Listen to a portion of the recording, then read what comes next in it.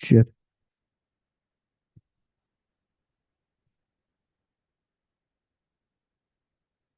check, check, check.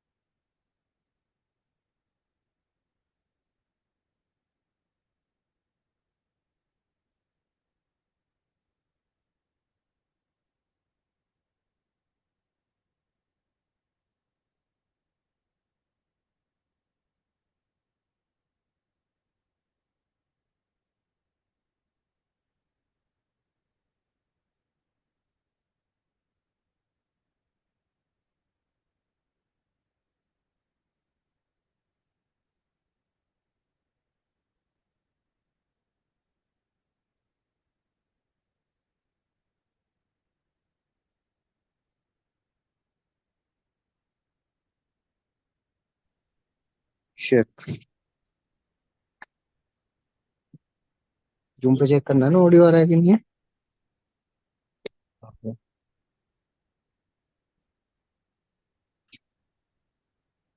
Check, check, check, check.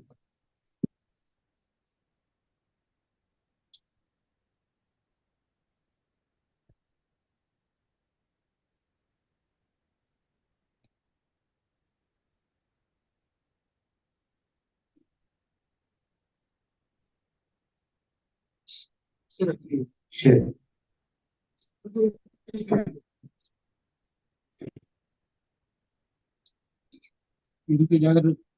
check,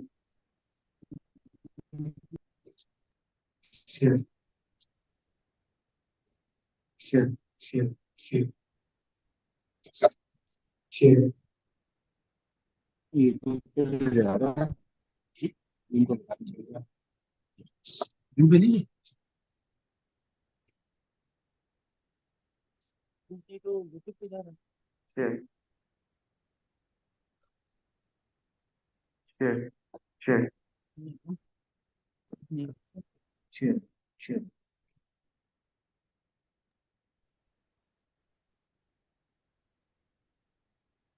check, check. Check, check, check,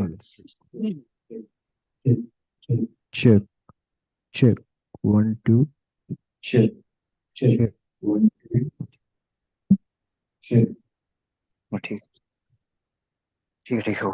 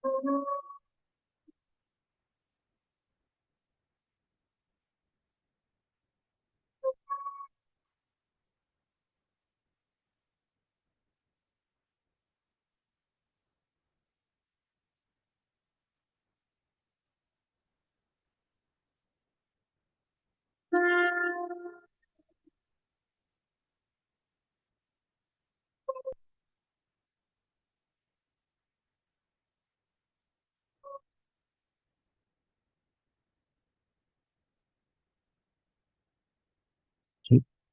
hello.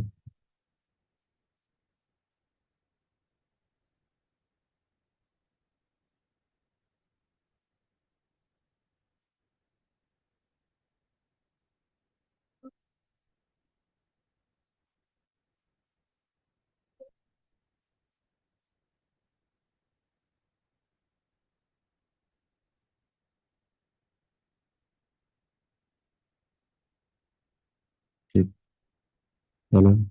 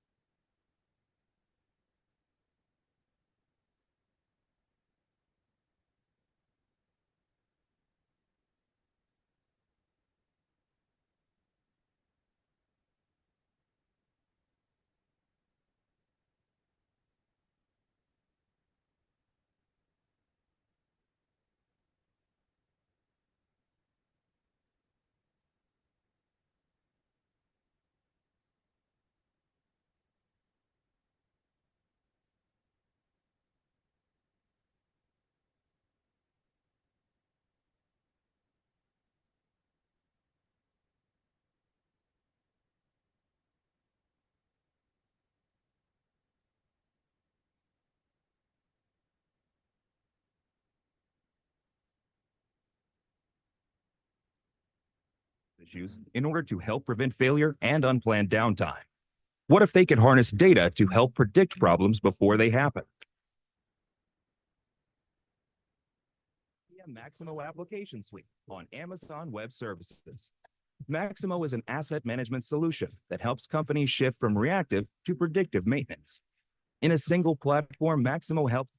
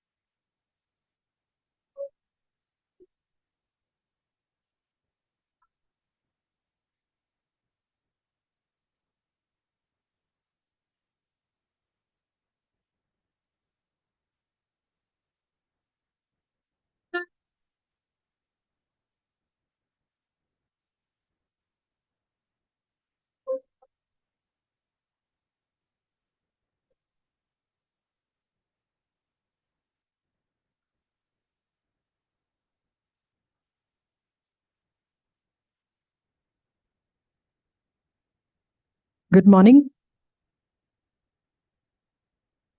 distinguished guests, invitees, ladies and gentlemen. May I request you all to please kindly have your seats.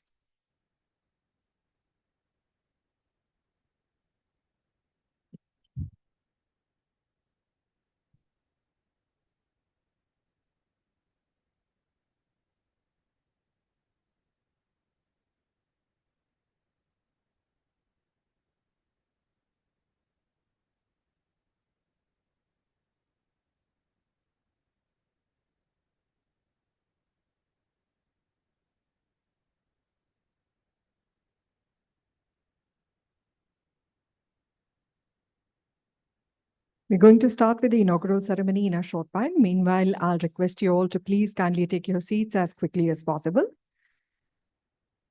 And a gentle reminder to please do remember to either switch off your cell phones or put them on silent mode.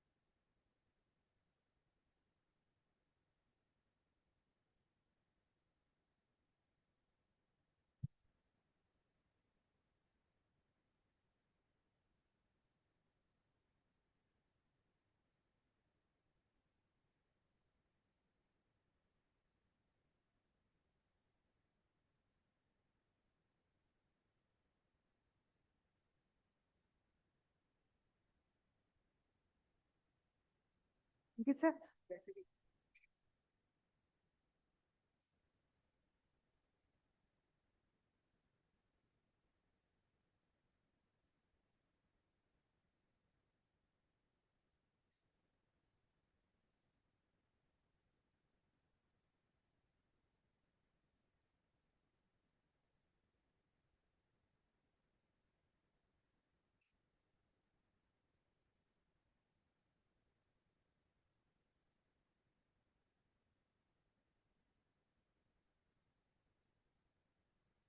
दोनों कैसे करना है मैं उस हिसाब से करूंगा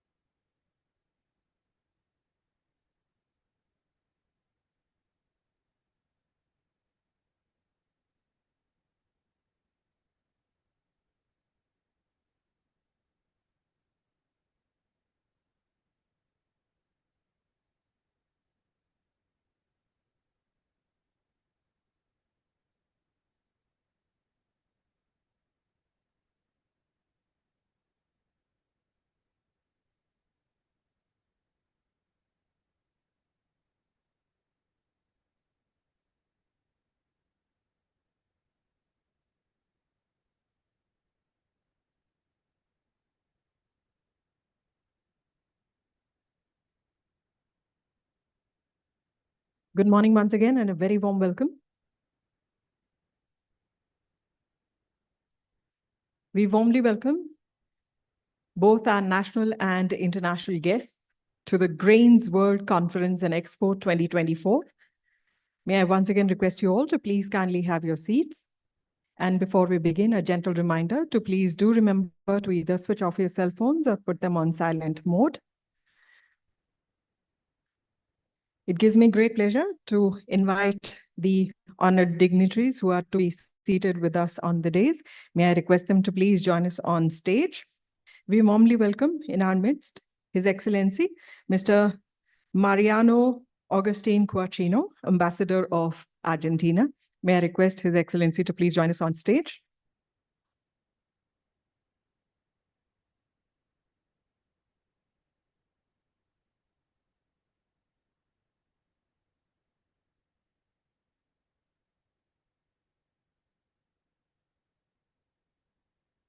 A very warm welcome to Ms. Ariana Guedes de Oliveira, Foreign Affairs Advisor for the state of Mato Grosso to Asia. May I request her to please join us on stage.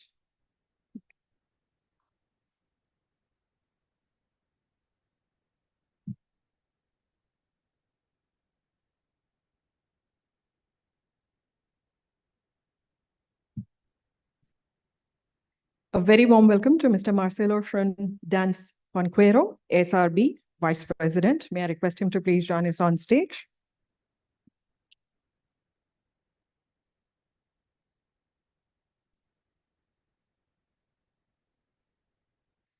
We have in our midst today Shri Pasha Patel, former member of Maharashtra Legislative Council. May I request him to please join us on stage.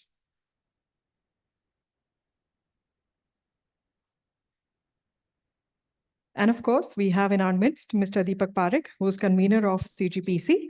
And may I also take the pleasure of requesting Mr. Ashwini Bakshi, CEO of ICFA, to please join us on stage.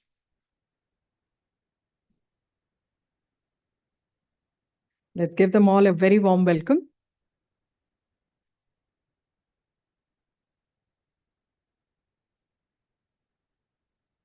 And a very, very warm welcome and a very good morning to the Honorable Minister, who's now joined us on VC.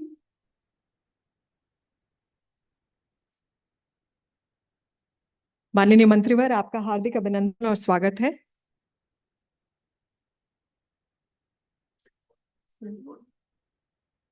मेरी आवाज जा रही है?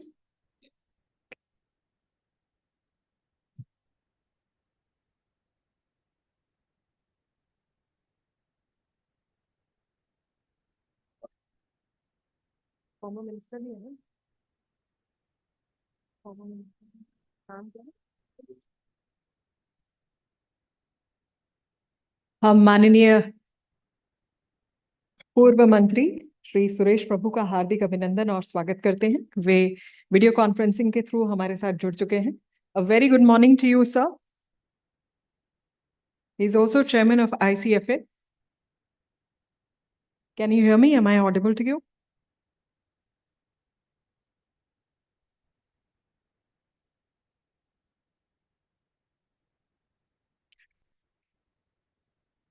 I'm not audible. Suresh Prabhu, that sound not audible. Yeah, so what to do? Ankit, sound उनको sound नहीं जा रहा. Please bear with us. Please allow us. We are trying to connect. I'm a little worried about the sound not connecting. Please allow us to correct the sound.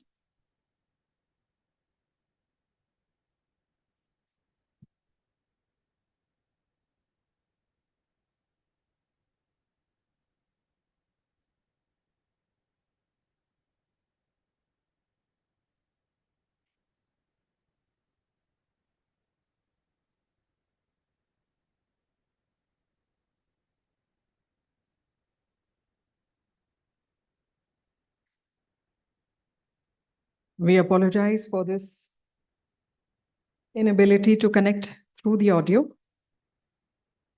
There is some connection issues which the tech team is trying to solve. Meanwhile, we are taking the inaugural ceremony ahead. Once again, a very warm welcome to the okay हम आपकी आवाज नहीं सुन पा रहे हैं किसी वजह से. So first we extend a warm floral welcome to the honorable dignitaries on the dais.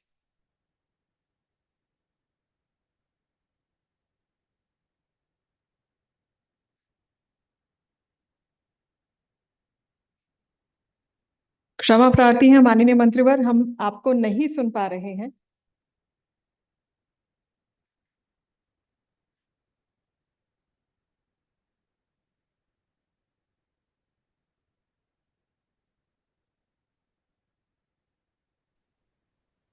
Can you hear me now? Yes, we can now hear you. Okay. I'm sorry. So let me thank you all for joining in this program, especially coming to Delhi and attending this one of the most important issue that we'll be addressing in this conference. I must congratulate my colleagues in the World Agriculture Forum, in the ICFA, for organizing this program at a very short notice. This event was not going to take place in Delhi till recently, and then it was decided that we should bring it to Delhi, and the right place, of course. So the venue has changed, but the menu has not changed. The agenda will remain the same. And I'm sure that when I mention menu, all of you will enjoy the platter of food that will be offered in Delhi. And the Delhi's hospitality is unmatchable. So I'm sure you will continue to enjoy my colleagues' hospitality. I'm sorry I cannot physically join in this program. So my body is not there, but my mind and my soul is already with you all. So as we know, the grains are very important for nutrition, for healthy bodies of humans. But not just humans eat the grains. It's also the animals eat the grains. And the humans eat the animals. And what we get from the animal meat is also necessary for human body. So therefore, grains have to be grown for both humans as well as animals, for their food security, for the nutritional security, for providing energy, and all of that. But this challenge is those who grow the grains, those who grow the food, are the farmers of the world. And particularly the developing countries, they face a double whammy. If they produce more, the prices fall. If you don't allow them to export. And if they don't produce more, they will obviously, their own income will be affected, a farmer's income. But when they produce more, the prices fall and their income is affected again. So how to balance this is one of the big issue. And if you don't produce grains, and mind you, my friends, most of the grains that are now coming to the global market, at least good part of that is also produced in developing countries. In Asia, India, Thailand, other places export rice. Some other countries export more wheat. But rice, wheat, different kinds of food crops are all grown also in developing countries which come to the global market. So farmers of the developing countries, if they are not protected well, it will also affect the global food security. Now the big challenge that we have is the climate change. Climate change is going to pose existential threat to agriculture. 11,000 after human beings came on the planet for last 11,000 years, the farmers of the world are doing agriculture. First, the agriculture was meant to be producing enough to feed the family. Then the industrial level agriculture started. That meant we produced large number of food. The fertilizers came, insecticides came, pesticides came, fungicides came into the marketplace. That helped us to grow even more. Some countries in the West, particularly in the North America, for some time they used to give subsidy to the farmer not to produce more, so that the prices should not fall. Unlike that, in developing countries, we are denied from giving subsidies, saying that it violates the WTO terms. But actually speaking, in the developing countries, the subsidies are negative subsidies. That means farmer subsidizes the end price that a consumer gets. And therefore, we must be conscious of the fact that developing countries have a big role to play into the food security of the world. And the climate change, as I said, is going to pose existential threat, because when the temperature will rise beyond 2 degrees centigrade, post what was the benchmark was of industrial evolution, will not be able to sustain some of these food crops like wheat, for example, particularly in the southern hemisphere. And therefore, we have to find out a way of doing this. How to sustain agriculture in the growing threat of climate change. One of the big threat for food and the grains is going to come from water.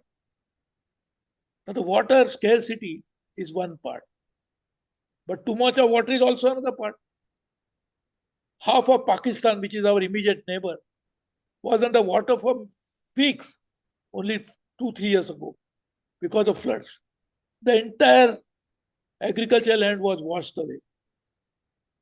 Another threat to water is because the seawater, which is rising as a result of climate change, good part of that will come inland into the agricultural lands. The salinity will increase, will not be able to produce crops there. So just imagine the threat of climate change, which is real. Besides, it is going to affect the livelihood of few hundreds of millions of farmers in the developing countries. So livelihood will be affected, food security will be under threat, and all of that is going to pose big challenge. And as I said in the beginning, animals, poor animals, they would also need to be fed with good crops. And therefore, we have to think about all these issues when we discuss this. Another important issue that has been sought as a solution is to make biofuels. So that if you generate electricity from biofuels, you generate not electricity but fuel, which can actually be even used for mobility. In that case, it's a win-win situation because you are not burning fossil fuels, you are doing biofuels, so no greenhouse gas emission. That's an argument. But my friend, even for doing biofuel, you have to divert some part of agricultural land, which otherwise could have been used for growing the grains that were necessary for both animals as well as humans. And also more water will go into that. So we are actually going to burn water. And that's the challenge we have to also keep in mind. So this GrainsWorld Congress, which is taking place in Delhi, I'm sure the kind of people that are attending this and will provide all the support. My colleagues, my friends in the cabinet will be addressing this conference. And they will also be taking your message back to the government. I have been in the government for long. I had 10 different cabinet positions, 26 in the parliament. So I know exactly what needs to be done, and I will take it to the right people. The message that will actually create at the end of this conference. But I am very concerned that today we are actually at a very big, challenging, I would call it as a catastrophic point. 11,000 years after we started doing agriculture, the agriculture today is facing the crisis, which is unprecedented. And probably, I hope, we'll be able to address. Of course, I didn't mention soil, which again is a problem because soil, because the excessive use of fertilizers, I would not say excessive, but injudicious use of fertilizer, not following the NPK formula. We don't need only nitrogenous fertilizers. We need potash, we need phosphate, we need all of that in proper proportion. I was also the fertilizer minister. So we should try to use all that judiciously use water properly, because too much of water in land is also not good. It can cause more problem for the soil. And therefore, farmers toil.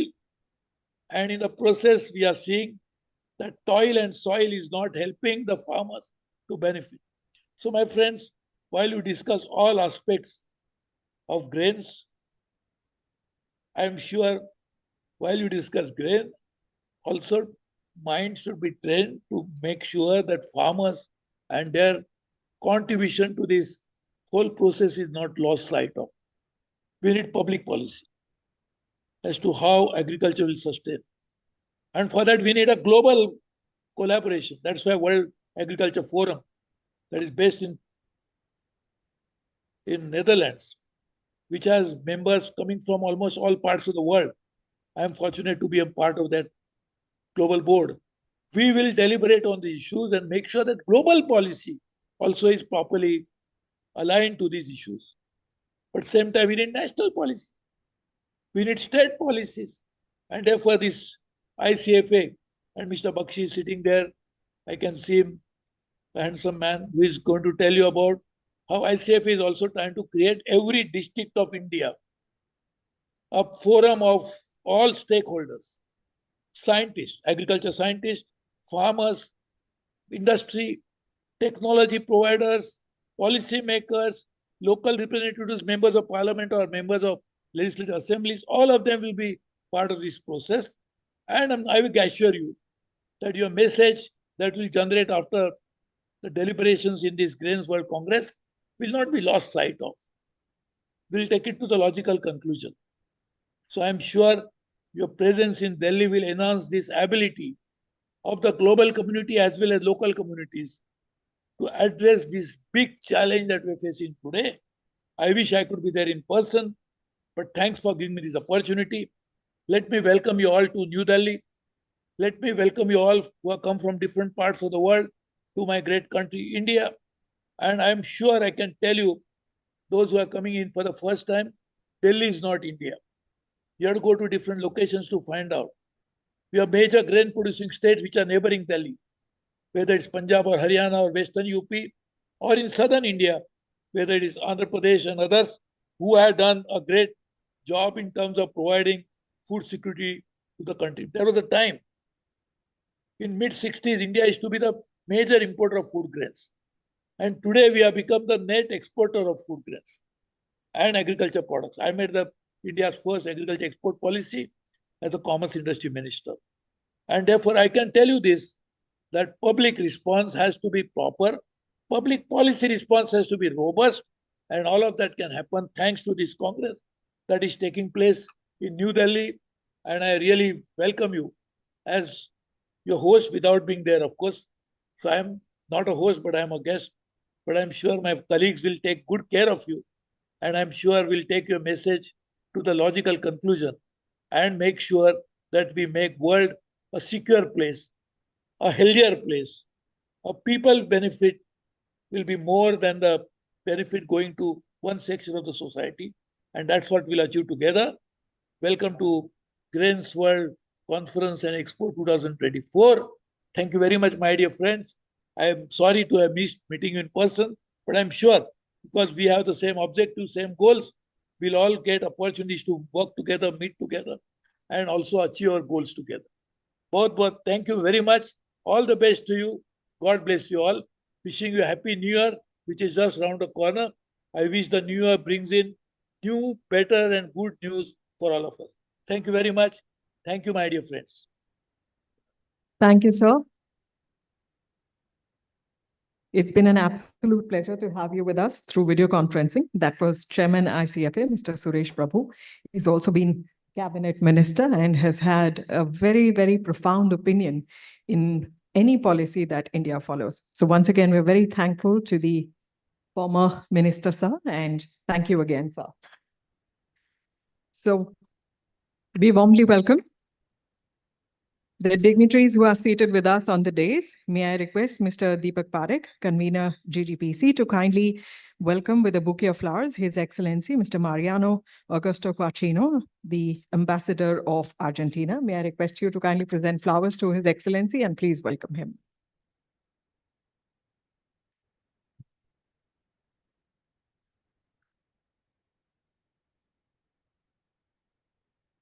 Our warmest welcome to Ms. Ariana Guedes de Oliveira, Foreign Affairs Advisor for the state of Mato Grosso to Asia.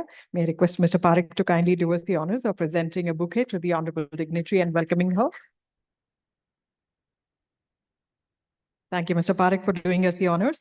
May I now request Mr. Ashwini Bakshi, CEO, ICFA, to kindly present the rest of the bouquets. We warmly welcome in our midst Mr. Marcelo from Hanquera, SRB Vice President. A very warm welcome to you, sir.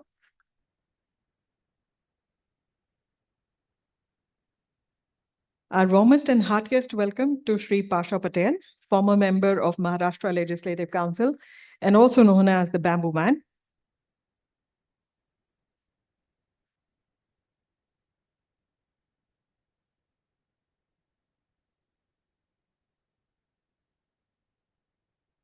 Thank you, Mr. Bakshi, for doing us the honors. And now we would like to share with our international guests that we start any auspicious occasion with the lighting of the ceremonial lamp. So may I request all the honorable dignitaries on the dais to please light the ceremonial lamp. And with that, may I request you all to please, let's close our eyes. Let's pay our obeisance to Lord Almighty. Let's pray for the success of one and all. The lighting of the lamp symbolizes new and auspicious beginnings.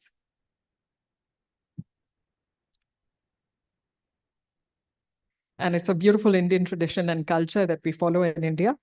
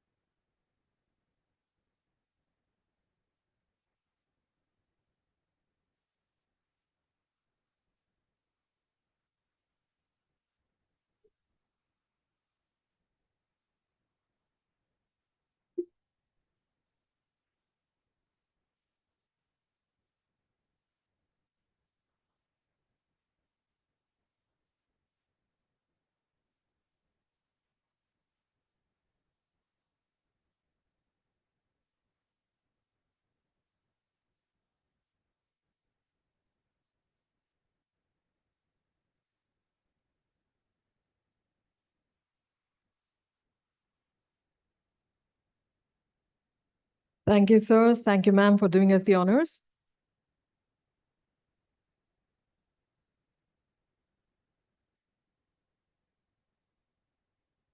Now that we have welcomed the dignitaries on the dais with flowers and the symbolic lamp has been lit, may I request Mr. Deepak Parekh, convener GGPC, to kindly share his thoughts on this momentous occasion. Please welcome with an applause.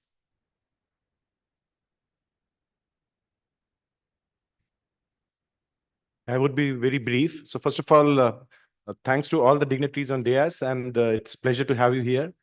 And it's a point of prestige for GrainsWorld to have delegates from close to 18 countries. And that gives me immense happiness that we will be having a very interesting interaction. And that dialogue, as Honorable Chairman of ICF has said, would be taken to the logical conclusion. So this is not just an event where we'll have discussion and then actually we go home and then we sleep. No, we are talking about one of the most important activity which human being does, that is agriculture. Livelihood of close to roughly 3.8 billion people depend on agriculture. And surely, close to 8 billion of us, we consume that food. So it's a very important topic. And I believe, all the deliberation discussion would be minutized and then it would be shared with the government. Respective government, definitely the government of India being the host country, would take a look at it. And going forward, I believe GrainsWorld every year would bring new ideas, new thoughts, new concepts, and might end up making the world a better place to live for our next generation. Thank you.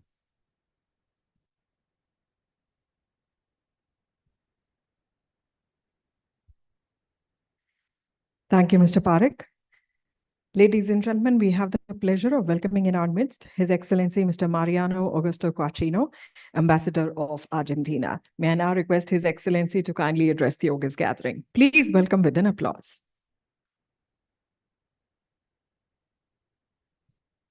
Thank you for GrainsWorld for giving me this opportunity to convey the message of the government and the people of Argentina. As you might know, Argentina and India share a 75 year anniversary we are having now of our bilateral relations, our friendship, which is based on mutual trust and mutual benefit. And in this specific area that we are dealing today, as you know, Argentina is the #1 provider of soybean oil to this country, and #3 in terms of sunflower oil. So we have an outstanding relationship from this point of view. Among that, we are also working in enhancing the bilateral ties in regarding lithium. There are Indian investments in lithium and in energy. So it is a great honor for me to be able to deliver this brief message to you, to wish you all the people here and your families a very happy New Year, very Merry Christmas to all who practice Christmas and the others who can celebrate also. And I will request the organizers their uh, I will say sorry, let's say, because I will have to leave in a few minutes because we have people in our embassy in a gathering that we are expecting them. We are hosts there and I cannot be late. So thank you very much. Congratulations to all the work and thanks once again to World Grain India. Thank you very much. Thank you, Your Excellency. India and Argentina have enjoyed very traditional and very friendly relations, and your presence here today cements that bond even more. So we thank you for your gracious presence here today. Ladies and gentlemen, we have with us today Shri Pasha Patel. In addition to being former member of Maharashtra Legislative Council, he is currently chairman of Maharashtra Agriculture Private Commission. And of course, he wears many hats. So may I request him to kindly address the August gathering. Please welcome with an applause.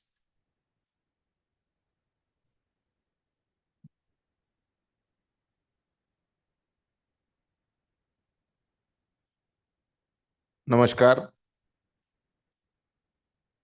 अभी आप सब लोगों ने सुरेश प्रभु जी की बात सुनी, जैसे आपने सुनी वैसे मैंने भी सुनी।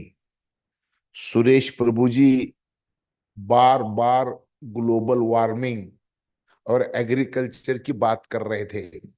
शायद आप लोगों को कितने लोग हिंदी जानेंगे, कितने नहीं जानेंगे मुझे नहीं मालूम, क्यों तो मुझे इंग्लिश नहीं आती, इसलिए मैं इंग्लिश समझ सकता हूं लेकिन बात नहीं कर सकता। हम सब लोग यहाँ पे जो बैठे हुए हैं ना, हमको एक चीज का जरूर सोचना पड़ेगा, वो ये है कि सुरेश प्रभु जी ने क्या कहा। मुझे जो समझ में आई बात, वो आपको मैं बात बताना चाहता हूं कि 1.5 डिग्री टेम्परेचर अगर बढ़ता है तो दुनिया में 5,000 करोड़ रुपए का फूड का नुकसान होने वाला है, और 2 डिग्री अगर होता है तो 6,400 करोड़ रुपए का नुकसान होने वाला है। और अब हम ये टाल नहीं सकते। मैं आप सब लोगों के लिए एक बात बताना चाहता हूं, वो बात ये है कि 2030 के बाद, प्लीज सब मेरी बात को जरा गौर करो, 2030 के बाद दुनिया में 40% अनाज का प्रोडक्शन कम होने वाला है, 40%। तो ऐसे सिचुएशन में हम यहाँ बैठे हैं, कई के लिए बैठे हैं, पल्सेस के लिए, ऑयल सीड के लिए, ये सारी चीजों की हम बात करने वाले। लेकिन दुनिया में जो नया संकट आने वाला है, इसके ऊपर हम सोचने की जरूरत है। मैं आपको एक ही बात बताना चाहता हूं कि सबसे बड़ा चैलेंजेस क्या है एग्रीकल्चर के सामने।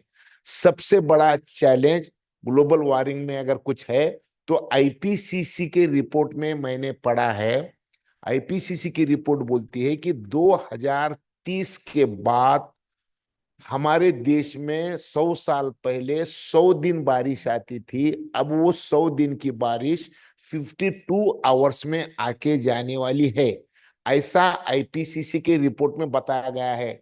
लेकिन फैक्ट और फिगर क्या है? फैक्ट और फिगर ये है कि अभी दुबई में जो बारिश हो गई, दुबई का सालाना जो बारिश है 70 मिलीमीटर है। एक साल में 70 मिलीमीटर बारिश साल को होती है। इस साल 170 मिलीमीटर बारिश एक दिन में हो गई। इसका मतलब 2.5 साल की बारिश एक दिन में हो गई। ये एग्रीकल्चर के सामने का सबसे बड़ा चैलेंज है। अब मैं आपको एक ही लाइन में ये बताना चाहता हूं कि मैं एग्रीकल्चर प्राइस कमीशन महाराष्ट्र का चेयरमैन हूं। ये सारे अफ्रीकन कंट्री के लोगों को cost of cultivation, cost of production क्या आता है मुझे नहीं मालूम, लेकिन हमारे पूरे महाराष्ट्र के लोग तो ये बोलते हैं कि इनका पल्सेस आया तो हम पल्सेस वाले मर जाते हैं। तो इनको इतने पैसे में कम पल्सेस कैसे तैयार होता है, ये मुझे जरा स्टडी करनी पड़ेगी खान साहब। कि अगर आप मुझे पहले बताते थे ना तो मैं ये सारी स्टडी करके आता था, तो इसमें से कुछ मुझे भी सीखने को मिलता था। लेकिन ये एक बात जरूर है, हम सब लोगों को ग्लोबल वार्मिंग पे हमको एक काम करना पड़ेगा। और अगर हम ग्लोबल वार्मिंग पे काम नहीं करेंगे तो मुझे लगता है कि एग्रीकल्चर का भविष्य बहुत ही खतरनाक है। बहुत ही बुरे दिन आने वाले हैं। और ये बुरे दिन अगर नहीं आने के हैं तो मैं आपको एक ही लाइन में एक बात बताना चाहता हूं कि मैंने शुरू किया है कि सस्टेनेबल मटेरियल यूज करने का। हम सब सस्टेनेबिलिटी की तरफ जाना पड़ेगा। आपको एक लाइन में ये बताना चाहता हूं मैं कि मेरा चश्मा, मेरा वॉच, मेरा पेन, ये सब बांस का है। और मैं बांस मूवमेंट, बांबू मिशन पे मैं काम करता हूं। और बांबू मिशन में हमको क्या मिला है?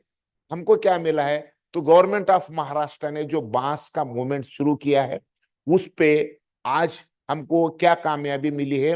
21 लाख हेक्टर का प्लांटेशन हमको करना है। 21 लाख हेक्टर का। इस साल 6 महीने में 10,000 एकड़ किसानों ने बांस लगाया है। ग्रीन महाराष्ट्र की हमारी कंसेप्ट है। और 1 हेक्टर बांस लगाने वाले किसानों को हम 7,04,000 रुपये सब्सिडी देते हैं। आप भी, अब तो सही तो पूरा अफ्रीकन पूरी दुनिया को अनाज खिलाने का काम कर रहा है, लेकिन तुम्हारे सामने भी कुछ चीजें आने वाली है। तो मुझे ऐसा लगता है कि सारे आए हुए जो मेहमान है, ये सारे मेहमान ग्लोबल वार्मिंग पे कामयाबी हासिल करने के लिए हमको वेपन ढूंढना पड़ेगा। हमको वेपन मिला है बांस। आप भी इसके ऊपर जरा सोचेंगे तो ही एग्रीकल्चर बचेगी, वरना नहीं बचेगी। हम सब लोगों को भविष्य की चिंता करना है। भविष्य की चिंता हमने बताई है आईपीसीसी की रिपोर्ट में। इस पे सब हम गंभीर होंगे।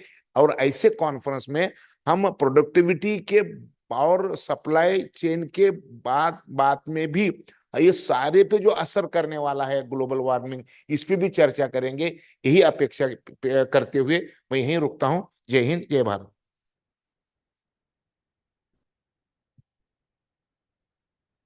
Dhanyavad Shri Patel. So, ladies and gentlemen, it is here that we bid farewell to His Excellency, the Ambassador of Argentina. Thank you once again for joining us here today. It's been an absolute pleasure to have you here with us.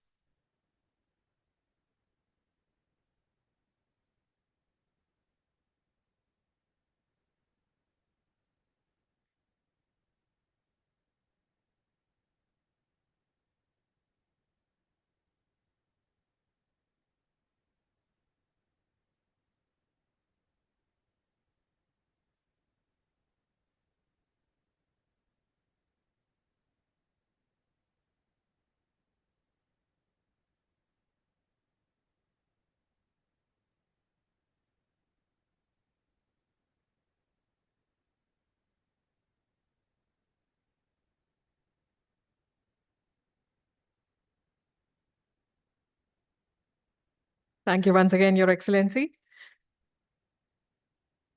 So, ladies and gentlemen, it is time now to request our honored guest, Ms. Ariana Guedes de Oliveira, Foreign Affairs Advisor for the state of Mato Grosso to Asia, to kindly address the August gathering. Please welcome with a hearty round of applause. We also have her translator. May I request Mr. Pradeep to also join us on stage.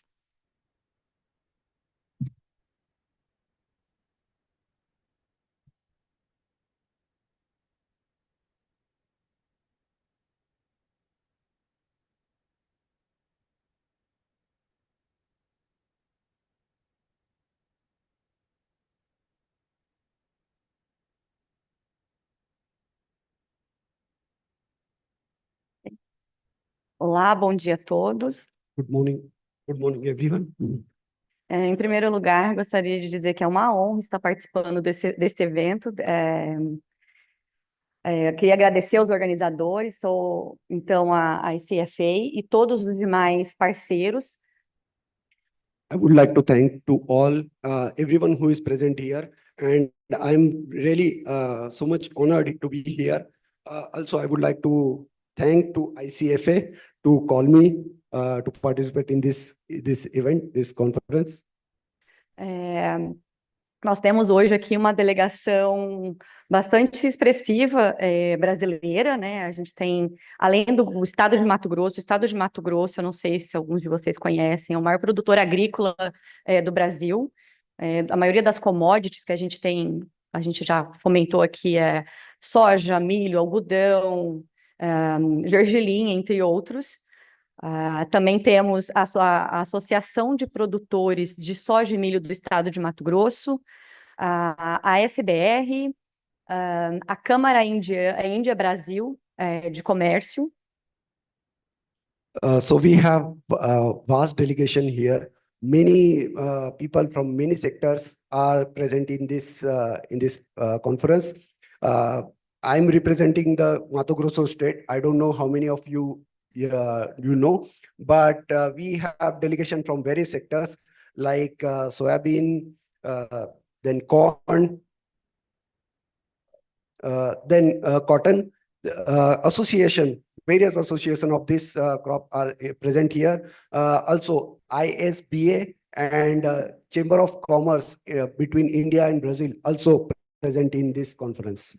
Eu estou destacando a presença do Brasil aqui nessa reunião, nesse evento, porque o ano passado, só para vocês terem uma ideia, foi a primeira vez que o estado de Mato Grosso veio à Índia com uma delegação oficial. Nós entendemos que a Índia é um mercado com oportunidades inúmeras para o estado de Mato Grosso e para o Brasil, e desta forma, a nossa presença nessa conferência é buscar parcerias onde ambos os lados se beneficiem. First of all, we were present in India. We came to India with a delegation from Mato Grosso do Sul, and we see India is the biggest opportunity to us. And second time we are here to see if any partnership and opportunities we have here to be done in Mato Grosso do Sul and India. A gente entende que parcerias onde ambos se beneficiem não significa que nós queremos apenas vir aqui exportar commodities agrícolas para vocês. Nós também temos uma necessidade muito grande de equipamentos, de insumos agrícolas. Então, acredito que durante esses 2 dias de evento teremos grandes oportunidades de conversar a respeito dessa sinergia, dessa complementaridade, e esperamos que no futuro próximo possamos receber as delegações indianas no estado de Mato Grosso e no Brasil, para que a gente dê continuidade no trabalho que vai ser construído aqui hoje. We are not only for the export, to export our product, but also we have a large number of necessity in Brazil, for example, agricultural equipment, technology. So we are looking into that, and we are looking into the greater opportunity. Definitely, this synergy will be productive, and also let's hope in next future we can receive many Indian delegations in our state, Mato Grosso do Sul. Então, muito obrigada pela oportunidade. Desejo 2 dias de evento bastante frutíferos para todos os participantes. Obrigada. Once again, thank you and all the best for the 2 days of conference. Thank you.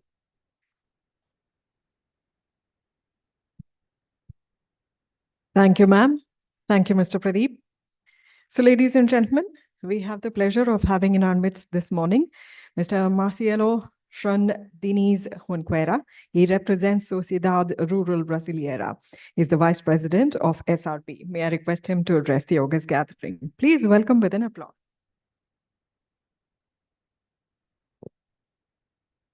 Good morning. It's a big pleasure to be with you the Rural Society of Brazil is signing one memorandum of understanding with ICFA in order we can tie alliance with the farmers from Brazil and India.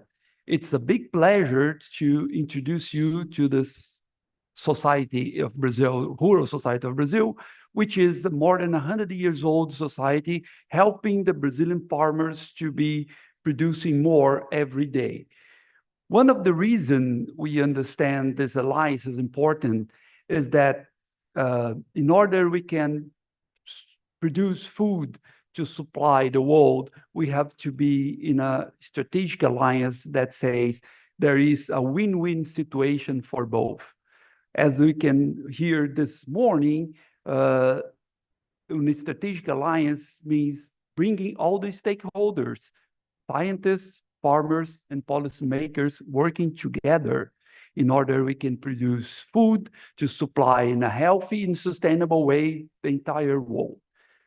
We are glad to be here because we are almost the other side of the world, and it shows that it can be working together even if we are far away.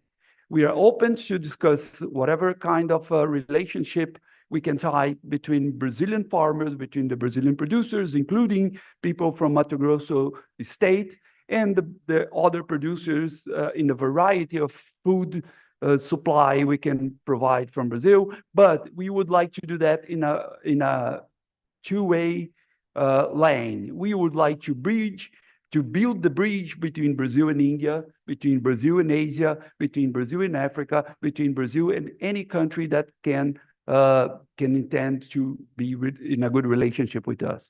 The Brazilian Rural Society is in a very friendly way offering to be the bridge for anybody that want to go to Brazil. We will be available for discussing whatever opportunity is open for anybody. And I can tell you that I'm very happy to meet the people from ICFA, and let's keep in touch. Let's open the discussion. Let's have a very 2 days working and friendly relationship days for this event. Thank you so much, Mr.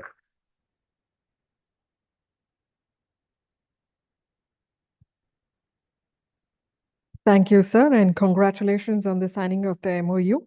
We wish that India and Brazil take forward the goal of food security for its populations together. So here's looking forward to a beautiful partnership. May I now invite Mr. Ashwini Bakshi, CEO, ICFA, to kindly share his thoughts and also give his closing remarks. Please welcome with an applause. Good morning, everyone. On behalf of ICFA, Indian Chamber of Food and Agriculture, it's my privilege and an honor to welcome each one of you for your time, for your participation. Special thanks to my international friends from Zambia, from Brazil, SRB, from Mato Grosso, Prosoja, and many others for your time and considering this first initiative of ICFA GrainsWorld 2024.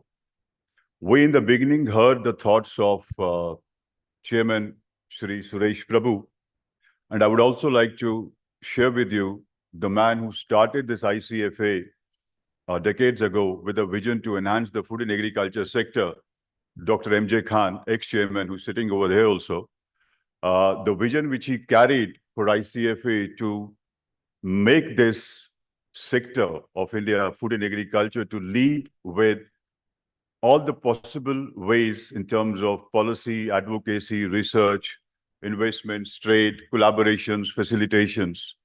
So on the same note, we today have designed this 2 days conference, GrainsWorld, which caters to all the comprehensive commodities falling under grain, that is rice, wheat, millets, pulses, so on and so forth. And the way the agenda is designed by Mr. Deepak Parekh for 2 days, I'm sure that you all will love the discussions, the opportunities, the challenges, what we are trying to put forth to you, showcase to you. I would like to have the quite understanding between each one of you. So thank you so very much for coming, and wish you all the best for the day and tomorrow. Thank you.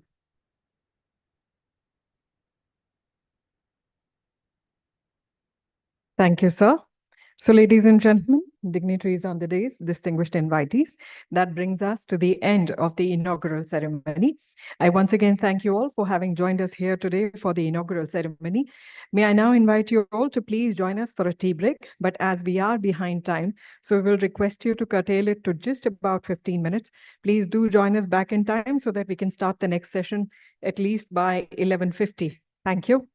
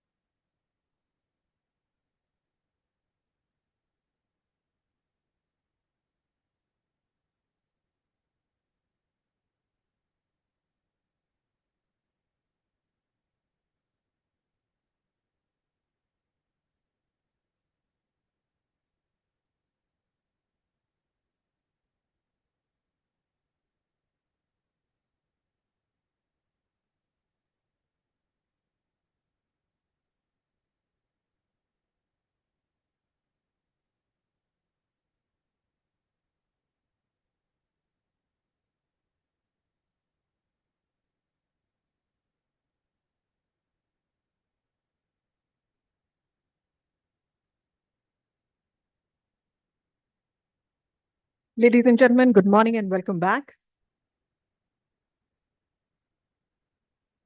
May I request you all to please kindly have your seats.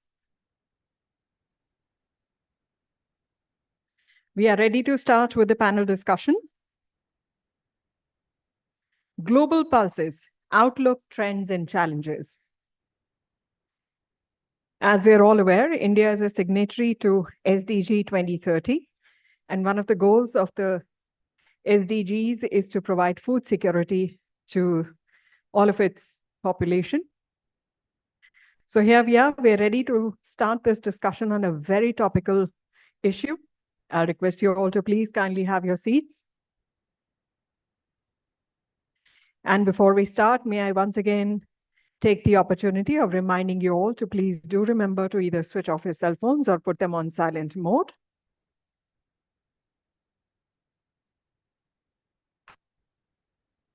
One of India's favorite pastimes is having tea and enjoying conversations with the tea. But it's time now to get back to business. May I request you all to please kindly have your seats.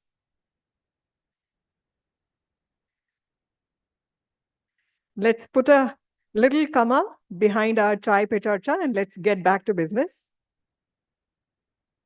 Those of you who are still standing and enjoying the conversations, I assure you, they are much more enjoyable when you are sitting.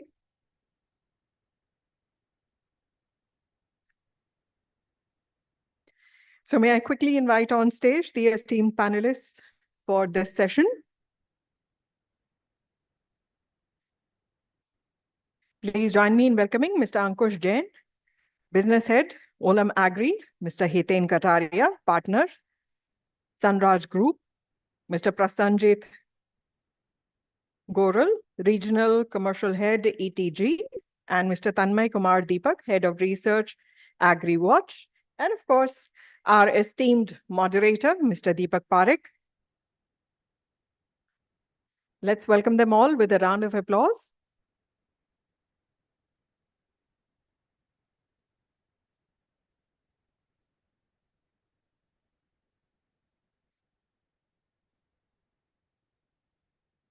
So there they are, ladies and gentlemen. We are ready to start the discussion on Global Pulses Outlook, Trends and Challenges. A very warm welcome to you all to the stage, and I now hand it over to the moderator of the session. Thanks a lot for this opportunity. And pulses are very important for two reasons. One is that we Indians, we love our dal, right? And it comes in, India is the only country which you'll find that we consume our dal in so many ways, right? Down south, we are having sambar. In north, we are having chana dal, yellow dal. In eastern India, when we go to Gujarat, we are having tur dal made with sugar. So we love our pulses. And pulses is also like, using multiple things, like, when we talk about besan. Now, luckily, besan is also of a very different types. Previously, the besan used to be only of desi chickpeas. Now we are having besan coming from Russian Kabuli. We are having besan coming from yellow peas. We are having different type of besans also.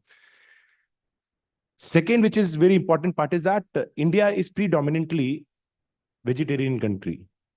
70% of Indian either don't consume meat or they consume once in a while. So we are not a country which eats, or 70% of country doesn't eat non-vegetarian food daily. So pulses provide us the most important proteins, amino acids, which are very critical for growth of human beings. And that is also one of the reasons, because of various factors. When the pulses price goes up, you start finding that the nutrition security of the country is compromised. India is also having a lion's share when it comes to the production of pulses. We produce close to 25% of pulses. Consumption, we are as high as 30% of the global pulses production. Actually, that's what India consume. And now, in past 1.5 years, we have seen that actually from where we were slowly going down on the import side, suddenly we are seeing jump. And this year, 33% of the pulses consumed in India were imported. Another very important aspect about India and pulses is that some of the pulses we consume, for example, pigeon pea, actually India is the only consumer. And then origins are also limited. Either it comes from Eastern Africa or it comes from Southeast Asia. predominantly from Myanmar. When we talk about chickpeas, when India opens chickpeas import, the global market actually shakes up. When we put a restriction, global market shakes up. That's where I'm saying that India is very important player when it comes to pulses. And I'm having very esteemed panel with me. We are having an analyst. We are having two people who trade in a different manner, right? With the control on different type of origins in pulses segment. And then we are having someone who is having very close eye on what happening in the domestic markets, because he sees majority, or I'll say that a lion's share of pulses which enters India, right? I'll say blesses them to ensure that they are off the port in India. So I would start with with you only. We would like to understand the domestic scenario. And I had opportunity of traveling in some of the key ports where generally we import pulses. Mundra, there is no space to keep, right? Similarly, Bombay, there is no hardly any space, and there are the prices of storage has gone up. Now, we would like to understand from you, how do you see dynamics? And we will focus our discussion on three key pulses, pigeon pea, chickpeas, and lentils. Your initial comments, Hitin Bhai. Hello. Yeah, thank you, Deepa Bhai. Firstly, thank you for this opportunity. So how you put it is absolutely right. In a nutshell, you said that there's a big logistic problem currently happening in India from the pulses point of view. You didn't add yellow peas to that thing, but I'll still say yellow peas has taken a huge amount of space in most of the major ports, that is Mundra and Hazira. And that's one of the reasons why you don't have space for the incoming cargoes of chickpeas right now. It's big trouble right now for logistics handlers like us, because you have limited space. If there is space, then you have problem with labors, or you have problems with transport. So coming back to pigeon peas, yes, the season I think beginning in July itself, people were expecting huge crop in India and everything. So most of the East African country exporters wanted their cargo to come as soon as possible. And by this logic, you have, I think if I've roughly from 1st of July till 30th of November, I can be sure that about 9 to 10 lakh tons of only pigeon peas has come to India. Maybe about 1.5 will be Myanmar, and rest will be East African countries technically. So that's the amount of trade that has happened. And if generally, at a market when it is going at a steady pace, all of this comes in a span of 6-8 months. But this has happened like 4 months, and they've technically dumped everything. Either it is a fear of exporters, or the importers thinking that the earlier my cargo comes, it gets liquidated. But that's a problem that everybody faced. How much early your cargo came, it was not in line with the market rates. Market were falling because of the sentiments, and it was very difficult for anybody to get exit. And that's same thing happened with that same thing is supposed to happen or might happen in chickpeas. Some people are expecting. And a big driver of that is yellow peas, because since the time yellow peas extension or extensions have kept happening, there is no support at the bottom level. There's no resistance. The market technically is at a free fall. And I always keep saying, whether it is any kind of market, at a bearish market, it's like a falling knife. Nobody is ready to catch it. So that's a problem that every trader is facing today. And by that, all cargoes coming in, there is logistics nightmare for handlers, transport point of view, labor point of view, space point of view.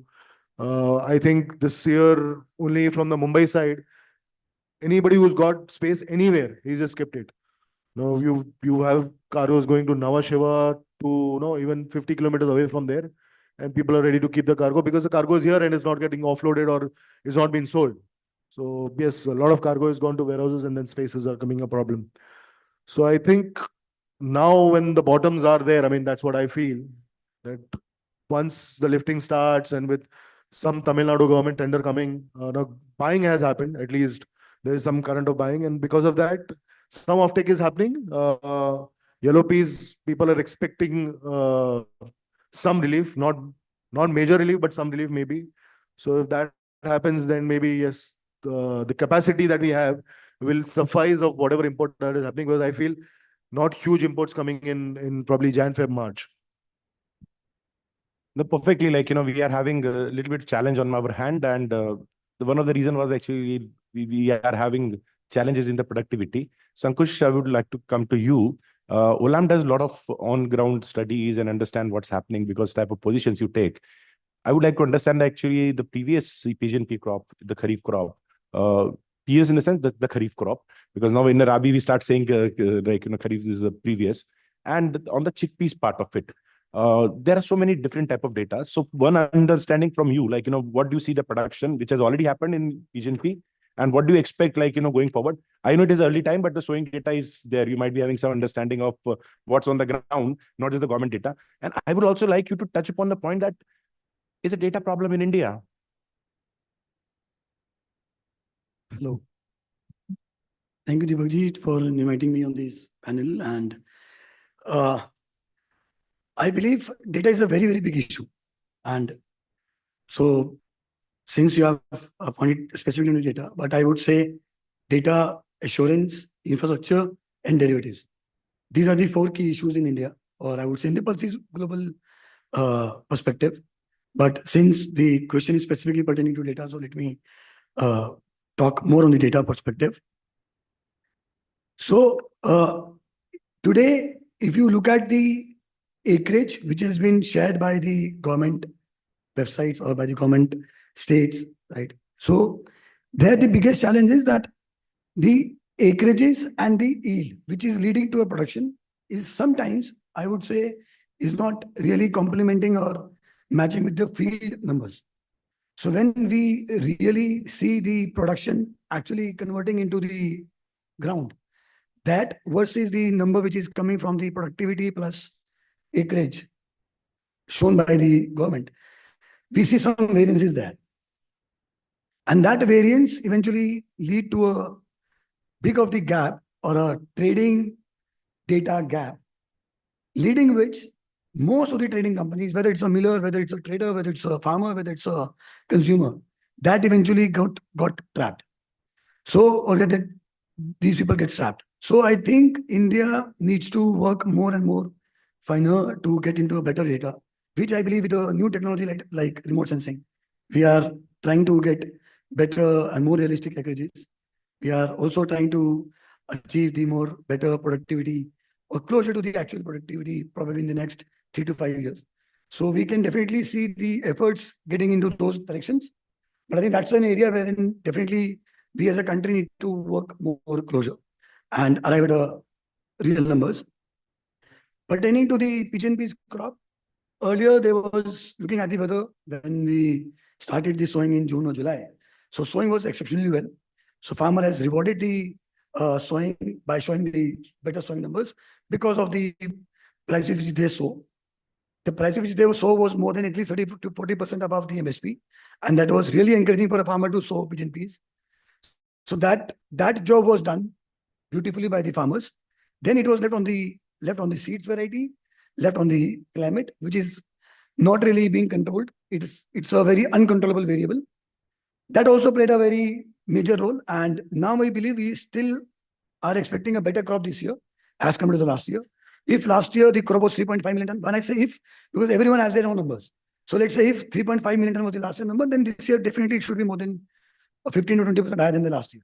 So which could be 4.2 million ton in case of pigeon peas. May not be 50% higher, but at least 15 to 20% higher for sure. In case of chickpeas, it seems that everywhere we are getting the sowing numbers. We believe that the sowing, again, since at the sowing time, which was in October, the chickpea prices was very encouraging for the farmer. The rainfall was good. So in the non-irrigating land, I would say lesser rain-fed areas, farmer will definitely support to sow chickpeas. So I believe the locations like Rajasthan or in some part of MP, whether it is Kabuli or desi chickpeas, farmers must have increased their sowing numbers, which is also being reflected in the government data. So we believe that this year we should see a better sowing number as compared to last year. Then again, one of the major variable, which is the productivity, is still unknown because we still have another 3 to 4 months to go. So we need to see how the weather plays out. If that plays out good, then potentially we will be having a good year in terms of chickpeas. Otherwise, we believe at this point in time, the sowing is well appreciated by the farmer and they have been trying to increase the numbers wherever they can. So that's the overall take in case of chickpeas and pigeon peas. Perfect, very well articulated. And as you rightly said, actually, like, whenever somebody gives a number, we have to have a context of what the number was last year for him. Right. And that is very important part of it. So I'll just share about our perspective. Like, we also do a little bit of understanding on the ground. And me and my team do travel extensively, right? Some of you are connected on LinkedIn, or you might be seeing that actually, like, I'm in the middle of these type of conferences. And then the next day I'm actually sitting with some farmer in some field. Our number for, as you rightly said, for Pigeon P is better than last year, for sure. Last year, our number was 2.7 million metric ton. This year, we are something around 2.9 to 3 million metric ton, that is. So we are looking at 2.5 million ton of additional crop. But with the caveat that actually our own demand estimated, though unfortunately that the last demand estimation was done in 2012. And after that, we just use simple calculation of more population multiply by that. Even if we go by that, actually our requirement is 4 million metric ton. So this year also, we were thinking if the crop is great, we might not have to rely too much on imports.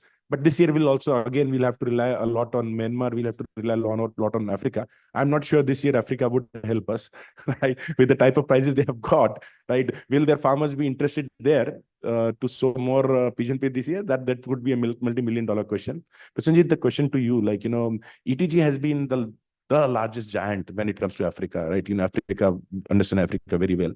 And then same way, you are multi-origin and multi-destination player like Olam.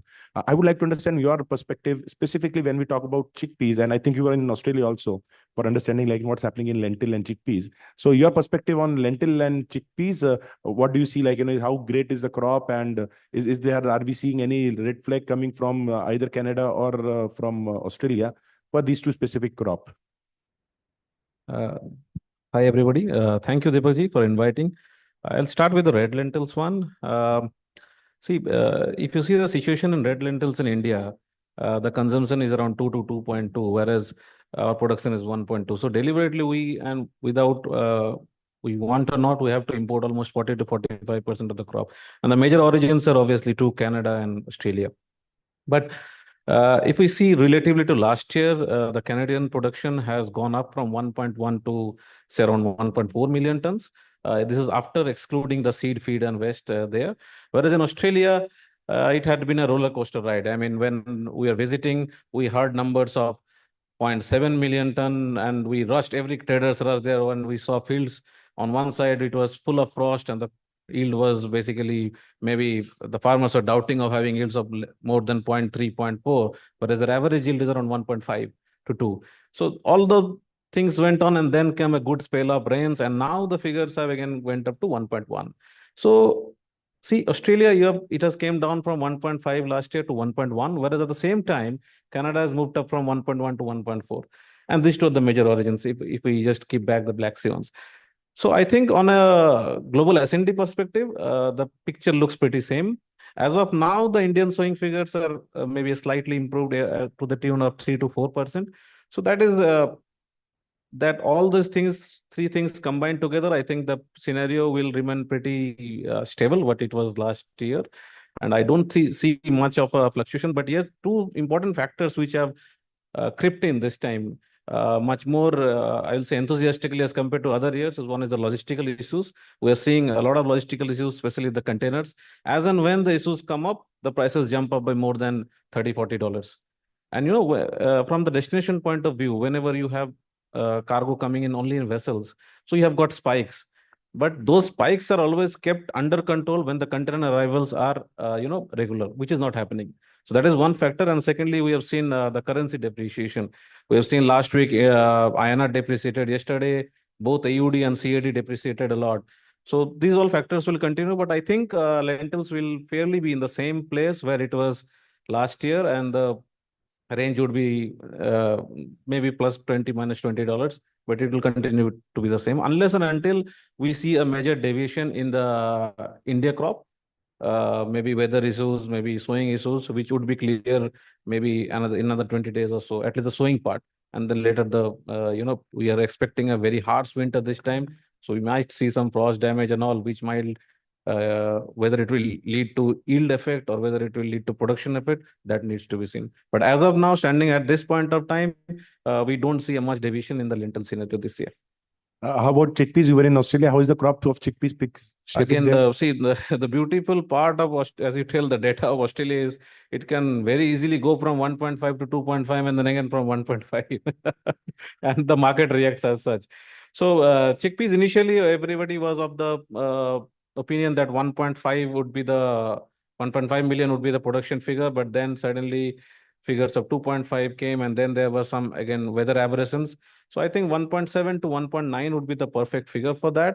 And I think the base has gone when it touched 650 to the Indian ports. And the prices as of now, 680 to 700 looks good. But then again, it will depend whether the farmers in Australia are actually hoping that the import gets extended. So then things will change. But as of now, I think these prices should remain at this level. We might see a little bit jump because Bangladesh has missed the bus. So they will come buying because of the Ramadan demand. They thought the prices will go down and they've not bought. So that might be the only factor. Otherwise, prices looks to be bottom up. Perfect. The very interesting aspect of, again, pulses is that I was talking to one of the advisor to the government, and I was talking about the data being provided by India. By the way, like, many of you would, if you try to go to egg market from outside of India, it is forbidden. You cannot access, like, the mandi arrivals and all that out from outside India. So I was asking, like, why our data? They said actually, like, some of the developed countries, so-called developed countries, Canada and Australia, don't you think they are manipulating data? So I see jury is out whether actually, like, this up and down is the creation of some specific agency which cover from the government aspect, or actually the reality. But as you rightly said, like, when you were saying 0.7 million metric ton for lentils, that's true. Like, in fact, I was talking to a few people on ground in Australia, and they quoted even 0.5, right? And Deepaji, I'll say they were not wrong, because at that time, Exactly. the fields, because I was also on a tour at that time, the fields were looking so bad that maybe plus minus 10-20% is fine, but it was actually looking bad. But nobody expected that another spell of rains and the crop will improve by so much. So you see what you said. I mean, the fluctuation in data, maybe it is because of the weather pattern or something, is much more, deviating in Australia as compared to Canada. Canada StatPlus data is almost to the point. You've not seen this. So maybe this will evolve, because this huge production in Australia pulses is a story of last 5 years, not more than that. So maybe it will evolve, I feel so. But yes, the weather was a factor. Let's see, actually, what I'm saying, that we Indians, we love conspiracy theories, right? Yes. So that's perfectly fine. Coming to you, Tanmay, now, because we have touched upon lentils, I'll again also share a data point which we believe, based on what we are seeing so far, very early days for lentils, we are seeing the crop to be as good or as bad to be last year. Last year, our number was 1.2 for India. So we believe, like, to be close to that only. In chickpeas, we see slight improvement, right? Currently, we cannot predict what's going to happen on the weather part of it, right? It's too early days. But we have seen that the acreage has increased. But when you compare acreage increase versus, right, yield increase, we believe it would be just a marginal change, because germination issues, I myself have witnessed, there are germination issue. And there might be possibility of, like, replantation it also. And again, one of the ex-companies I've worked with, AgriWatch, Tanmay is, like, is a seasoned hand there. Keeps a very sharp eye on what's happening in the pulses market, and very astute analyst. Now, sir, we have understood trader ka kya hai, what kya soch rahe hain ye, because they would be thinking, I'm not saying you, generally trader thinks, like, agar maal hai, बोले तेजी आएगी और माल नहीं है तो बोले मंदी आएगी. So that's a common part of it. Now, I would like to understand from you, right? How do you see these three commodities shaping up? And any insight about, like, if you have any understanding of what the government thought process could be on some of possible extensions, whether YP is one, chickpea is one. My personal view is that 31st March, please make everything in OGL and control only through duty. 15,000 crore has been wiped off in just 1 year in pulses business. If we continue this knee-jerk reaction policy, you would not have too many importers left to import the pulses. And we have seen some of the structured players, they have actually moved away from pulses business. There are a handful of them, and made a large size importer, they've become like cheetahs. You'll have to protect them. Your views on that, sir? Well, good morning, everyone. And thank you, GrainsWorld, for giving this opportunity. And I'm coming to the questions which Deepak sir has asked. सबसे पहले मैं ये बताना चाहूँगा कि दीपक जी जब भी मुझसे सवाल करते हैं तो मेरे को एक ऐसे असमंजस में डाल देते हैं जहाँ से निकल के आना बहुत मुश्किल होता है मेरे लिए. So coming to your questions, जैसा सर अभी अंकुश जी has rightly said and you also mentioned that this time chana acreage has improving. And according to the government numbers, the chana acreage is almost 2.5 lakh hectares above the last year's. This is as per the government numbers. What we are finding from the fields, there is some deviation this time in chana acreage. Though the prices were very lucrative for farmers this year, despite there has been some shift to other crops because of very high return, crops like in wheat and few other crops are also there like maize. So there has been some shift in central India and partly in southern India. So what we are expecting at AgriWatch, the chana acreage will be more or less at par or maybe slightly higher to the last year. And regarding to the yields, तो yield is मतलब इसमें हम ऐसा कह सकते हैं कि yield is kind of thing कि it is highly dependent on weather, how the weather shapes moving ahead. And recently we have witnessed in November and December, the temperature was above normal. And this is a very critical stage for any Rabi crop because at this point of time, the crop is in early germination to early vegetative stage. And at this point of time, temperature plays a very vital role. I think during the inaugural session also, Pasha ji has rightly mentioned about the temperature variation, and Suresh Prabhu sir has also highlighted this point. So during the few critical stages of the crop, this temperature plays a vital role. And we have also witnessed and we have also found that there has been some issues regarding the germination of the crop. Germination rate is comparatively less for chana compared to the previous years, or we can say from the normals also. So yes, now the temperature has starting improving and the winter has now gradually setting up. So we can expect moving ahead, we may have a good yield scenario for chana crop. And coming to the lentils part, the lentils acreage this year, we are anticipating that it would be more or less at par with the last year's only. Maybe a slight increase of 1 or 2% will be there, but it may remain more or less at par with the last year's. So far, the crop is shaping very well. And we feel that this year also, if everything or the weather will remain favorable moving ahead during the Feb-March period, or we can say Jan to March period, so we may have a decent yield for lentils also, and the crop will be over 1 million tons. Right. Excellent. That's a very pretty decent number. So if we can see if Mr. Sohail has joined on Zoom. Okay, fair enough. So he was in Singapore. He was supposed to join on Zoom, but he's not there. Now, briefly, 2-minute intervention. In case the government is sitting in front of you, right? What would be your ask? We'll start with Tinbhai, with you.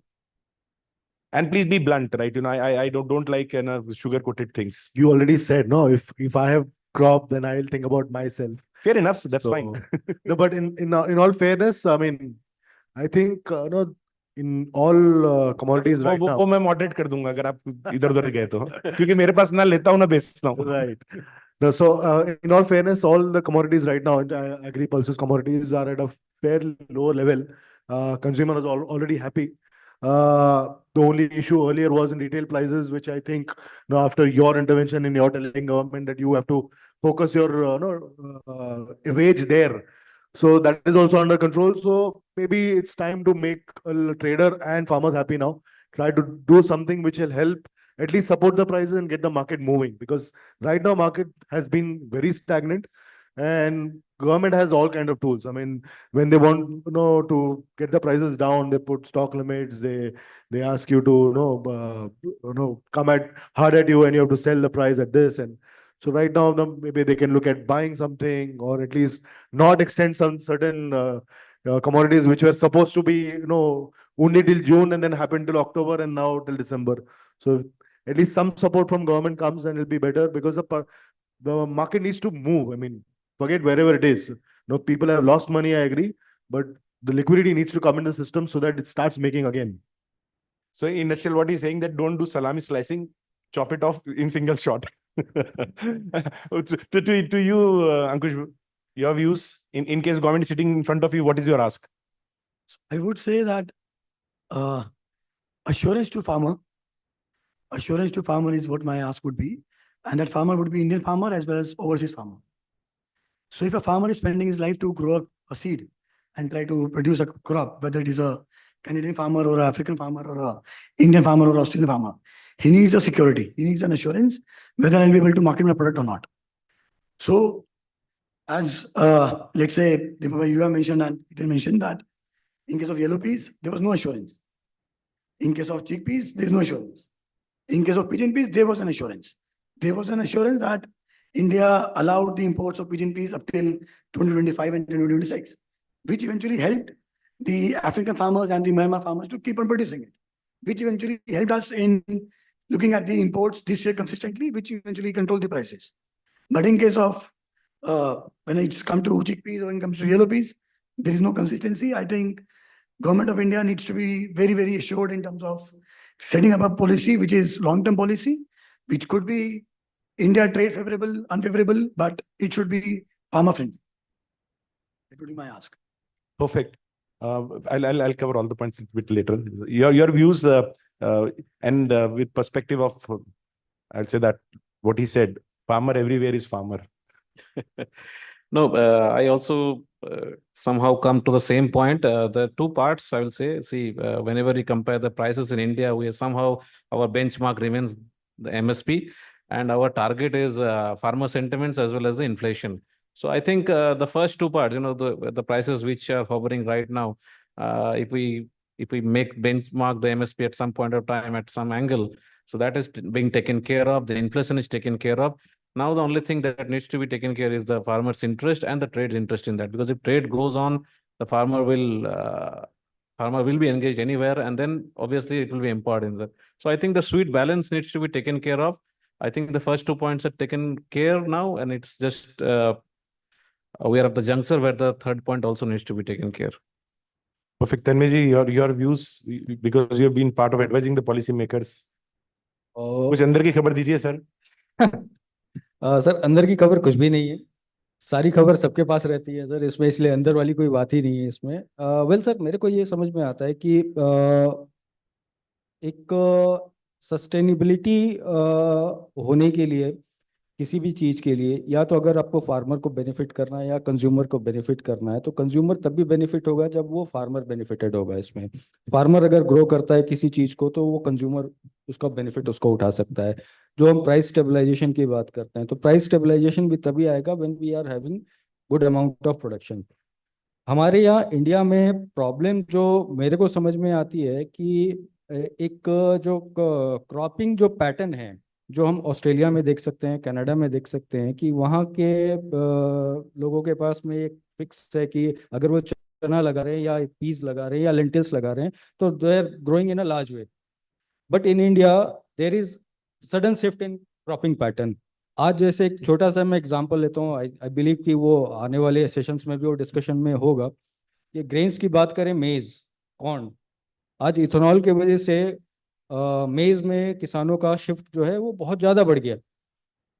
तो ऐसे में क्या होता है कि हमारे पास जो cultivable land है या अरेबल लैंड्स हैं, ये एक लिमिटेड लैंड्स है. हम अर्बनाइजेशन की तरफ भी जा रहे हैं, हमें ये भी देखना पड़ेगा. तो government should come out with the policy to enhance the yield of the crops by introducing the high yielding varieties and short duration varieties, and which will be I would say कि वो weather resilient भी होनी चाहिए varieties, so that कि जो हम weather change का एक बात कर रहे हैं कि global warming का एक scenario चल रहा है हर जगह पर, global warming is everywhere now and it is affecting the crops around the globe.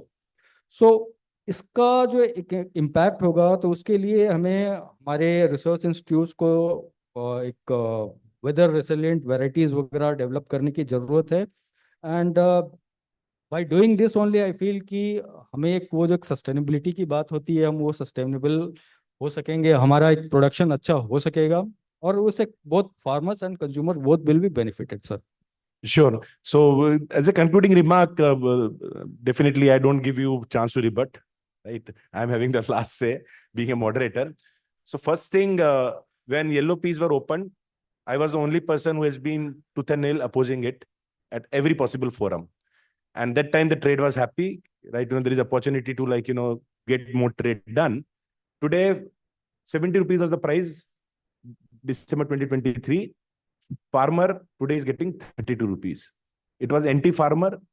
And now do you think actually farmer next time will be going yellow peas for Atmanirbhar Bharat? Right. So I believe it's paramount that it's fine. You can have duty structures to ensure that the food availability is there. But at the same time, sir, I'll ask, can you raise hand that how many of you know that actually your data cost has increased substantially in last 4 months? Can you raise your 1%? लेकिन अगर the day there is 3 rupees increase in तुअर दाल, थाली से गायब हुई दाल, दाल में लगी आग. We consume 6 kg on average family, right, of dal. Even if it increased by 5 rupees, 6 into 5, so 30 rupees a month. 4 glass chai bhi nahi milti hai. So even as the consumers, we have to understand, we have to support our farmers. I believe even if to pay a little bit more, that is fine. But to protect this sector and ensure the food and nutrition security of India, and to remove the stunting and wasting, which is a big problem in Indian kids, we need to support the pulses sector. And to support pulses sector, we need to support the ecosystem players like you. Thanks a lot. It was a pleasure having you as a panelist. Thank you.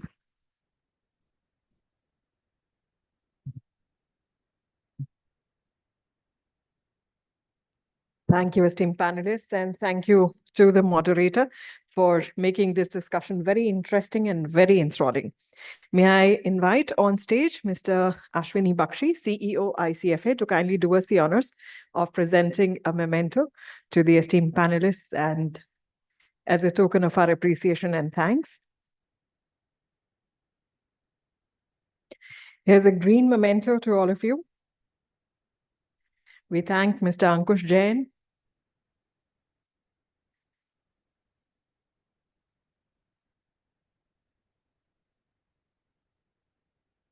our thanks to Mr. Hiten Kataria,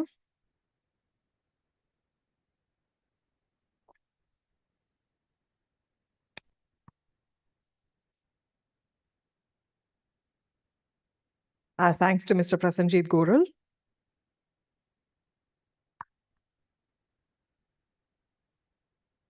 our thanks to Mr. Tanmay Kumar Deepak. Guys, इतने बोले हैं, इतनी energy use किए, clap तो कीजिए.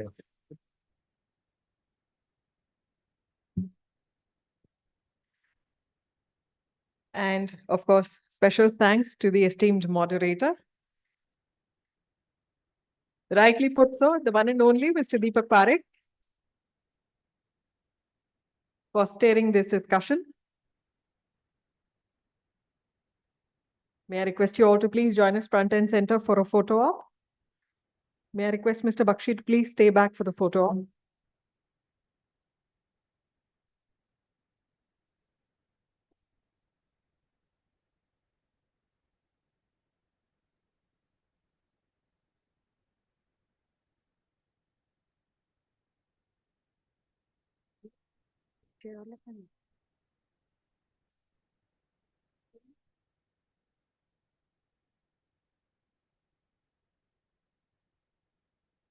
So our sincere thanks to all the panelists once again. We quickly move on after the changeover to panel discussion 2, policies and regulations in agriculture.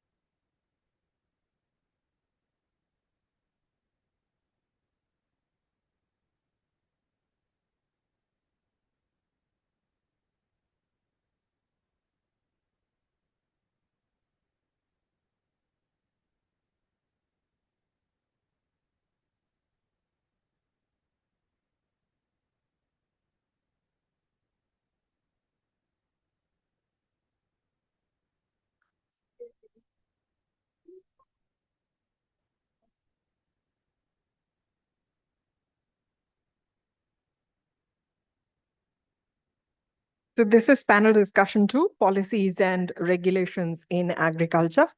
We promise you a very stimulating and thought-provoking discussion. Please bear with us while we are getting the stage ready.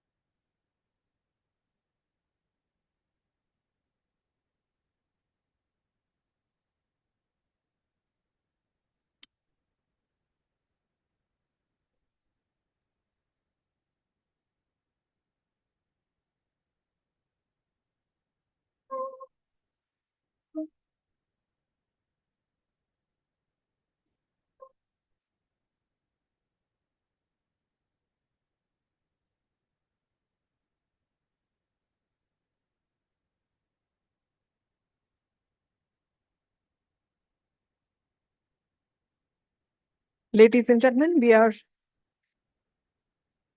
honored to welcome on stage the esteemed panelists for this session. Please join me in welcoming Shri Siraj Hussain, former Secretary, Ministry of Food and Processing Industries and Agriculture, Government of India. A very warm welcome to the esteemed panelists for this session. May I request him please to join us on stage?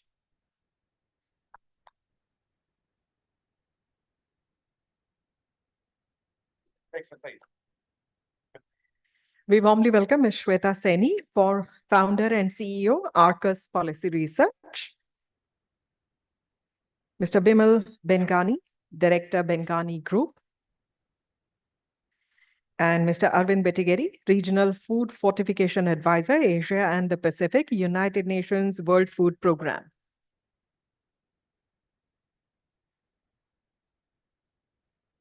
And of course, a very warm welcome. Welcome back to Mr. Deepak Parekh, our esteemed moderator for this session.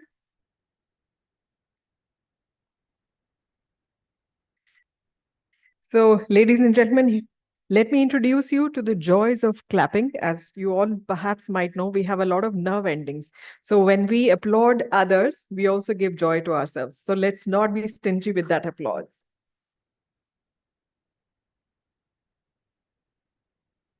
A very warm welcome to all the esteemed panelists. And with that, I now hand it over to the moderator of this session. Thanks a lot. I know many of you might be thinking like, why this guy is continuously on stage, right? So one of the reasons is that actually I do like the limelight, and I'm not from the trade, so it's easy to be non-partial, and hence I'm here. But today this session is very important for multiple reasons. One reason is that actually the policy and regulation in the previous panel also, when we were talking about pulses, we found that the policies are a very critical part of any value chain, and more importantly in agriculture, because you're having so many different types of stakeholders.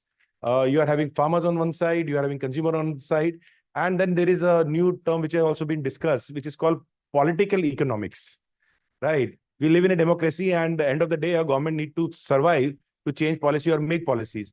And hence they have to take care of multiple stakeholders. For a country like India, which is having 130 million farmers, and we are having close to 1,400 million odd consumers, this balance become very critical. And who better than Sri Sirajji, who understand the dynamics, being secretary of multiple departments and someone who has been writing, sir, I've been following the great work you are doing in writing and sharing your views openly. Sir, I would say that no faculty to understand or to ask a question to a person like you. So I would give a floor to you, sir, your initial views on the topic, sir. So thank you very much for inviting me. One good thing you have done is that you did not send any questionnaire in advance. So we are totally unprepared. And hopefully we can be frank, since there is no agenda as such, which was shared in advance. My initial thoughts are that in a vast country like ours, policy making is quite difficult.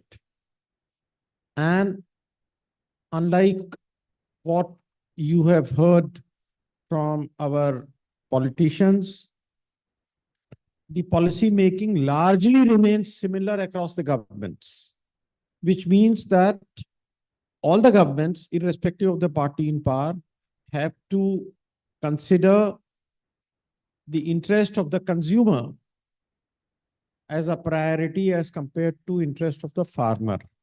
And therefore, all the governments would like inflation to remain low.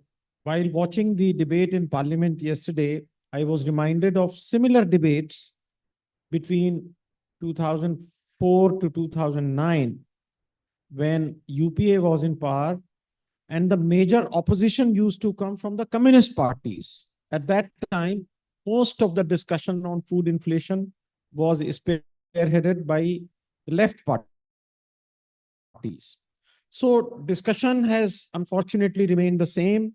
And one reason for this is that India's food surpluses are very marginal.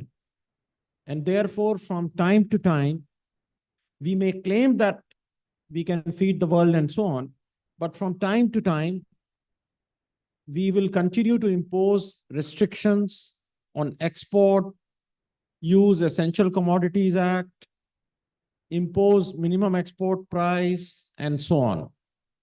So I think the last point I would like to make is that the productivity has to rise substantially so that we can become a nation which can produce genuine surpluses year after year.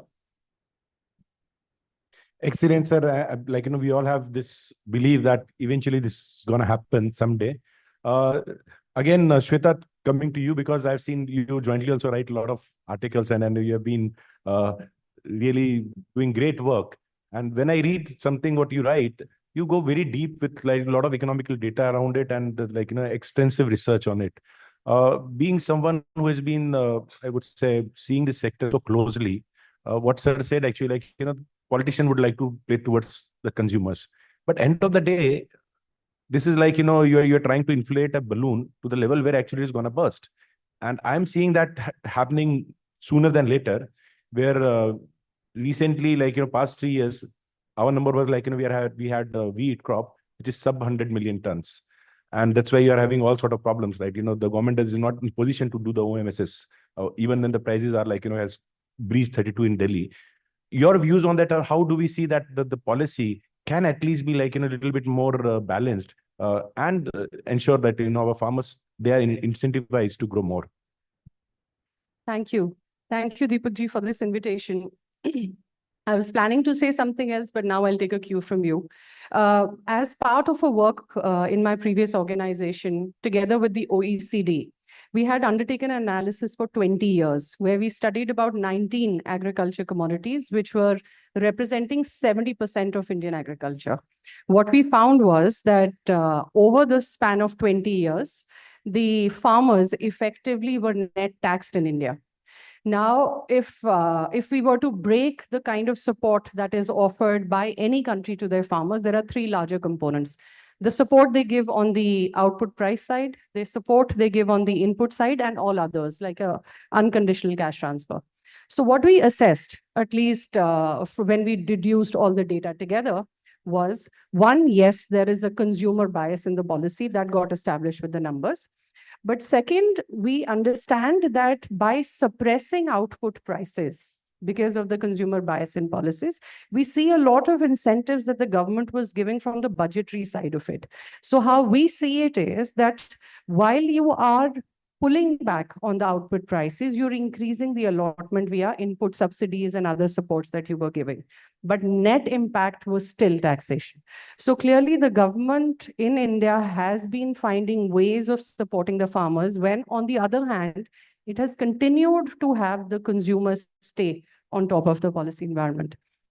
But one thing that we recognize is, and the last 2 to 3 years is a testimony, is that the commodity cycles, we see a period when there is a bumper production, government sets into action, the acreages fall, and then next period, we have everything incentivized to the farmer by increasing MSP, by increasing procurement that year, and then the acreages come up. But this is something, as Siraj has also said, we've been seeing it more fiercely in commodities like onions, but now also in oilseeds and pulses. So for example, we started with the oilseed mission where they encouraged the MSP so much that they wanted the mustard farmer to produce, for example, much. They did produce bumper, but what happened? The prices fell much below the MSP. Who came to the rescue? Again, the government came to the rescue by pulling out 2 million tons from the market. So clearly we see a lot of policy shifting forward and backwards. We see, but consumers will continue to stay center stage. The recent MPC, monthly per capita expenditure data, also corroborates the fact that we are still more than 45% of an average Indian household budget is spent on food. Most of the farmers, 86% to 89%, whichever data we look at, still have land ownership of less than 2 hectares. These are very tiny land holdings. And therefore, we see that many farmers are still subsistence. They are producing for themselves. But clearly, the policies have been moving forward and backwards. That's also because climate change has been fierce. That's also because prices rise do create panic in the government. And that's one lever I see gets most of the governments to react. Thank you. No, perfect. So now I will come to you, Arvind. You have been working globally on, the nutrition part of it. See, unfortunately, when we talk about food security, we miss out on a very vital part, the nutrition part of it, right? Yeah. So we are always talking about, ensuring the carbs are given to the people. But are we in position going forward with the way we are doing agriculture to ensure that nutrition security as well? And you've been working on various projects on fortification. And again, I would like to learn from you that we also try to tinker a lot of things. In India, we have fortified rice, which are actually the extruded kernels, or the golden rice, which has happened in Philippines. Your overall views on that, how do we ensure the nutrition security, not just the food security? Thank you, GrainsWorld, and thank you for having me on this panel. I've been echoing Siraj. I was expecting some questions before, but I think it's good to hear the panelists in the morning as well. World Food Program is the largest humanitarian agency of the United Nations. We are very uniquely placed because, both on the supply side as well as on the demand side. Just to give you a perspective, we reached around 152 million people through food assistance in 2023. We procured more than 3 million tons of food items in 2023. So how the global commodity prices, food prices fluctuate or move around impacts both in terms of how the operations for the vulnerable communities move forward, and also impacts the food security situation globally as well. And, just to give you some statistics, more than 2 billion people in the world suffer from micronutrient deficiencies, what we also call it as hidden hunger. And also cereals and pulses form an important element of the dietary patterns for particularly lower and middle income countries as well. What particularly impacts is that the trade between countries, is very skewed in terms of, when you look at just in Asia Pacific region as well, we have countries which have surplus, we have countries which are perpetually deficient, which are sometimes deficient, sometimes sufficient, which are sufficient in one commodity or not sufficient in another commodities as well. That's where the role of policy and regulations becomes very important. Now, from a national perspective, when we are listening to speakers as well, the whole outlook being in terms of how we ensure the food security at the national level as well. But there is an element and a regional and a global angle as well, because probably the kind of fiscal space or the policy strength a country like India with its economic development potential has, the other smaller countries might not necessarily have that kind of a fiscal space to move forward as well. So that's where the role of policy and regulations, particularly in ensuring trade of goods, also ensuring food security, or trying to address price volatility, which indirectly will lead to your food security and nutrition, because 70% of the calorie intake in some of the countries, comes from rice as the staple diet as well.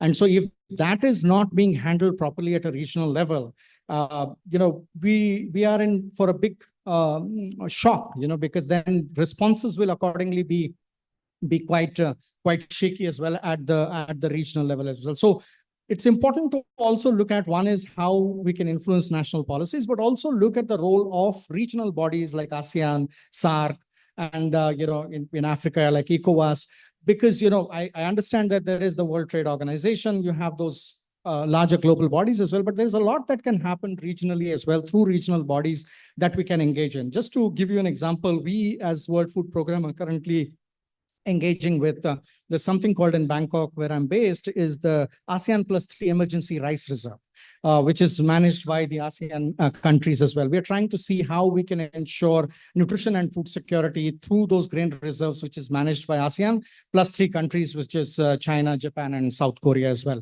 So there are many ways and approaches in which we can influence policies and regulations to ensure that both on the demand side as well as on the supply side, we have some kind of a level playing field and utilize all the governance structures that are available as well. Excellently, you mentioned ECOWAS. In fact, a couple of countries are dropping out of it very recently.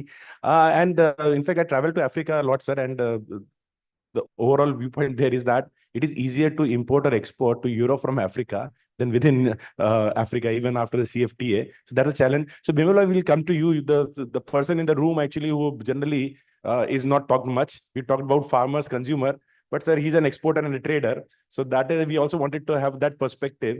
The change in the policy definitely impact the importers and exporter. Sir, aapka view kya? What do you feel like, how the government policy, right, can be shaped specifically in the agriculture commodity field? Thank you very much. Policy और regulation का बहुत जरूरी है अपने agriculture में, क्यों अभी आने वाले टाइम में जगह तो बढ़नी नहीं है, agriculture land day by day कम हो रही है, तो इसमें अपने को यील्ड कैसे बढ़े, यील्ड बढ़ाना क्या है, उसके ऊपर में गवर्नमेंट को एक पॉलिसी लानी चाहिए कि यील्ड को इंक्रीज कैसे कर सकते हैं। पॉपुलेशन अपनी बढ़ रही है और पॉलिसी का जो आपने येलो पीस में बताया, येलो पीस 70 रुपया से आकर के 30 रुपया अभी फार्मर को मिल रहा है, तो फार्मर के एंड में और कंज्यूमर दोनों के बेनिफिट के लिए पॉलिसी का बहुत वाइटल रोल है और फूड सिक्योरिटी करने के लिए अपने को यील्ड बढ़ानी जरूरी है।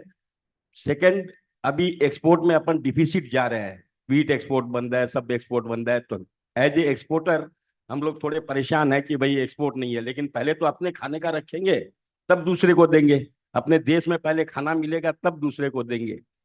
इसमें अभी मक्के के लिए लास्ट सेशन में बात हो रही थी, इथेनॉल की वजह से काफी फार्मर मक्के में हो गए हैं और आने वाले टाइम में अपने को वीट में भी प्रॉब्लम लग सकती है, जो ऑलरेडी अभी अपन फेस कर रहे हैं। वीट के prices very high compare to international market, तो नेक्स्ट सीजन के लिए अपने यहाँ एक वीट बड़ा चैलेंज रहेगा। पल्सेस नो डाउट अपने यहाँ चैलेंज है, उसको अपन कैसे ग्रो कर सकते हैं, किस तरह यील्ड बढ़ा सकते हैं, फार्मर को कैसे प्रोत्साहन दे सकते हैं, वो गवर्नमेंट की तरफ से कोई भी पॉलिसी और रेगुलेशन इस मैटर में आना चाहिए कि अपनी यील्ड बढ़े, ये मेजर है। इंपोर्ट एक्सपोर्ट तो अपने यहाँ जैसे प्याज का बताए, प्याज अपने यहाँ अगर रेट ज्यादा है तो अपने को उसमें एक्सपोर्ट ड्यूटी या कुछ लगाना ही पड़ेगा, पहले अपने खाने के लिए रखना पड़ेगा।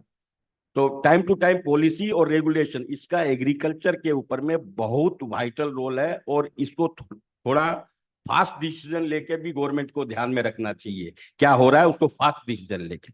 Thank you very much. Perfect. Sir, actually, like, I'll come back to you, Siraj, sir. Even when I sit, like, what India should be doing in policy, one thing came to my mind is that there are three words: And all of those three words are productivity, productivity, productivity. But end of the day, I think sufficiently, because of whatever policy we make, we don't enable private investment in agriculture. If, for example, sir, I invest and come out with great seed, there is seed bill pending since 2004.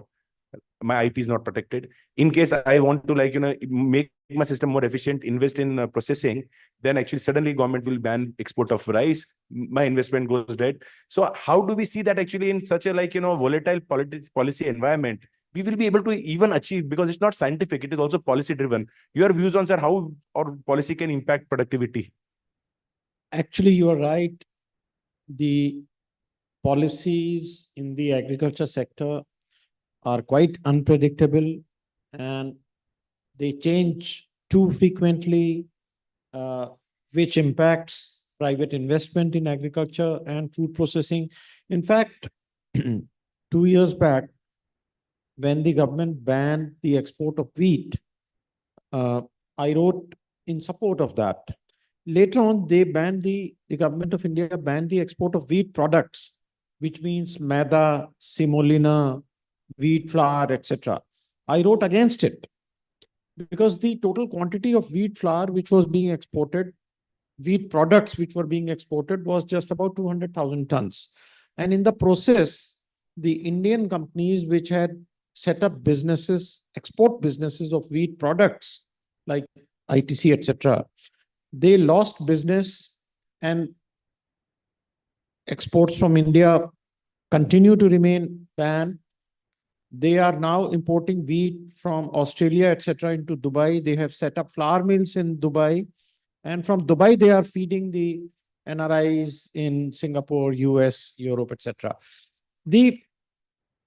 While we appreciate that the government policies are unpredictable, in fact, an effort was made in the Essential Commodities Amendment Act, which was brought by the government in 2020, which sort of provided for a predictable policy regarding the imposition of Essential Commodities Act, that it will be imposed only if the retail price of a commodity rises by more than 50% as compared to the average in the last 1 year or average in the last 3 years. So it wanted to make it predictable.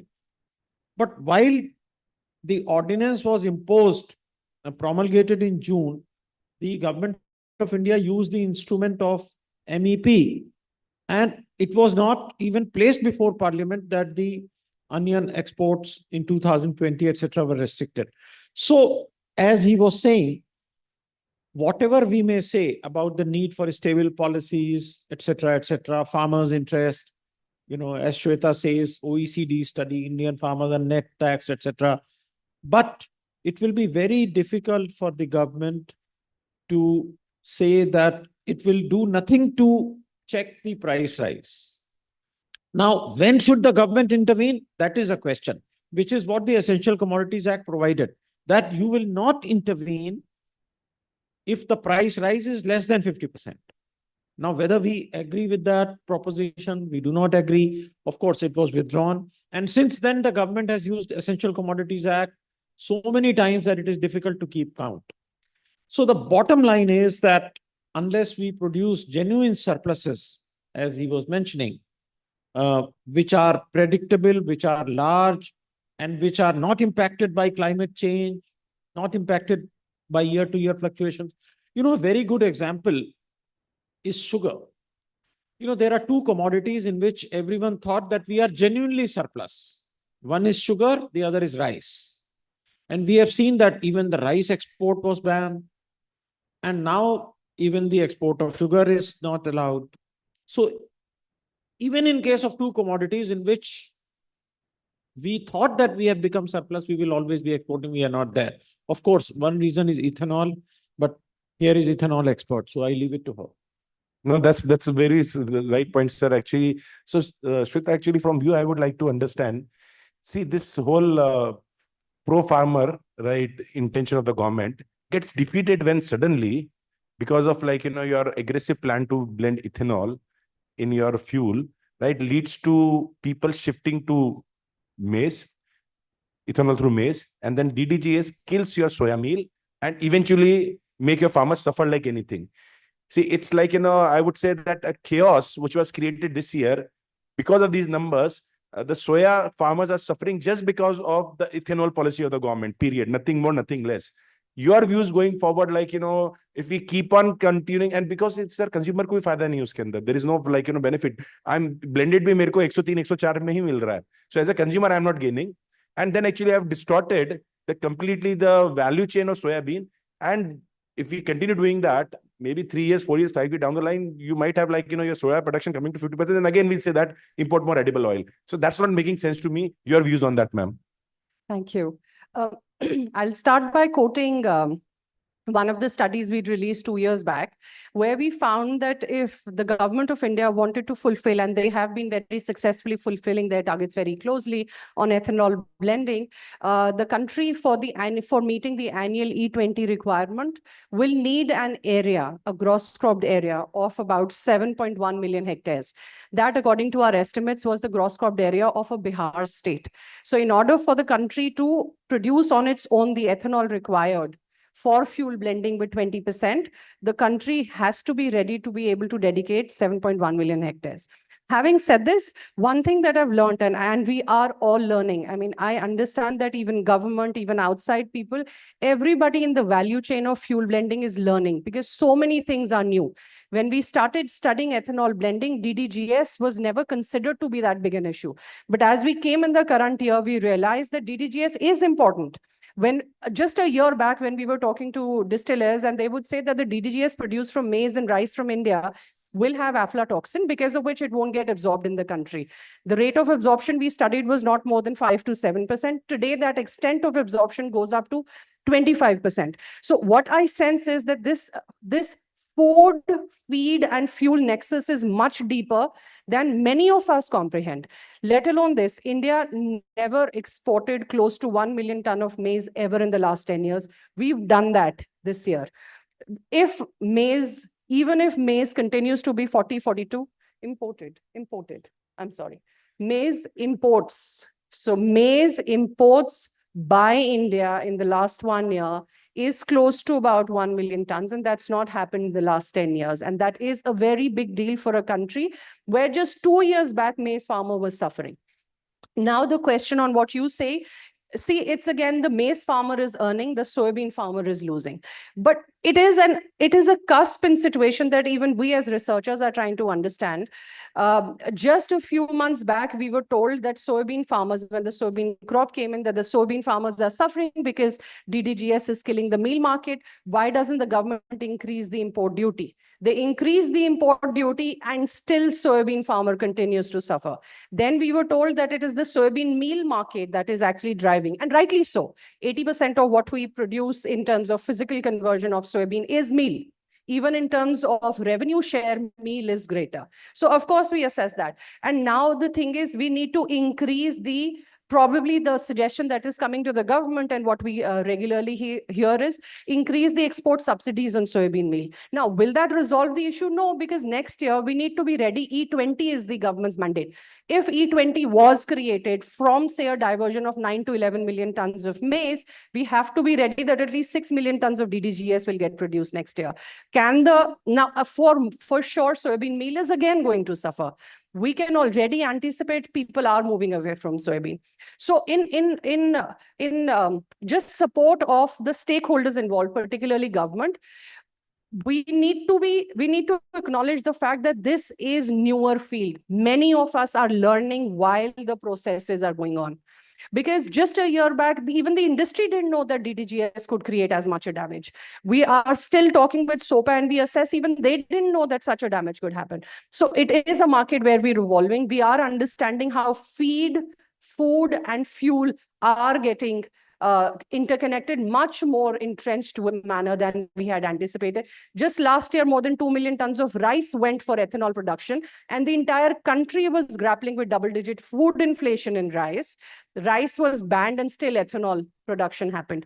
Now, these are the learnings that are on the table, but how this will play out, we need to be ready. The DDGS will come in. There has to be a system that has to align with it. Having said this, nutritional security and oilseed mission are critical. Therefore, I think the whole thing comes back to the government to strategically understand that we are losing land and that the land is moving towards fuel crops, and therefore strategically identify ways of possibly maybe looking at fallow land of the country, which is growing too fast, and maybe prioritize that for crops for fuel. Now, these are discussions on the table, and of course, we can discuss.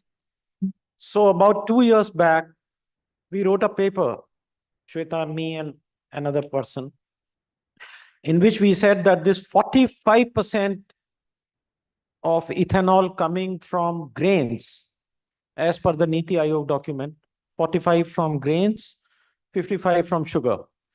We wrote that it is a bad policy choice.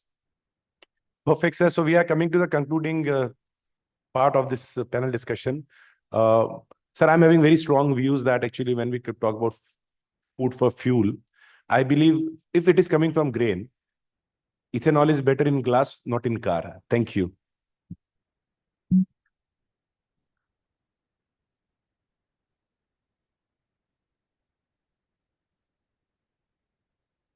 Thank you for making it a very interesting discussion. So, ladies and gentlemen, with that, we conclude this panel discussion 2, which was entitled Policies and Regulations in Agriculture. May I now invite Ms. Ayati on stage to kindly present the mementos for this session. We are extremely thankful to our esteemed panelists, starting, of course, with the moderator himself, Mr. Deepak Parekh.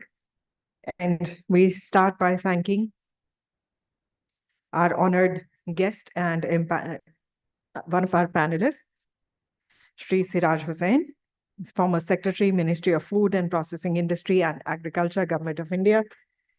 It's been an honor and a privilege to have you here with us, sir.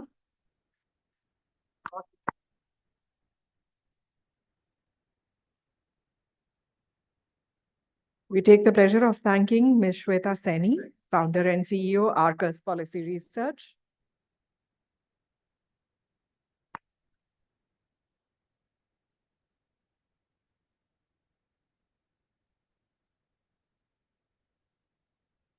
And a very green thanks to Mr. Bimal Bengani. Thank you.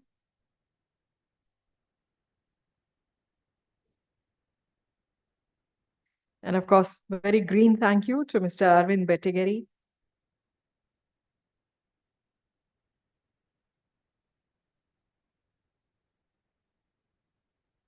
Thank you, Ms. Ayati, for joining us on stage. May I request you all to please join us front and center for a group photo.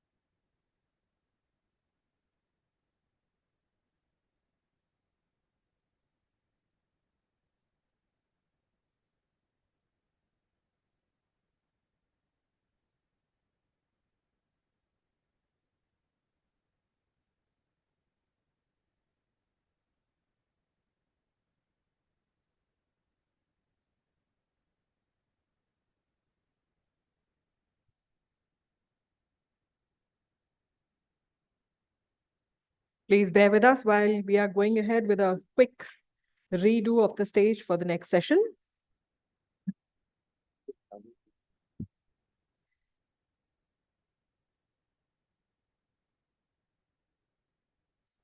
This is panel discussion 3 on trade and market development. But before we embark on the discussion, we have the pleasure of requesting, we have a very special guest here in our midst today, Mr. John Mulungoti, Permanent Secretary, Ministry of Agriculture, Zambia. May I request our esteemed guest to please join us on stage and kindly share his keynote address.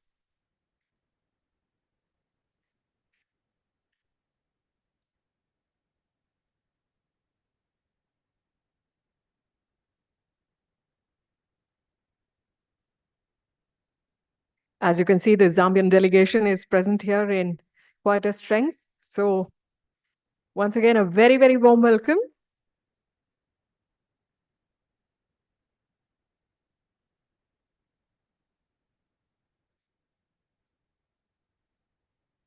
Please welcome Mr. Mulungoti for a keynote session.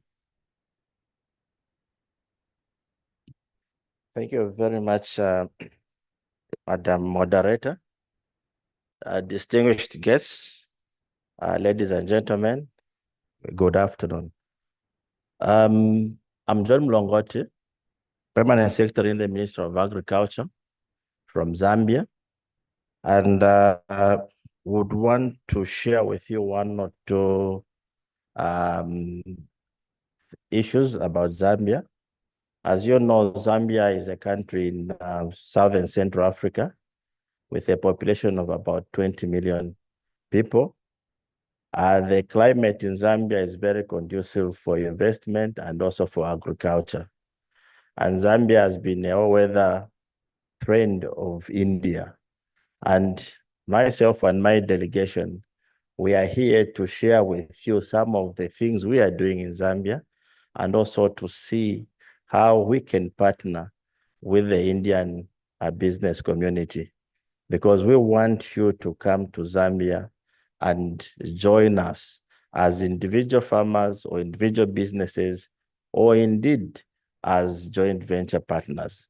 I don't have a PowerPoint presentation, but basically I'll just talk to you about Zambia's investment climate. Zambia, we have about 46 million hectares of land, which is arable. And that at the moment, only about 14–15% is under crop cultivation. And that's about 6–7 million hectares of land. So in order to expand our agriculture, we have come up with a number of interventions. One of them is a program which we call the Farm Block Program. Under the Farm Block Program, we have set aside 1 million hectares of land.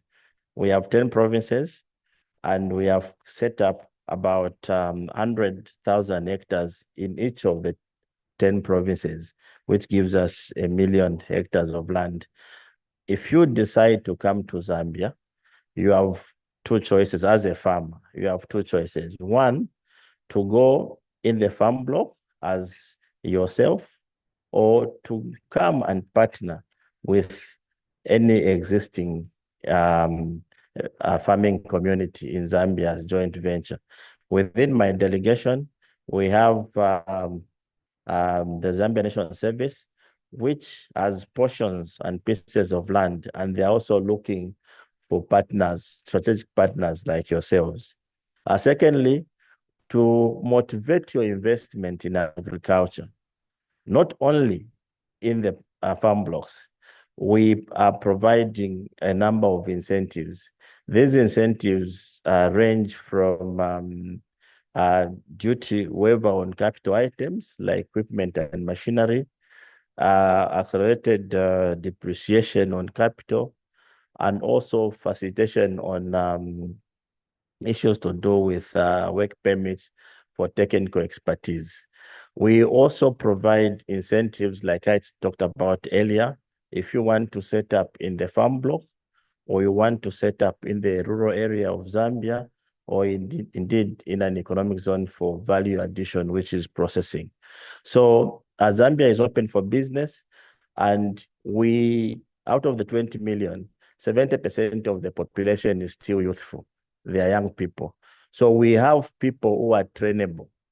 And when you consider our location, the location provides a key market, one, for the region. We're a member of SADC, and SADC is Southern African Development Community, and we're a member of COMESA, the Common Market for Eastern and Africa community. And we are also a member of the Africa Continental Free Trade Area. Zambia, of course, is a member of the WTO. So if you set up your location, your facility in Zambia, you will access the markets within Zambia, in the region, and beyond. So we are here. We'll be here today and tomorrow to see and talk to you. For those who would want to come to Zambia as individual firms, or those who would want to come to Zambia as partners, you can also come to Zambia as suppliers of services and equipment, including skills development. I thank you.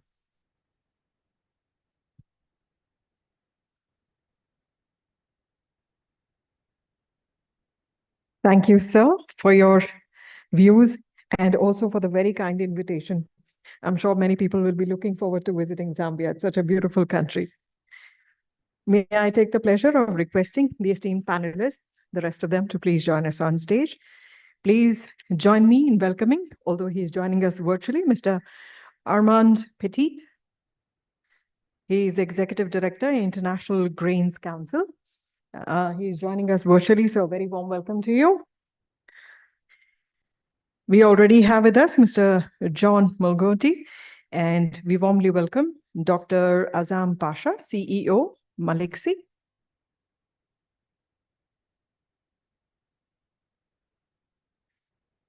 And of course, a very warm welcome to Mr. Deepak Parekh, convener, GTPC.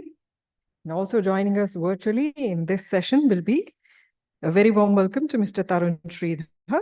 He'll be joining us virtually. He's Director General ICFA and also former Secretary to Government of India, Animal Husbandry, Dairy and Fisheries.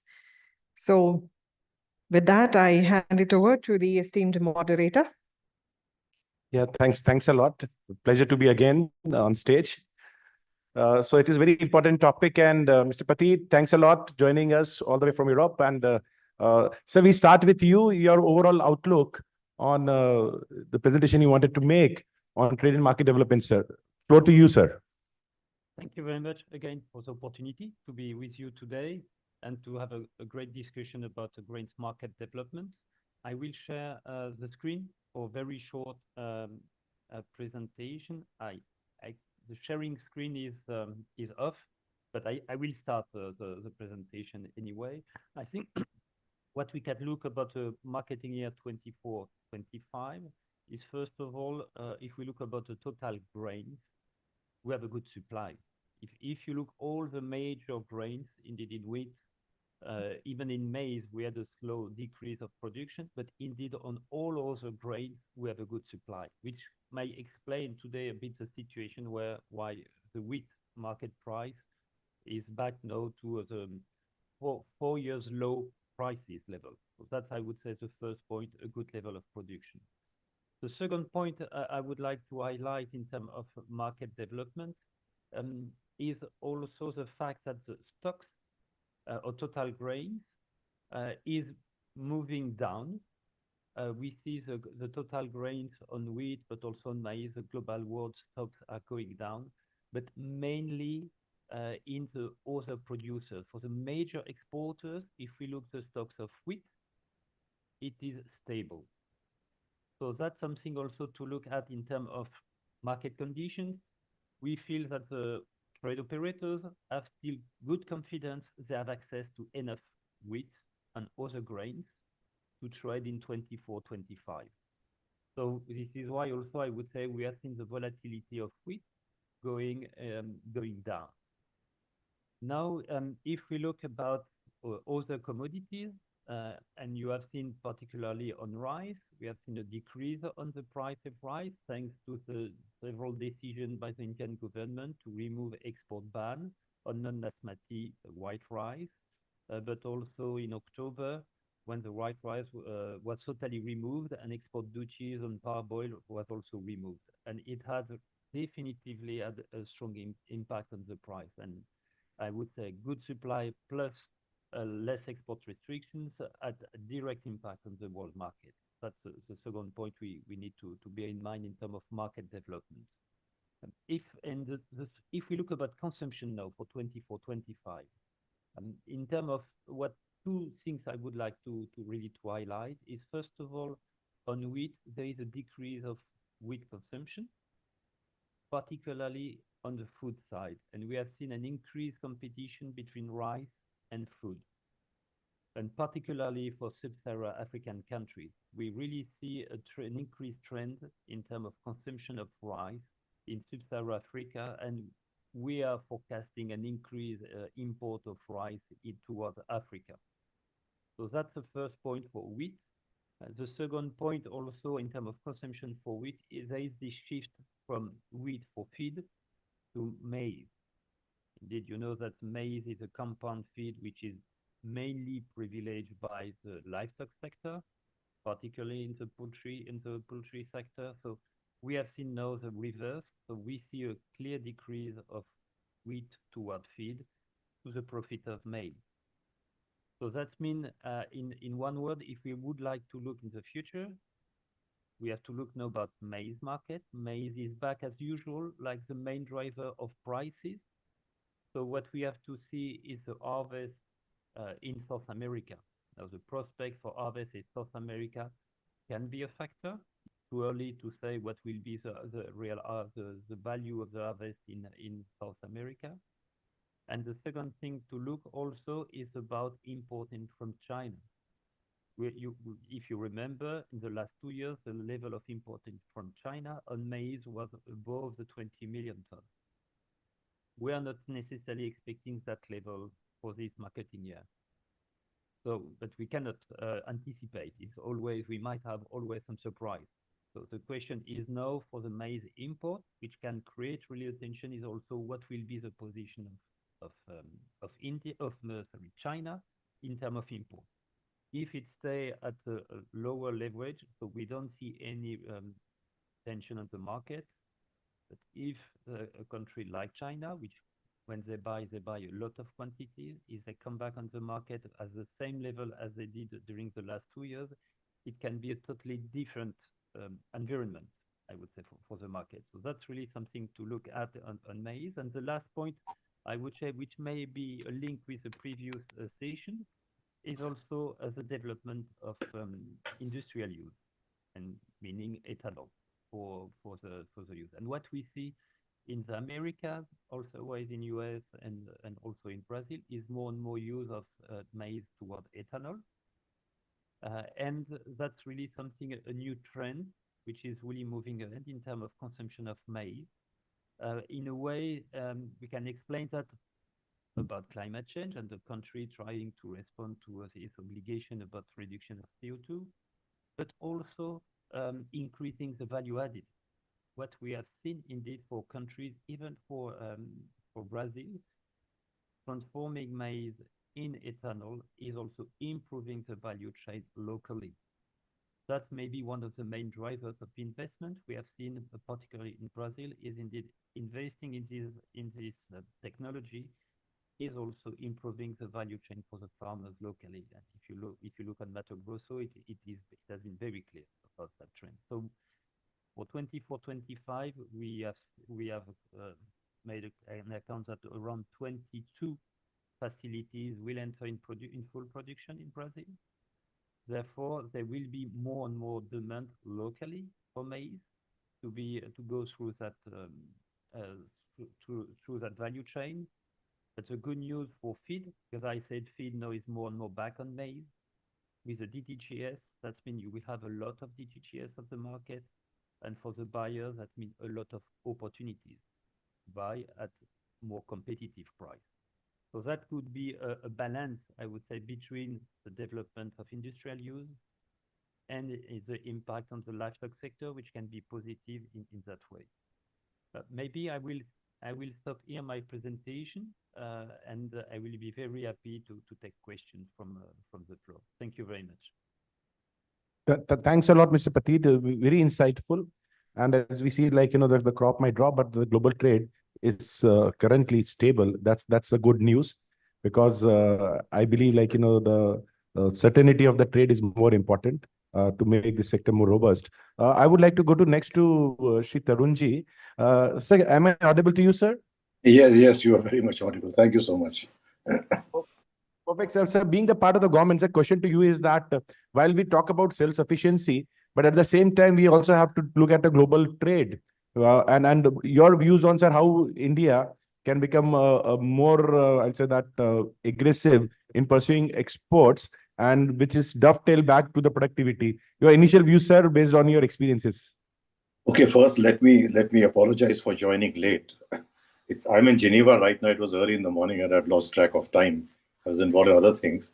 And when Ayati called me that people are waiting for you to join, I was in my town and rushing to the bathroom to take a bath. So my profuse apologies to everyone. And second, Deepak, just as disclaimer, I'm not part of the government.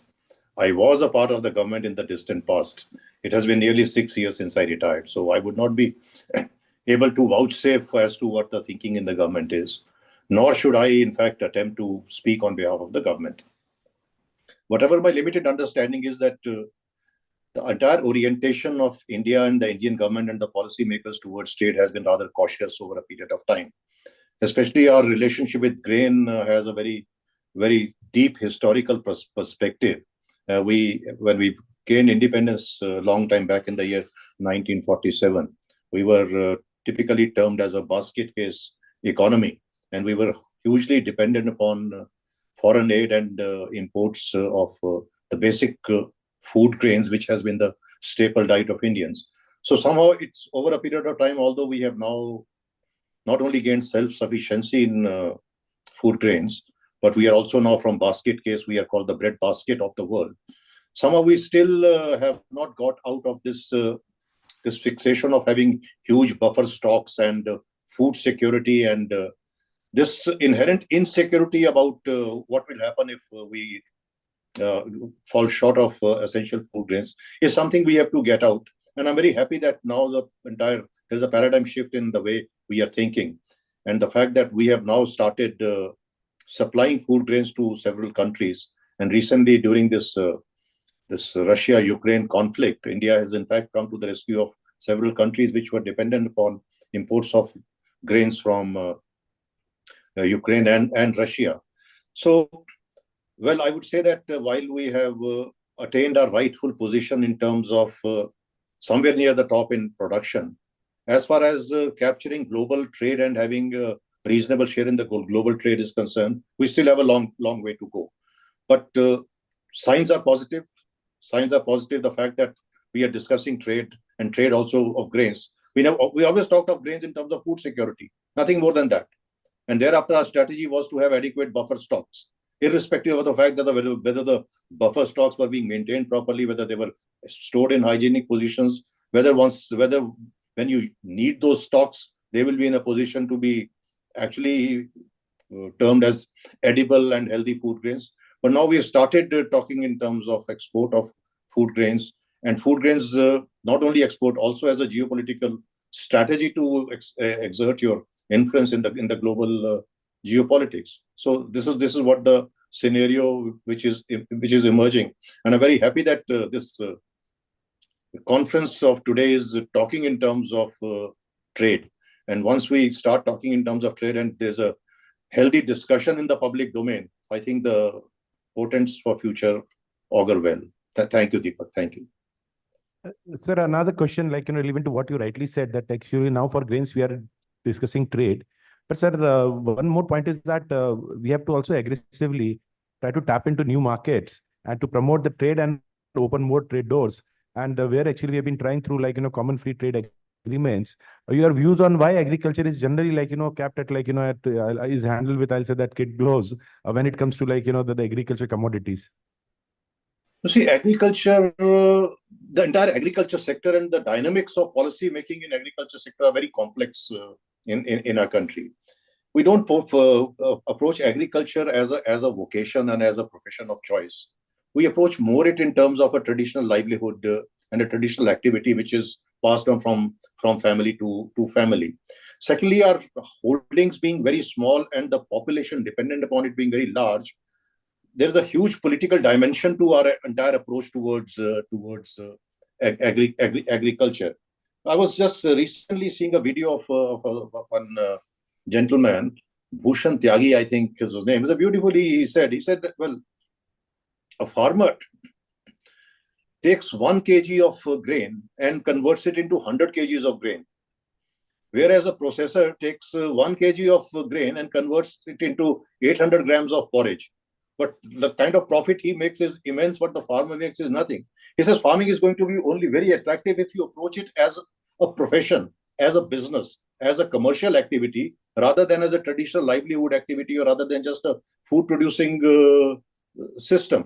This is what orientation which we need to change. Once we need to change this, we will not only diversify from grains, we will also start producing grains of immense value added qualities. You see, trade is possible only if your product is acceptable in the market, if there's a demand for your product. Merely saying we're producing enough grains and we are surplus in grains, so now we'll start exporting, it is not enough. There has to be a market, there have to be buyers who have to accept the quality of grain you are producing. And now I think, you see, again, I would say reiterate, and at the cost of endlessly repeating myself, the fact that all of us are sitting today, and I have joined from thousands of miles away, although I'm on a vacation and a holiday, is something that this is a subject which is now seriously engaging our attention. And as I said, India needs to now assert itself and attain its rightful position in terms of global trade, and through global trade also have a greater influence, a positive one, in the world geopolitics. Thank you, Deepak. Perfect. Yeah, thanks a lot, sir, for the excellent insights. Now, I would like to go to Dr. Azam. Dr. Azam, actually, for any trade to work, there needs to be trust, right? And we have seen that when we talk about agriculture commodity trade, because of the complexity of the value chain, that trust is not getting built. But I think through Milexi, you are trying to do like cross-border trading, where actually people who might not have seen each other or known each other, they're still able to trade and in a very trusted environment. Your views on actually how do you see such innovative technologies or such solutions furthering more cross-border trades? Deepak, thank you. I hope everybody is able to listen to me. So at Milexi, what we tried to work around was the fact that the access to markets was very, very difficult for small producers, for cooperatives, especially, let's say, in India, who would like to directly go and sell into new markets. I'm based out of Middle East. Middle East is one of the biggest markets for grains out of India. Almost 36% of grains which are exported by India go actually into the Middle East. And the next upcoming market is West Africa and East Africa as well. So either of these two markets have got this issue where the small cooperatives or producers were not able to access them directly. And we started looking at the trust deficit which is there. Conventionally, if you see, market building used to happen through, hard infrastructure, elements like logistics and transportation, and probably some kind of soft interventions in terms of policy as well as finance, which used to come from financial institutions, whether public or private. But then there was no element of actually data sharing.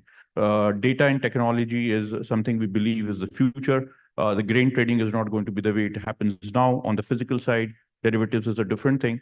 But on the physical side, if you want to make grain trading more possible and open new markets for India, and not even for India, but for all the developing countries which would like to participate, there has to be a ecosystem, a technology-enabled ecosystem which can share data across to all the stakeholders. Presently, we see data is lying in silos. Logistics providers have their own data. We work with DP World, one of the world's biggest port operating company. They have data about logistics and transportation. We work with banks and NBFCs who have got their own financial data. And then we have all the data about pricing, which Deepak's organization and other companies are providing on grains, as well as traders who own their own data. All this doesn't come together to address issues which are related to risk. And that's why small participants cannot access markets. So with Milexi, we wanted to achieve that. We have built a platform, one of the most innovative technology platforms, allowing small producers to access the Middle East market. We are focused at the UAE at this point of time. We buy the product, we store the product in some of the best warehouses to be able to provide, as Tarun was talking about, food which is edible, food which is stored in good warehouses. We have got one of the best class DP World warehouses in Dubai to store these products, and buyers can come from anywhere in the world and buy those products, see those products, not only on our platform, but also in the warehouses from where they can buy. Along with the price transparency, we provide transparency in terms of prices on our platform. You can go there. If you visit our platform, you can see the prices of physical commodities stored in Dubai at what prices they are selling. and you can directly undertake the transaction on the platform. So that is our work which has been going on the side of extracting data, enabling more analytical abilities through AI engines, which we have built ourselves, which actually analyze data and give an output at a very fast pace so that the financial institutions can come in and the logistics and transportation providers can plug in, as well as our buyers and sellers can come in and actually execute transactions at a faster pace and realize better incomes, which is what our mission statement is. We want to help the exporters anywhere, producers anywhere in the world to access first Middle East markets, and then eventually, the Middle East markets feeds into African markets. We want that to happen as well. So that's from my side. Perfect. So, Dr. Azam, one more question. You talked about your location is very important, critical location, right? So you talked about so much grains going to Dubai, and typically Dubai is one of the largest re-exporting hub of the world. And that has been built over multiple years. The good infrastructure allows you actually to do what you are doing. In your view, for those countries in Global South, including India, we are having such a beautiful, I'll say that the coast and so many numbers of 8 mega ports we are having. What do you think is the difference between because you visit India very regularly, what is the difference which actually makes UAE global re-export hub, and why we cannot export directly to Africa or vice versa? While we are doing that, but not to the level where actually UAE is becoming one more intermediary for me. Yeah, that's a very interesting question, and I would say something which I've been involved in. You're not in Dubai, so if you want, you can criticize UAE. Yes, that's what. So I wanted to be a little bit, responsible there when I'm talking about Dubai. I don't represent Dubai, but then being part of, developing infrastructure also in Dubai, as well as, being part on the trade as well as the government policy side. So seen those facets there. But if you try to compare what we have in India and what we have in Dubai, Dubai outlook has been always global. They created the world's most international airlines, Emirates. They didn't start with their own planes. They had to rent planes, and they started with that, creating the world's biggest airlines. They did the same thing with the development of the port. Their idea was to build the biggest port in the world, and they delivered Jebel Ali port, one of the fastest and most efficient ports, I would say. And then when it came to commercial tourism and other things also, they tried to build it that way. One peculiar thing which makes Dubai very distinct, and we did it at a level of policy building, was to compare Dubai with Singapore, Geneva, and other large centers like London and New York. It was found that if Dubai wanted to go there, it had to build those capabilities and benchmark against those things which actually make an ecosystem vibrant.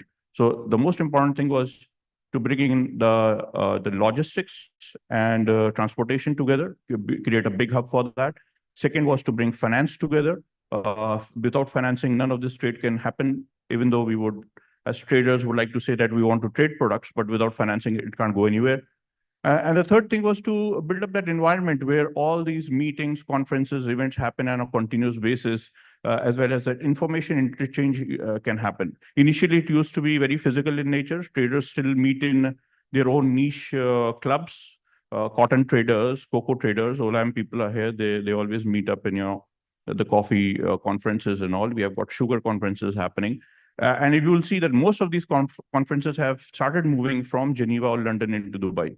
The idea was at the policy building level, the government wanted to have these events in the world so that all these ecosystem players come together, they network, they share the knowledge and take it to the next level. India, from that perspective, is a very diverse environment. When it comes to hard infrastructure, logistics, transportation, there's a huge way to go. We have a lot of issues with the cold chain, which is under development. Funding is there. UAE itself and Saudi has come up with infrastructure funding allocations for India that we believe is going to be one of the very important aspects of building the infrastructure along with the government effort, which is there. That will play a very key role. The other aspect is to be able to bring in large producers as well as buyers from other countries to come to the Indian subcontinent and to India itself and participate in these kind of events and information exchange which is happening so that actual trade can happen. Most of the events would happen, and then we would realize, what is the after-event activity which has happened or converted in terms of trade. That is something which we have to see. Dubai has been very, very aggressive about that. All the events which happen have to actually deliver some kind of return in terms of trade, in terms of investment, and that is something which has driven Dubai to where it is now. But in India, we are seeing similar activity happening in Mumbai. Gift City has come up, which is a center for offshore financing, which will provide a lot of ability for Indian financial institutions to support exporters to go into the international markets. We have got whole platform play technologies which are being developed here to protect the goods as they are exported from here and preserve during the course as they move in the supply chain. There has been a continuous effort by the government to improve quality. We have seen rice, wheat quality significantly improving from India into the Middle East. And that will surely open up markets in Europe. But obviously, we have a bit of way to go there. Perfect. In fact, I'll just add to your point. I had an opportunity of visiting both DP World's facilities as well as Mundra Port, which is Adani-owned port in Gujarat. And you'll be surprised to know that actually I found that the efficiency, the ease of doing business, and even the quality of infrastructure, right? It's pretty comparable. So I believe we are going in this direction, and maybe eventually we'll reach there. And India might also become a central re-exporting hub because of the location which we are having. Mr. John, last word to you, sir. We have been talking about market development, and in the previous session also I said trading within the peers in Africa can be a good opportunity for African country like Zambia. You are one of the largest producer of copper, and in maize also you are one of the largest producer when it comes to Africa. So your views that actually how African countries can trade more with each other, while I know there is a SAFTA, the Common Free Trade Agreement, but the implementation of that is a little bit of a challenge. Your views for audience in India to understand, will Africa be able to become one market soon, or is it going to still few years or maybe a decade or a couple of decades away? Thank you very much. Yes, I believe in the integration. It may take a few years, but one day it will work. Why do I say so? When you look at what Zambia has done in the agricultural space, Zambia today is one of the leading producers and exporters of seed. In Africa, we should be number one, and we are exporting seed from Zambia to the region and many countries in Africa. And also, from last year, we started also producing and exporting seed into Europe. So from what Zambia has demonstrated, it is clear that Africa, the intra-Africa trade is on the rise. And I believe that it will continue rising. Perfect. In fact, I've been reading a lot about the great work which was done a decade back when a lot of mining companies, they also chipped in to ensure that more corn can be grown in Zambia. So I look forward to I visit Africa at least 4 to 5 times every year. And I always say that actually I love Africa, not because I'm African, because Africa was born in my heart. So with that parting note, thanks a lot. We had a great panel discussion. Thank you, Mr. Prateep and Mr. John, Mr. Azam, and sir, for sure, Sridhar sir, it's always a Tarun sir hearing your perspective. Sir, I know you're ex-government. I said that only, I think that was missed.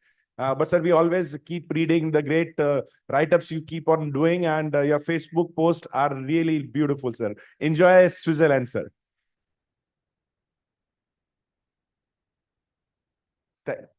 Thank you, everyone. Thanks a lot.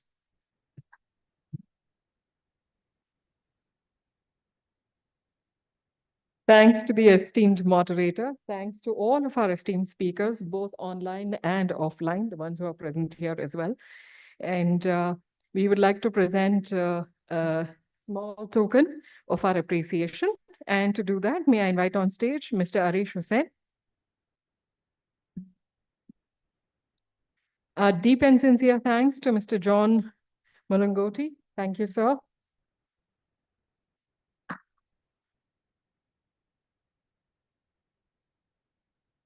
And a big thanks to Dr. Azim Pasha.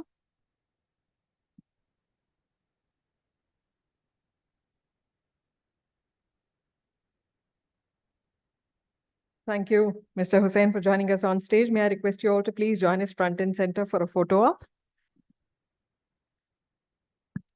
A big thanks to our esteemed speakers who have joined us virtually, Mr. Arnaud Petit and Mr. Tarun Sridhar.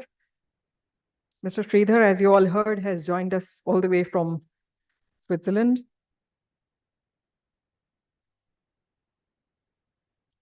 With that, we conclude this discussion, which was all about trade and market development. Once again, very interesting session after lunch. So after lunch, please be here. We'll talk about wheat, we'll talk about maize, and we'll talk about digital technology. I believe these three sessions post-lunch are very interesting. And then towards the evening, we're having some more session. Thanks a lot. And as a moderator, I've achieved generally a feat not too many people achieve. We are having lunch exactly at the same time, 1:45. Thank you. thank you so much. And I think I can safely take some credit for that. So, ladies and gentlemen, the conference which is going on right next door had an earlier lunch break than us. And when I went outside, I was very hungry after taking all that food aroma. So without further ado, let's go out and grab some lunch. But before we do that, let me add to what our esteemed moderator just said. We do have some very interesting sessions in the evening, but of course we have an honorable minister also joining us for the evening sessions. So look forward to enthralling discussions. Enjoy the lunch break and see you after the break. The lunch break will be ending at sharp 2:25. So please do make sure that you are seated at 2:25 because we would like to start the next session at 2:30 p.m. sharp. Thank you.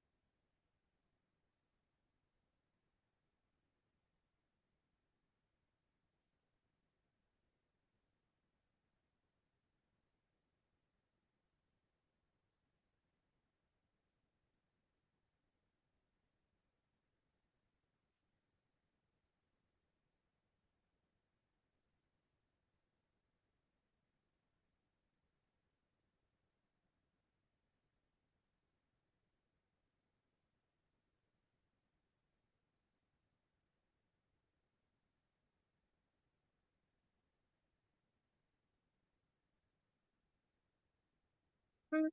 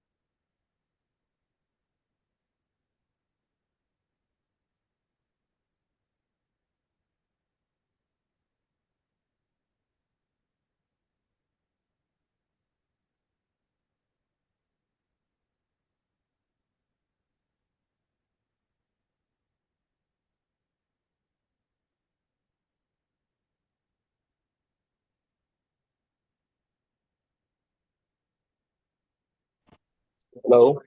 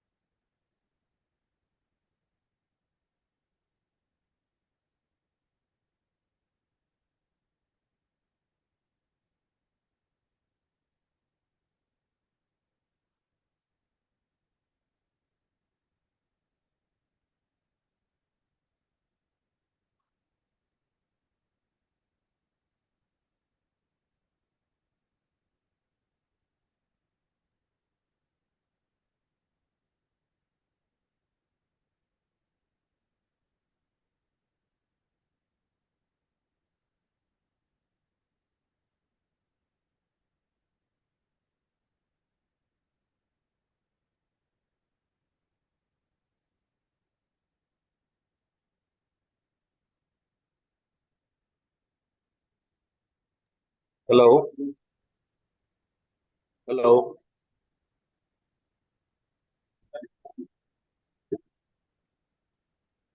Hello.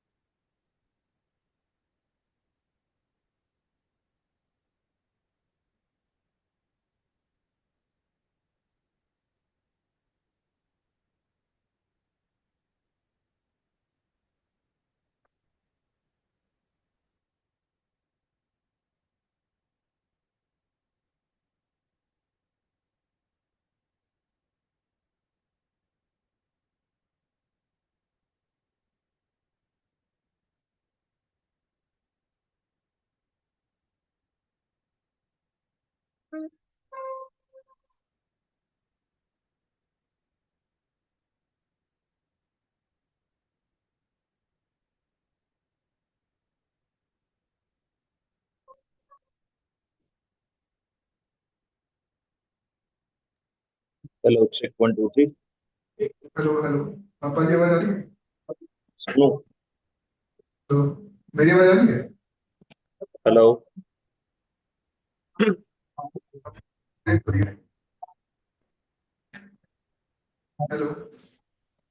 Hello आपकी आवाज नहीं आ रही पाजी, ठीक हो गई।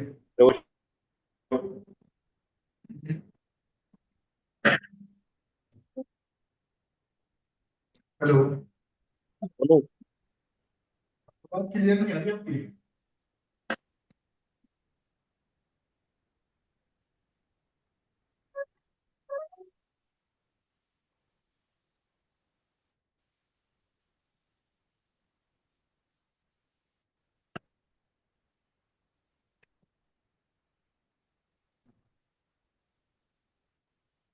Clear नहीं आ रही, बहुत ज्यादा ब्रेक हो रही है।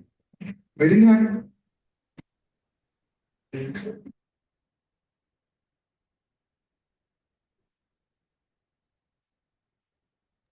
हेलो हेलो, मुझे तो आ रही। हाँ तो वो हाँ ये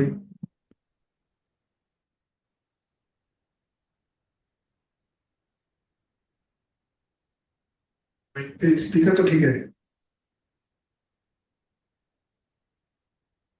माइक ठीक, वेब पे, वेब पे लैपटॉप में,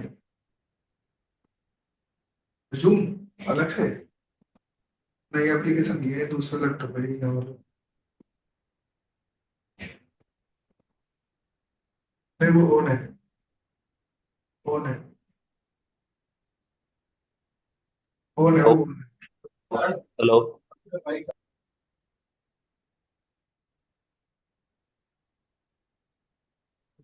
अब आ रही है? हेलो हेलो हेलो हेलो, नहीं आ रही अभी?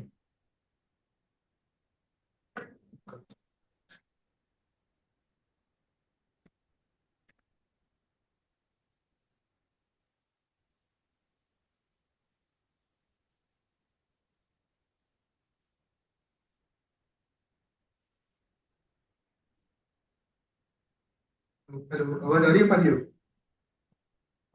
Hello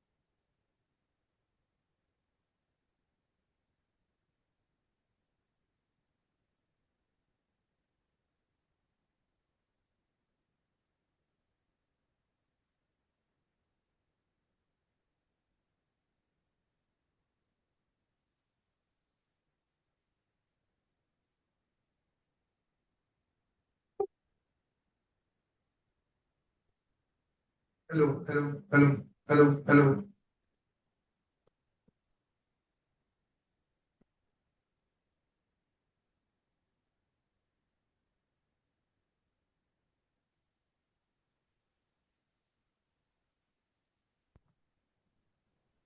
Hello, hello, hello, hello.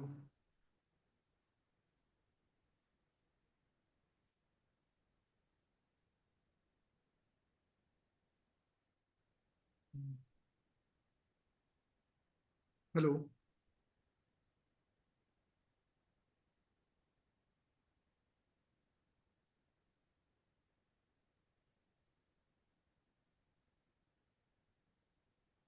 Hello hello hello आ रही है आवाज हेलो मेरी नहीं बोल अभी भी नहीं आ रही हेलो हेलो हेलो चेक करना हेलो मुझे आ रही हेलो है आप नहीं आ रही?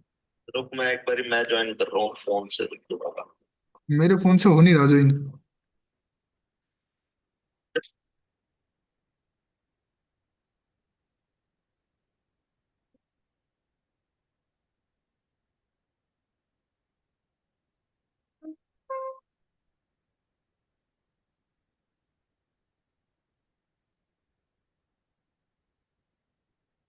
Link and plus and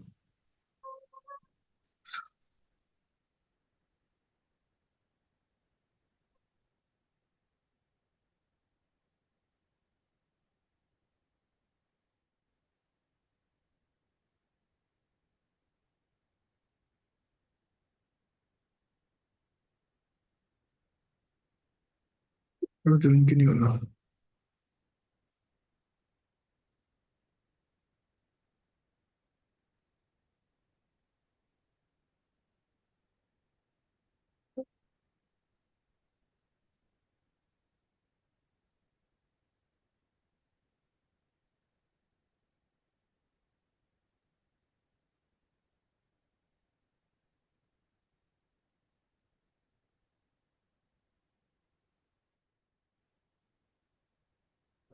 hello hello हाँ पाजी मुझे आ रही है आपकी आवाज आपको आ रही है हाँ आ रही है हेलो नहीं अब आ रही नहीं है है हेलो अब आ आ रही है रही ना है अब आ रही है होल्ड कर लैपटॉप में क्यों नहीं आ रही फिर हाँ हाँ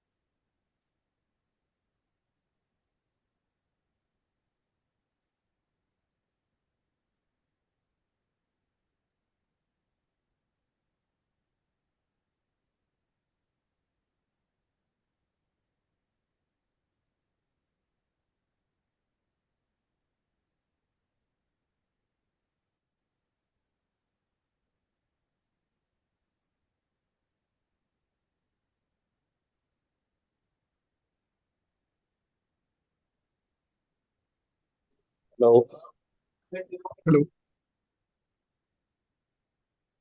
हेलो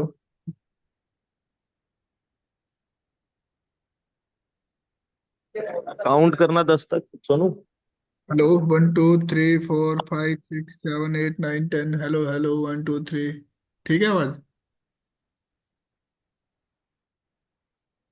दोबारा दोबारा हेलो 1 2 3 4 5 6 7 8 9 10 हेलो हेलो 1 2 3 4 5 6 7 8 9 10 ठीक है बाजी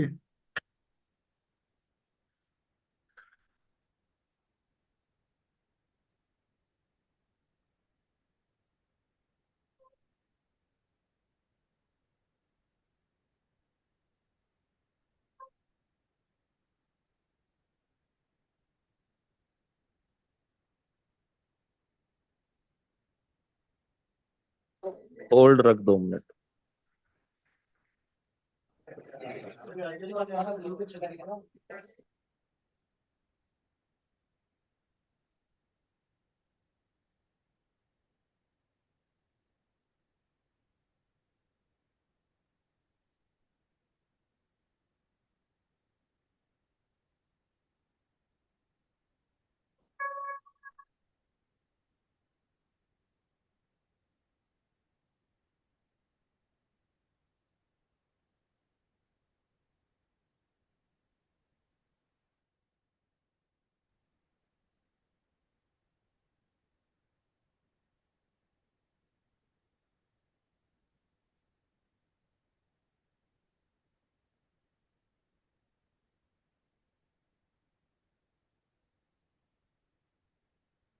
Hello. Hello.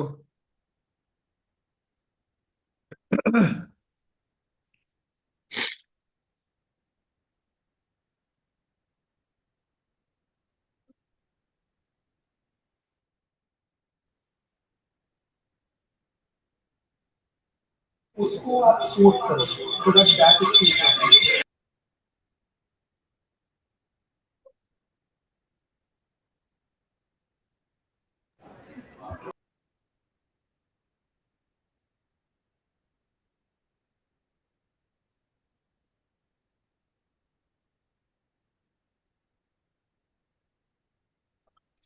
Hello. Hello. Hello. चल कोई नहीं, लैपटॉप में कोई इशू आ रहा, मैं देखता हूँ इसको। एक सेकंड होल्ड ही रख, तब तक उधर भी मैं इन्फॉर्म करता हूँ, वो भी टेस्टिंग करेंगे। ठीक है। इसको रीस्टार्ट ही करता हूँ मैं तब तक लैपटॉप को।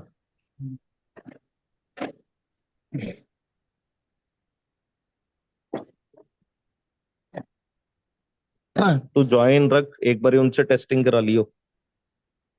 कहाँ से होगी ये टेस्टिंग? अभी आ रहे हैं, एक पर्सन को मैं कॉल कर रहा हूँ। ठीक है।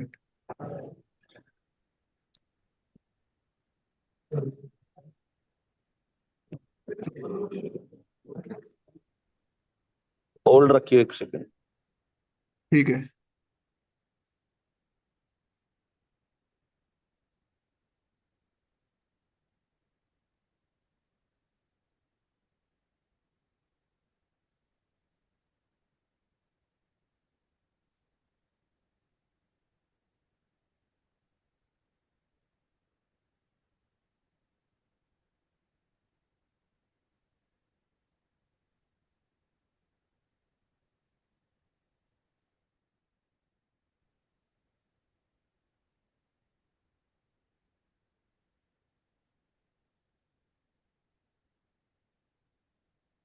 हेलो सर, आपको वॉइस आ रहा है? हेलो।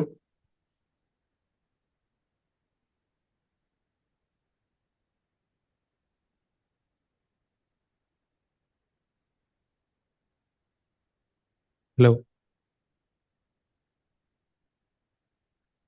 हेलो। को आवाज आ रही है मेरी?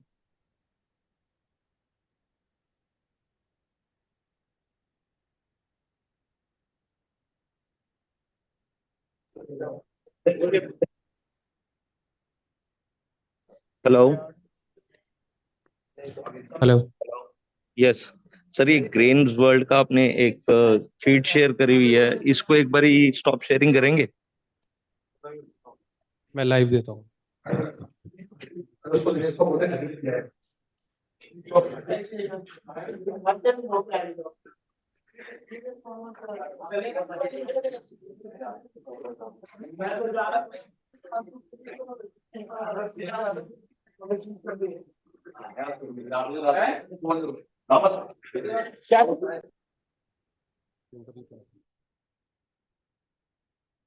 हेलो, अभी आप देखें सर एक बार। Hello Sonu, can you see the screen? Yes, I can see. Okay, so event team, can you see the ministers chambers? Yes yes we can. ठीक है सोनू, एक बारी आप इनसे ऑडियो वीडियो टेस्ट कर लो, सो दैट हम देख लेंगे फिर। और एक बारी लैपटॉप हटा के, मतलब ये डिवाइस मोड से हटा के लैपटॉप से भी कर लो। ठीक है। हेलो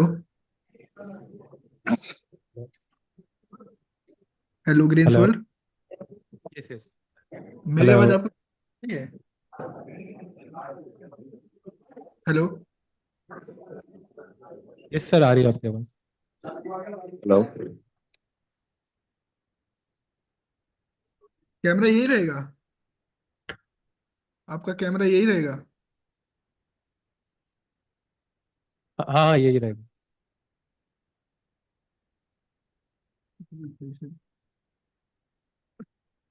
ये आपने स्क्रीन शेयर कर रखी है ना?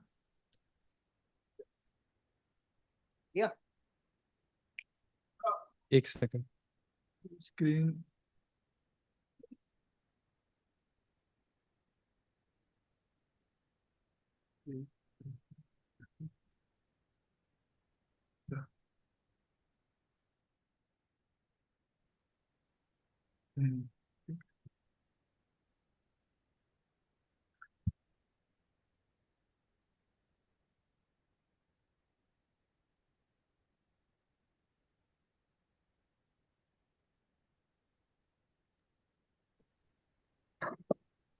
ग्रेन वर्ल्ड टीम से बॉस, जब मिनिस्टर सर लाइव होंगे ना, तो आपका एक सेंटर में ही आपका वो रहेगा, क्या कहते हैं, स्पीकर मोड पे ही रहेगा।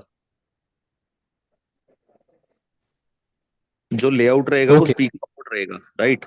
और जो आपके पार्टिसिपेंट्स हैं, आपके यहाँ पे फिजिकल कैमरास कितने हैं?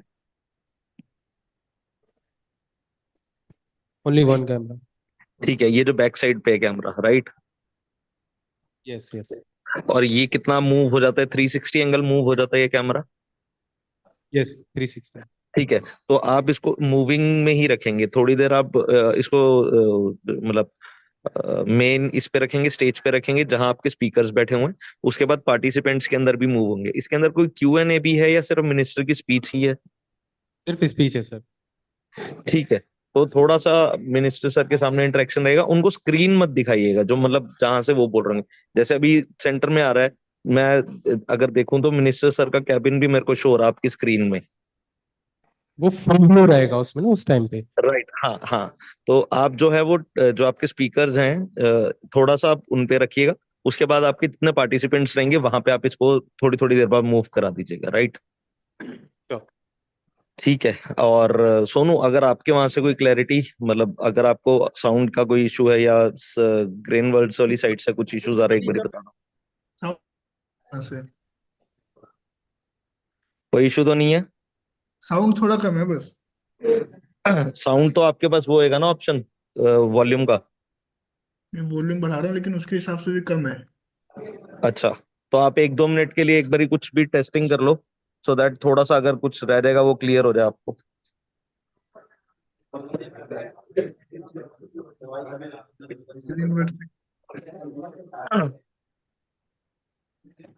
हेलो ग्रेन्सवर्ल्ड,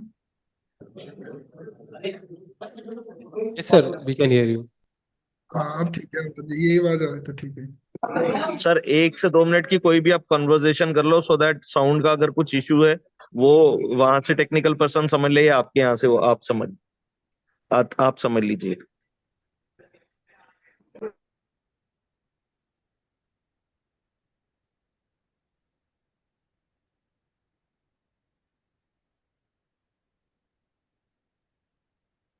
हेलो हेलो, हाँ, इनसे एक बारी टेस्टिंग कर लो सोनू।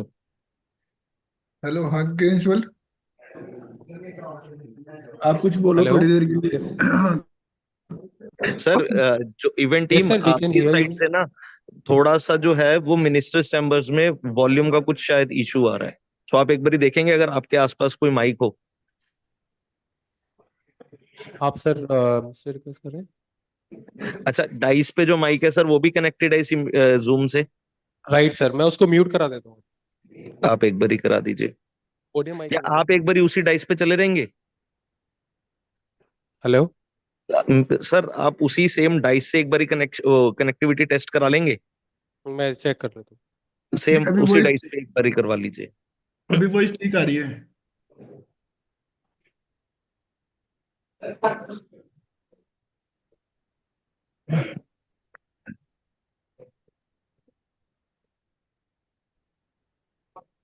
आउटपुट देना है Can you hear me now? Hello. Hello. Yes.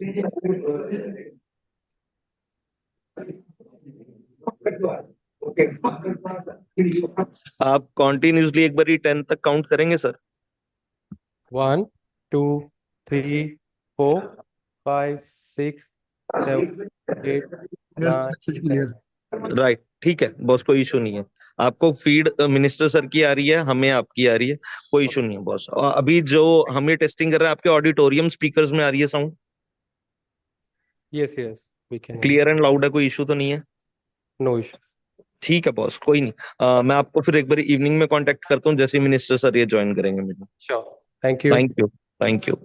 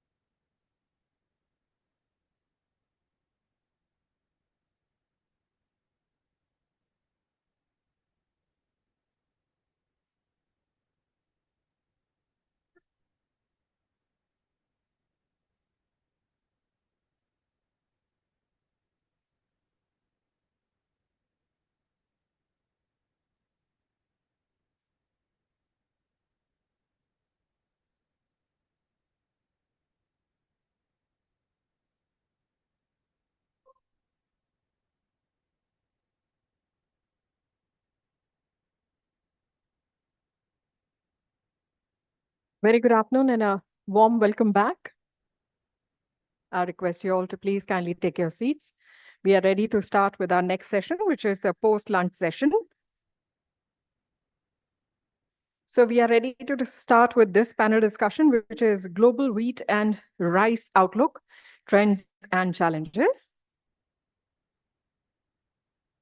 May I take the pleasure of requesting the esteemed speakers to please join us on stage.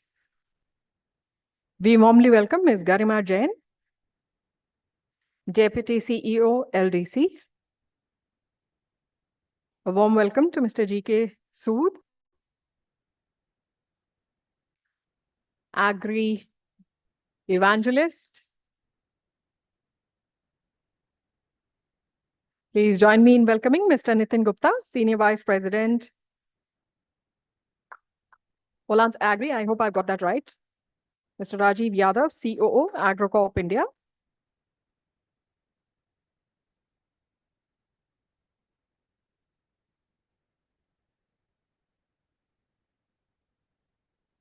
And of course, we have the esteemed moderator, Mr. Deepak Parekh.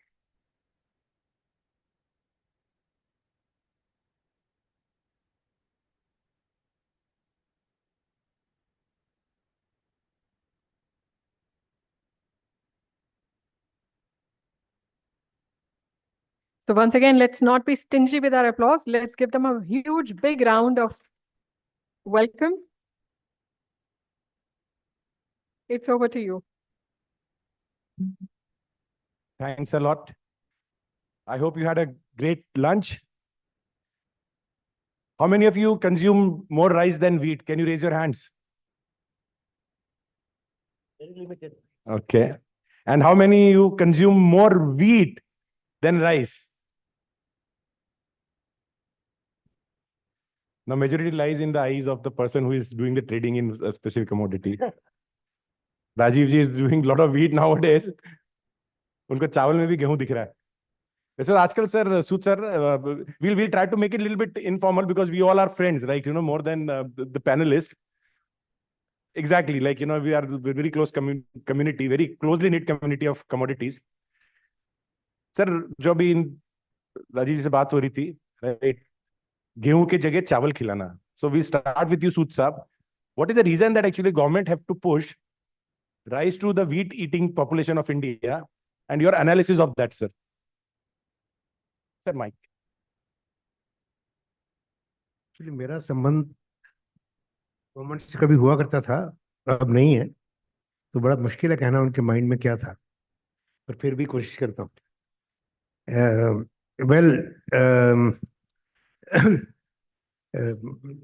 The government of India had claimed that they had the ability to feed the whole world, our farmers.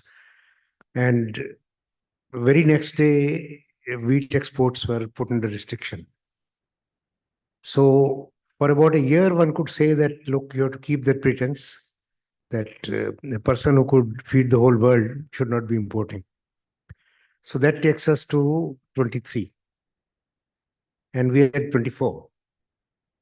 So for the next year, what they did was they cut down wheat demand by 6 million tons. The free food program, PMGAKY, is 24 million tons. So shrunk it to 18. And right now, after the feedback that the voter has not liked in the May elections, the April-May elections, the switch. So Rajiv, you may not be able to do it much longer as soon as, but then they have.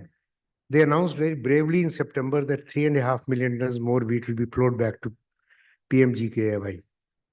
But if you look at the October-November lifting, it is just about 1.4 million tons a month, which is a little lower than 1.5, which is the allotted quantity.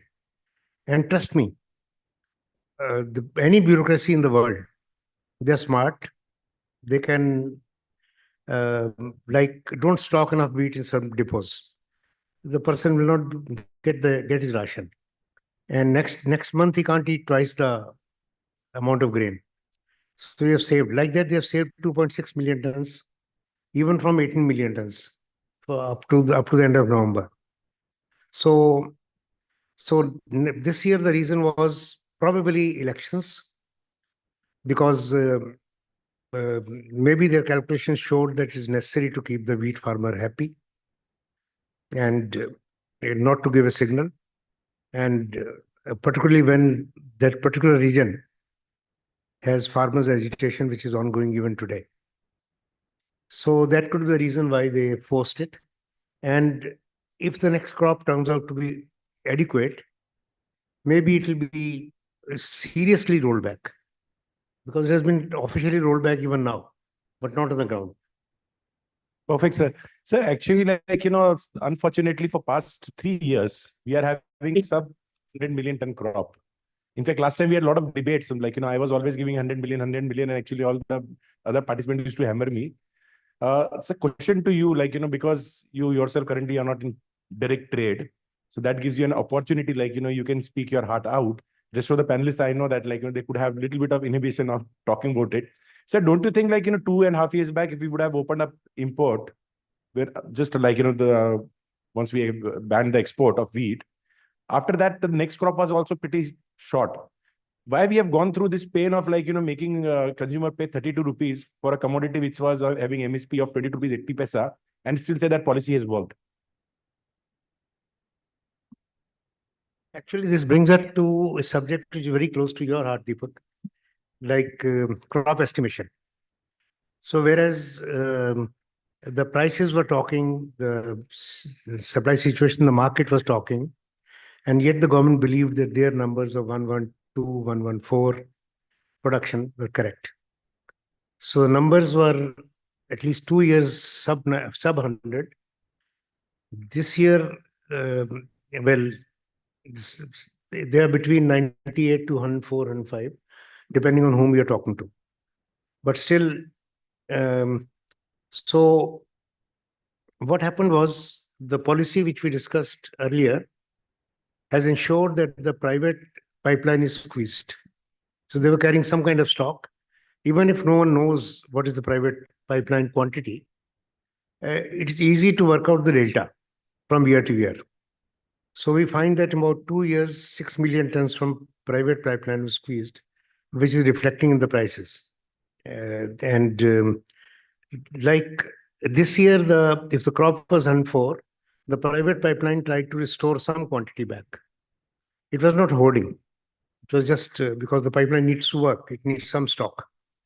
And now, maybe we have to see in these 4 months what happens to that, the extra quantity which pipeline kept to restore itself. And believe you me, there may not be much left in the private pipeline to squeeze next year. If the crop were not to be, let's say, 114, 115. And so that is what seems to have happened in this period. That's a perfect. In fact, I was traveling across India, right, last 15 days, and the crop doesn't look that great. And then if we go by the current heat scenario, if during I'll say that the grain creation season, which is typically Jan and Fab, if still we have heat, we would be having challenge. Garimaji, question to you, how do you see the global market shaping up? Are they comfortable? The demand supply there? See, from India context, we always meet every 2-3 months, and we put the entire context in a very short term. Import होना चाहिए या नहीं होना चाहिए, 3 महीने बाद crop कैसी है.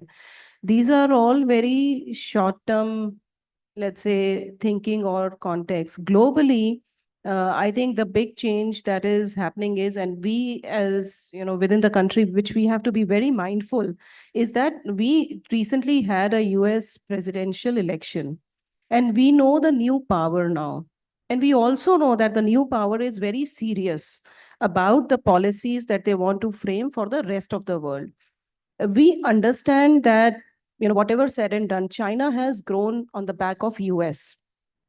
Similarly, there are opportunities or let's say, disadvantages of aligning or not aligning with the US. Recently, the president has clearly mentioned about the tariff structure change, which can range from 20% to 60%. Where do we stand as India is still unknown. Let us assume that things are favorable for us.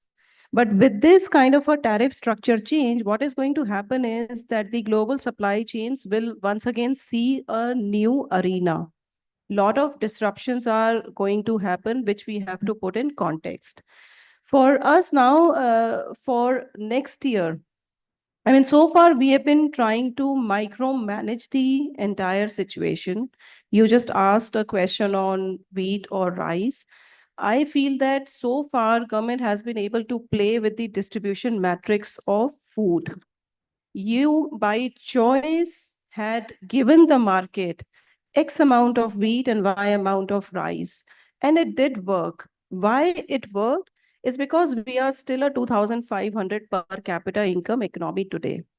Is this going to change? Yes, it is. Will it happen tomorrow? No, it will not. But we as a country have to be prepared wherein every citizen of this country is going to exercise his or her food of choice. Then how will you manipulate the distribution metrics? Coming to the third point that I wanted to share with a larger group here is that, when we grow, we have to see how we become self-sufficient. Can we continue to micromanage the entire situation? Is the wheat crop going to increase significantly? Answer is no. In the previous session, Shweta touched upon limited land mass. We know that it is not going to increase. Mr. Bengani touched upon increasing productivity. Can we significantly change the crop dynamics? We cannot. So I think as a forum, we need to arrive at certain solutions. I do have a couple of them in mind. How do we have to move as a geography? But I think India is at a very delicate position as far as we 1.4 billion population are concerned in context of our global linkages. There is a lot to talk about. We think that we have not allowed import of wheat. That may be one answer. But how about the food, feed, and fuel complex? In some ways or other, the entire complex is being impacted, and we are increasingly getting linked to the global markets. So the counter question, or say add-on question to what you rightly said, is that we are seeing that because currently by playing with the distribution, like, stopgap arrangement, government has been able to do it. But I would like to understand from you that why is there so much rigidity of not importing? Like, is there something which I am missing that, like, it's so simple common sense, right? 4 to 5 million ton is not gonna, like, make a farmer suffer when you are having price of 32 rupees. While for tuvar dal, right, it is just not about MSP. You want to open everything. Why not in wheat? Like, is wheat something which is having some different characteristic which I'm not understanding? Well, whether we as a group are not liked or not, I cannot answer that. But my answer to that is that it may not be very easy to answer given the context of India, given the context of food grain self-sufficiency, Atmanirbhar Bharat. Pulses is a different ballgame altogether because by compulsion, we also wanted to be Atmanirbhar on pulses, which we couldn't be. As far as import is concerned, we have to evaluate a couple of things. Number one, if we allow import, what are the import spreads? At some point in time, it was very lucrative to actually allow wheat import into the country to some extent. Whether I propagate wheat import today, answer is no. I'm not here to propagate that concept. We are just evaluating that at some stage, the import spreads looked lucrative. It may or may not be true today. Second, we obviously have to keep in mind because these kind of decisions are going to impact long-term. Farmers have to take a decision. Wheat is losing a little bit of area in let's say, because of the subsoil and reservoir levels, water conditions in North India. However, it is gaining area from certain crops, like let's say cumin in Gujarat, or let's say Rajasthan is going to be a good crop. So we have to really keep in mind that these decisions impact long-term decisions and has long-term implications for the country. And I would assume that we have to be very mindful that we are in no position to risk a farmer situation on wheat or a wheat crop for next year. There is absolutely no negotiation on that. So I think probably that was one of the reasons that, we kind of looked at it in a very short-term perspective and thought that we are going to micromanage and deal with it. For me, I understood somebody in the policy making would have seen that ad and taken it seriously. Is it that she? So now I will go to Nitinji. Say your view on the Southeast Asia, you have been actually covering extensively. Overall scenario of wheat and rice, and how do you see that emerging? Because we are seeing that El Nino, La Nina, all these factors.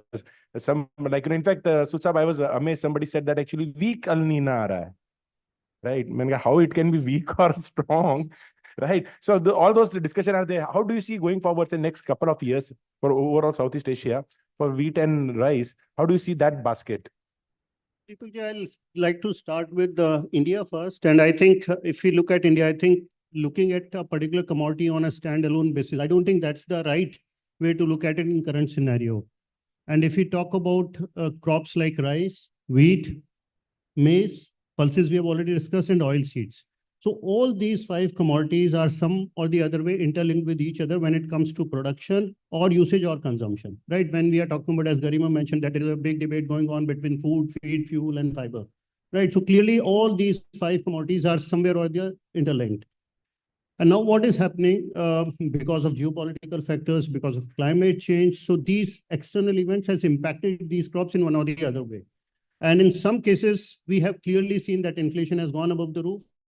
In some of the cases, the stock levels have come down drastically, and that has led to government taking a lot of curbs and restrictions in the last 2.5 years. So I'll clearly say that 22 and 23 were the years of restriction.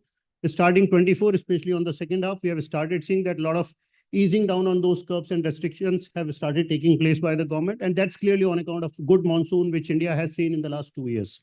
And typically that impact of good monsoon, we can clearly see on the Southeast Asian countries also, especially if we talk about rice.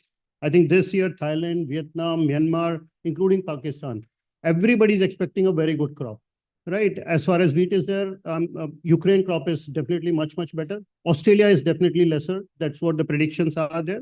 But if we talk about the price today in case of wheat, I think Ukraine crop would be available in India at around $270 to $80 level, which is very well within the MSP range of 2300 or 24 or 25 level. So clearly, there are parities of imports in India if that 40% of import duty restrictions can be removed.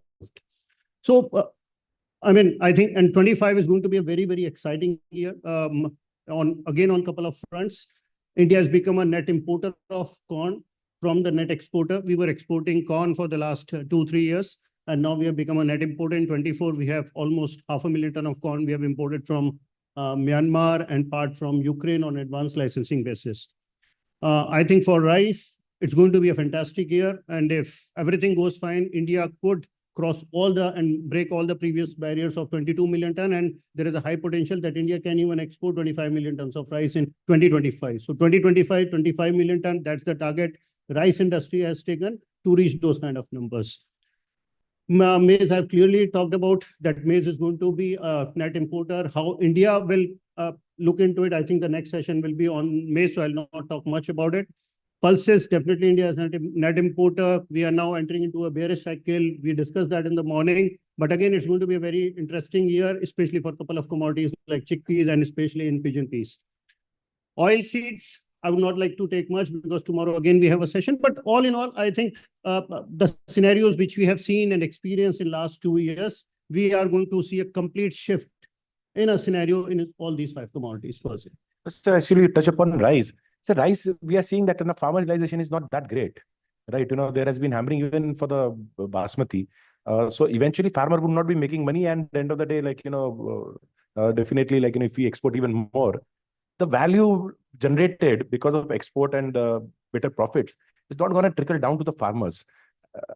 What are your views on that? Actually, we also keep on talking about diversification, but I don't see neither government policy nor the farmer or anybody wants to diversify. So the reason being is very, very clear. See, on the face of it, it looks that it's not a very remunerative crop to the farmers. But if you talk about rice in particular and the kind of subsidies government of India has given to rice farmers in terms of electricity, in terms of water, in terms of fertilizers, that is amounting to somewhere around 40 to 50,000 rupees. Right. So practically that is going to be the most remunerative crop to the farmers even as on today. Right. I'm not talking about today, but 2 months down the line, go and see the Punjab and Haryana, and you will see that they are a great pond area, right, where all the land is overflowed with the water. It's mainly because the farmers, it's supposed to be, and it is the most remunerative crop to the farmers, and definitely backed by the MSP and the procurement. So that's definitely giving an edge to the farmers. Your second question was? Second question was that actually, if we continue doing that, as you rightly mentioned, this type of support, then where is the concept of diversification? If we are giving 50,000 rupees per acre to the farmer for growing rice, why will diversify? While we say that for climate and so many things, stubble burning issues, right, that we need to break the cycle of growing too much rice in Haryana and Punjab, but still we buy 95% of whatever they produce, still we subsidize electricity, still we give free water. So then actually is the diversification for climate action is just in books, or is it really somebody wants to do it? So there are two ways to look at it. One is, come 2011, India was producing close to 100 million tons of rice. Today, rice crop is close to 135, 130 million tons if you go by trade or government numbers, right? So definitely a 30% increase in the last 13 years. That's a big shift. So that's one part, and that's primarily on account of all these subsidies backed by MSP and procurement that is leading to that. But on the other side, I think the best part which government is doing with the support of the agri-tech startups which are coming up in agri sector, I think one is on the MSP announced on most of the agri commodities now, including corn, including most of the pulses. And then government, I think this year they are very clear that whatever corn is going to come, right, government is planning to buy as much corn as possible. It's a different matter that today corn prices are more than MSP, so government is not able to procure, right? But definitely they have an intention to slowly divert rice area, because I'm clearly seeing 44 million hectare is the rice area, which has been consistent for the last 7-8 years. And it's only because of the better productivity and better yield that the rice production is going up. And India definitely does not like, though most of the people who are into rice trade, including me, would not like, but definitely India should not and don't want 135 million tons of crop, right? So our consumption is 100 million ton. Even if we are doing 22 million tons of export, then also we are surplus by 10 to 15 million metric tons. That area can definitely be diverted to other crop. And especially I feel for a country like India now with this ethanol story and a lot of imports coming for pulses, I think these two crops, India should start slowly moving towards that. And if India has to really become self-sufficient, corn and pulses has to touch 50 million tons by 2030. So that's the target India has to take. And I think a couple of steps have already been taken in that direction. And this is going to be a slow shift, definitely not easy, because since 1960, after Green Revolution, farmers are doing rice and wheat, and they will continue to do that unless until they clearly see an advantage in switching over to some other crop. So, but I clearly see that that change has started happening. This year we conducted some survey and we were surprised to find that in some parts of Haryana, farmers are now, sowing corn crop, right? So that's a clearly slow shift, but a clear visible shift which we are seeing in the field, right? Perfect. But next question to you, Rajiv ji, you play in the global markets for wheat, multiple tenders and so much of success around it. How do you see that perspective, going forward? Which would be the key markets for wheat, right, specifically in Global South?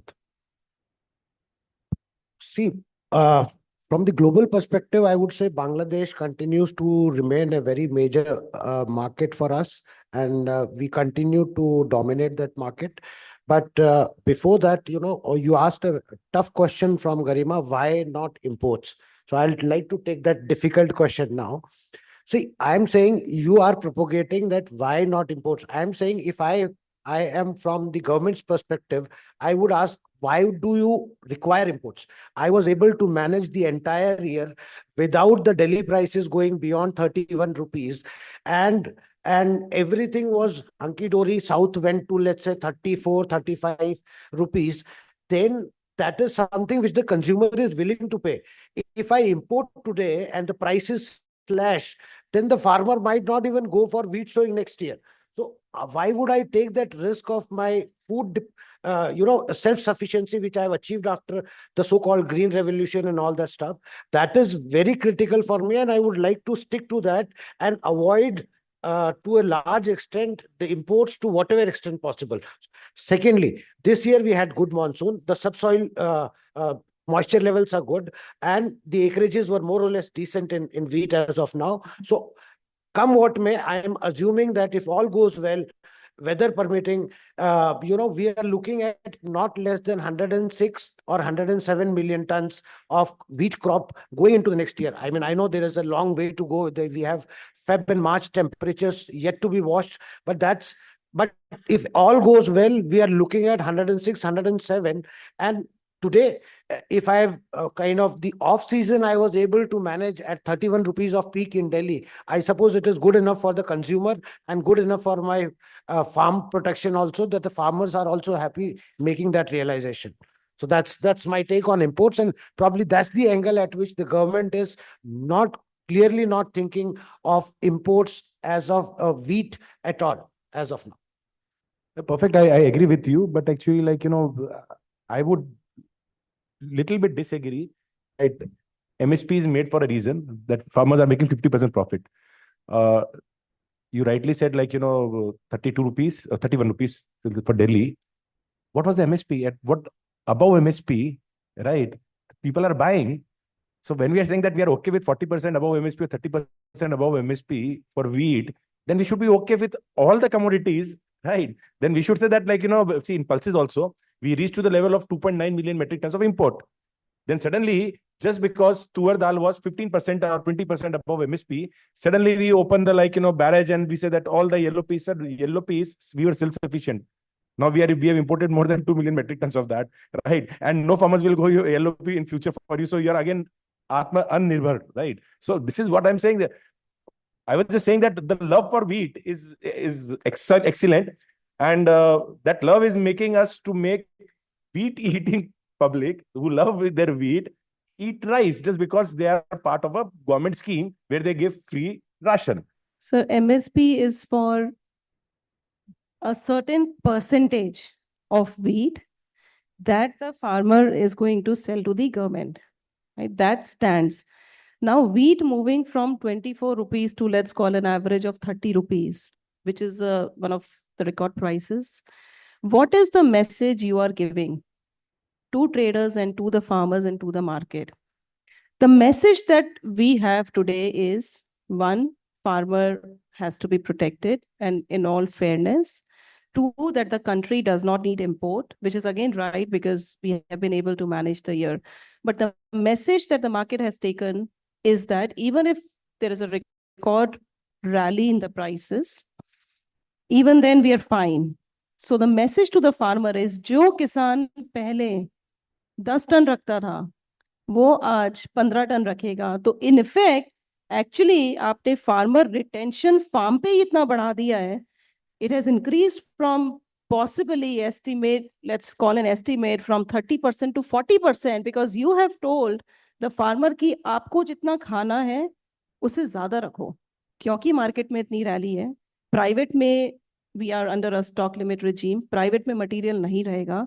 And so actually you are creating more traders out of farmers today, क्योंकि वो अपनी requirement से ज्यादा material रख रहा है. But that's scary because he doesn't have that expertise, risk appetite, right? In case the things go other way around, farmers with these type of losses, trade losses, right? Production losses, I can understand there is insurance. Now, if I store the grain for myself and the price crash, there is no protection for them. So I believe that's a little bit of dicey area to be in. So next round of, sir, next question to you. Sir, when we have seen that, specifically when we talk about rice, we are having huge amount of rice as buffers. I wouldn't say buffer, I'm saying government stocks, right? We are having huge amount of that. And it's still in a panic decision, we decided to ban it, right? The export of rice. Now, I have been talking to some of those traders or I'd say that entrepreneurs who believe like, invest in export market, because we also like when we say that India used to have, we are looking at $100 billion of export in next 4 to 5 years. That is what we aspire to. And rice would be very critical, important part of it. Now, the challenge is that this guy has put in 3 years, 4 years, 5 years of effort, invested money and being in such conferences in Dubai, in Europe and all that, spend all of that money. And once he has created that excess, then we have a ban. Now, do you think like, someone like that person would start again put that effort, knowing that actually like, if just there is a spike in a price for whatever reason, then suddenly you will kill my business? Well, in the earlier session, Shiraz Saab has said, large population, largest in the world, and inflation is a major concern always, not now, but for maybe 4 or 5 decades. And with that backdrop, when you observe that inflation in rice was 12%, on the top of that high level, 13% next year and 8% this year in the open market, what would a trader expect the government to do? To open exports or to restrict exports? Because exports will be from the pipeline, not from the FCI stocks. And pipeline is already giving a signal. And they tried OMS in rice. It didn't work because of the peculiar nature of rice market. And the small size of the trader doesn't have much resources, the rice trader. So that is the justification why rice exports restriction continued. And what did it do? It chopped off 5 million tons of exports. Not much, because we still exported 14, 15, 16 million. So it was burdensome. It was the last straw on the back of the camel. But probably given the context of the political economy of India, it was something which they had to eventually do. This year, now the next question can be, why this year then? This year, thought process is the government didn't have probably place to stock. And they took a wager that in spite of whatever inflation is there, at the harvest time, let's open another channel. Maybe somebody will participate in the market along with the government to buy it for export. And the internal thought process is that they will watch it for a few months on pace of exports, whether it's taking off the surplus or not, and behavior of prices. And then there could be a review in March. There may not be a review in March, but that is basically the backdrop in which the restriction remained. And rice is not one. This year probably basmati crop is 11. So basmati is different kind of rice, and all those other varieties of rice, which are matta and this and that, could be about 11 million tons more. You have 24, 25 million percent on farm retention. So how much is left in the market? Very little. Half the crop is procured by government, 50 million tons. 22 million tons gone away this way, 72. About 30 million kept by the farmer. 100 is over. So the balance is in the market, and along with the other varieties. So if you fragment the open market structure, it is not a 150 million tons market. And that's why there's distortions. 3 years of massive exports, rising from 12 million to 22 million, they squeezed out the private pipeline. And right then you had 2 years of lower crop. Perfect. How many of you have ever had khichdi? Can you raise your hands? So with all the additional rice government is having and all the pulses which are actually being stocked in all the godowns and imported from other part of the world, as a Indians, we should start eating more khichdi. We will solve national problem. Over to you, Nitin ji.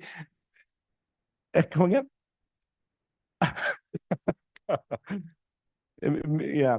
So now, Nitin ji, the question to you, like, as Sud Saab said, and Garima ji was also talking about, Now I'm shifting a little bit from the policy part of it about like, see, Olam has been very smart in hedging their risks. And typically large corporates do that, right? If they take exposure in one market, they will find place, and they love those commodities where they can hedge their risk. Do you think that even government should start thinking like that, that in case for wheat or rice, right, we can have a mechanism? I think Sud Saab has already done it, so I'll circle back to you, where we can have a possibility where we can hedge in the external markets, right? Based on if we perceive there would be shortage, or like, as currently we are having very minimal buffer. So when the prices were like, pretty low, like $230, $240, we can take a position. So do you think that, that government should also get into something of hedging in the mindset? Because type of size which we are having, we are humongous, right? We stop export, the whole global market of rice, like shoots up. And similarly, if tomorrow the government says actually, like, I want to, and see, that's also government should not say how much they want to import. They should say we are just opening up import. So in case they say that, like, 5 million ton import or 6 million ton, suddenly you'll find that there is a spike. So don't you think that, hedging is some activity which government should also be doing? My personal take is that the government is already doing that by creating buffer stocks in the country. I think that's the biggest hedging mechanism they have. I'm not a personal propagator of government, one, getting involved into the business directly. Second, trying to build stocks or creating hedge by stocking these commodities in some foreign land. I'm definitely not a believer of that because that requires a very different kind of a skill set. And I feel that government should act as an enabler in ensuring that the trade is doing all right kind of practices and ensuring and managing all the right kind of risk, so as to ensure that the demand supply is properly maintained over there, though it cannot be 100% equilibrium can be achieved, but that's how government can play a better role over there. If you talk about wheat, my thought process would be that government might not like to open up the complete wheat import, but seeing the scenario in India where a lot of wheat or most of the wheat move from northern part of India to southern part of India. So opening up a couple of south ports for the wheat import, I think that's one option. Government has now some cooperatives through in they can do some G2G mechanism, also can build some buffer stocks at their levels, and then slowly can continue to pump in those stocks into the market and then control the prices. So these are some of the ways by which government can hedge these crops or commodities and definitely can regulate the trade better. Excellent ideas. In fact, very very pertinent point. When you said that government can get into some G2G and can build a buffer of few million tons, and then actually they can, in case if required, they can also control prices. When did the government buy G2G any commodity, but for a small quantity here and there? I would say I don't remember at all. They have done in export. Yeah, export. They have done. No, sir, it is not G2G. When you get hold, let's say government Senegal, it wants to import 100,000 tons of rice. It approaches government of India, it issues a permit. The government doesn't dirty its hands in buying the rice and exporting. G2G will be when the government or its own agency exports. So government, somebody else facilitated export, somebody else was nominated at the other end, and it was the rice from the pipeline which went, not from FCI. G2G was when we sent 50,000 tons of wheat to Afghanistan. That is G2G. G2G is when we used to get PL 480 wheat. So now, from now to April, the scenario on wheat is very clear. Stock on 1st December is 20.6. The commitment in PDS is 6. And buffer stock 7.5, 2.5 OMS. That leaves something like 4 million tons balance. And now we know that their logistics result in some failure, 10-20% lesser lifting from PDS. So there's so much of wheat available in the buffer. This 100,000 tons a week, two auctions have subdued the market, has arrested the price rise. Suppose it becomes 500,000 tons a week, which is quite possible because they have the stock. How this miracle happened was because 2.6 million tons lower lifting from April to November, and that's all in stock. So there's no way, more than 100% chance that there is not going to be any import, whether southern ports or northern ports or anybody. If the government were to do a mistake of G2G or FCI, the wheat will lie in godowns, no consumer would want it. They will have to subsidize it heavily, give it to millers. Because as it is, the Russian wheat, well, I am old enough among the whole, maybe in the whole hall, to remember the wheat which used to come in rations. When that was the only substantial source of supply in the households. How bad the quality was, and that is the kind of wheat which will come. And then they will say, we'll not give it to, it should not be grown in north. It will be then supplied only in southern mills. They'll buy a stone round their neck. Smartest thing would be to waive the duty. The prices are sufficiently subdued. It can come within 3,400 rupees to any southern mill. Well, that is one. But why should they do that with 20.6 million tons in stock? True. Rajiv ji, next question to you. Right now, again, going back to the global perspective, because I want to pick your brain more on actually how you are able to sell so much of wheat while India is not exporting. So what are the destinations you see going forward, right? For the export trade, I'm saying that you think not as an Indian now, right? आप बांग्लादेश में इतना बेचते हो तो India का तो बेचते नहीं हो, right? इंडिया में गवर्नमेंट ने मना कर रखा है, अदरवाइज जरूर दे देते हैं. But anyhow, imports are still happening. I mean, a lot of people would know it. Obviously, whatever wheat products which are going out, you have the advanced license being issued by the government of India, and against that you can happily import. So ITC is the leader in that, and followed by all the millers of South and even your Gujarat and all these people. They are already importing, and they continue to import. Both Australia and Ukraine are the origins which are making sense into India today. Perfect. And they're also making sense for your other export markets, Bangladesh and all that? No, I mean, for obviously from the origination perspective, it's Canada, Australia, Ukraine, Russia. And in spite of the so-called Ukraine and Russia war and all that stuff, but the shipments are still happening. We are facing not much of the logistics challenges there, and we are able to ship on time. The Southeast Asia, whether it is Vietnam, Thailand, from the wheat perspective, they continue to remain Bangladesh. They continue to remain the major markets for us. Southeast Asia is the biggest consumption hub from the demand perspective. And what are your views on Africa as a market for wheat? Africa as a market is currently being ruled by your Ukraine and Russians. They are the ones who are supplying maximum cargoes to those markets. We have not been able to enter into those markets in depth as of now. Perfect. So now we are close to the and so the final, Garima ji, again, assuming that the government is sitting here, right, and you are having access to the Honorable Prime Minister, right, what would be your take or suggestion or recommendation to ensure that actually longevity of Indian grain trade, specifically when we talk about wheat and rice? I think the future of the industry will come via investments. We all have to work a lot to ensure that tech in agriculture brings about the change that is much required in this space, given the fact that we are going to grow at a handsome rate. And because of that, I will suggest the government to give a fair share of space to all the existing stakeholders to ensure that everybody is happy in this space and is able to contribute. सूद साहब, मोदी जी आपको सुन रहे हैं, क्या कहना चाहेंगे उनसे?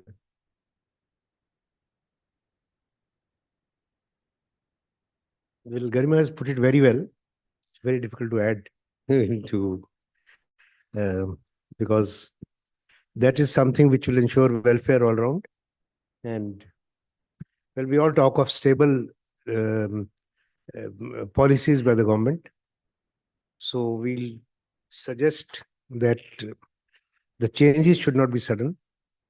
Change is inevitable because of the social, political economy of the country. But the only thing they should focus is on productivity. It's so disappointing that the agriculture research budget has shrunk this year. if you index it for the price rise. And that should be the priority area rather than spending 250,000 crores on lakh crores on food subsidies, which basically end up either as rice exported or basically on operation of the FCI. Perfect, sir. I totally agree with you. Productivity has been a challenge. And I think, as you rightly pointed out, until unless you invest in research, right, we'll keep on talking about productivity should increase, right? Just by doing business model changes or perception building, yields don't change. It needs very pure research. And to the forum, actually, I would suggest, if you get any time, look at a technology called CRISPR-Cas, right? It is doing phenomenally great work. And India, SDN1 and SDN2 is considered non-GMO. So even editing we are allowing, but the research is not happening at the grassroots level. And actually our approach to production increase has been MSP. Look at the MSP of groundnut. It is about 100% over cost of production. Over all these years that the production remained stagnant, the groundnut consumer has shifted away to other oils. This year, it is not been able to find markets at MSP. It's grossly below. And now, do you suggest that the government buy it up? Do what with it? And the farmer who has gone away to sunflower or cottonseed oil and finds it quite okay, won't come back in a hurry. So they must allow the price to drop to find the demand. And so in the discussions throughout the day, MSP has been considered to be sacrosanct. I would like to submit it is not. You look at the MSP in relation to cost of production. If it is 25, 30%, 50% over the cost of production, which is promised, it may be all right. Look at mustard, a similar story. And mustard is a premium oil. You produce with unrealistic MSP and produce so much of it that it has to convert it into inferior oil by refining to sell below the price of soybean oil to find a market. This model can't work. So excessive emphasis on MSP should not be there, and they should allow the prices to drop below in those cases. Perfect. Sir, your take on what should be government doing going forward to ensure that this market is, as Garima ji said, is futuristic, forward-looking, and we ensure it's sustainable market for all the stakeholders. I'm just not saying farmer and consumer, but even that the trade. If trade disappears, believe me, not a single grain from farmer will reach the consumer. Because there is this thought process, and a lot of stuff when we talk about tech, so I used to see a lot of tech pitches. So marketplace pitch, now marketplace is nearly as good as dead in egg tech. The first pitch would be we'll disintermediate the value chain. We'll remove the middleman. Then what you'll do? We'll become the middleman. So that is a problem. So your view said to make this whole ecosystem healthy. A couple of points here. One, I think government of India, or especially they have to focus on the infrastructure and the logistic efficiency. I think that's one clearly area which can improve the turnaround time and efficiencies of a couple of commodities in a country like India, like anything. You see the port conditions in Kakinada or Kandla, which are the two biggest break bulk port in the country today, and the conditions are abysmal over there. And India's logistic cost is somewhere between 8 to 12%. If you compare the same, at least for the rice exports for a country like Thailand or Vietnam, then it is 2 to 3%. And it's primarily because most of their transportation is through river transport. So I think our Prime Minister mentioned about that they are focusing on developing the river transport in the country. I think that's one area where clearly that work is to be required. Second, in a crop like rice, I don't think that government of India need to buy 55, 60 million tons.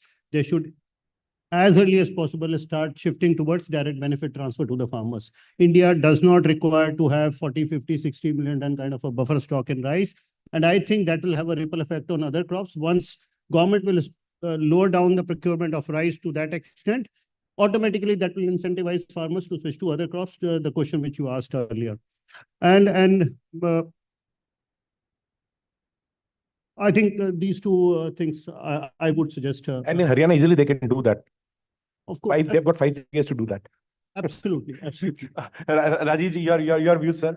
So I would be addressing the government by saying that if 18% of blending of ethanol is mandatory and you are taking it that seriously, then please allow a high level of hybridization.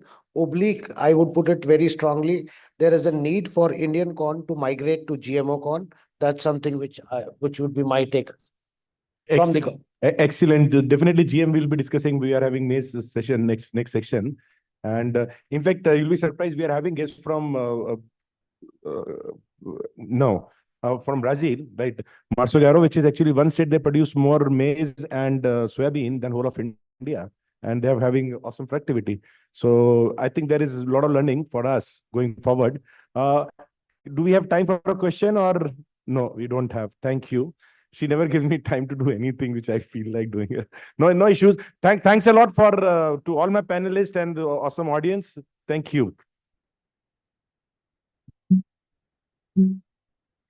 Thank you so much for taking us through this very engaging discussion. May I invite on stage Ms. Ayati to kindly do us the honors of presenting a small token as a thanks and appreciation to the esteemed panelists.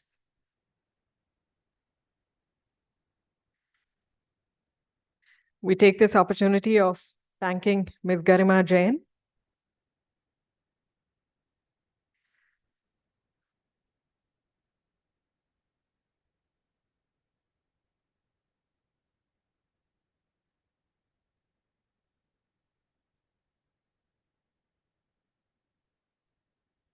our heartfelt thanks to Mr. G.K. Sood,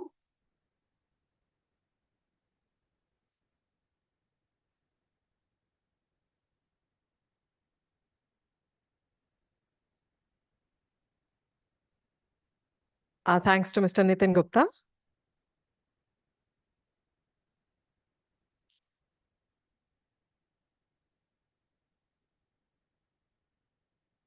and Mr. Rajiv Yadav.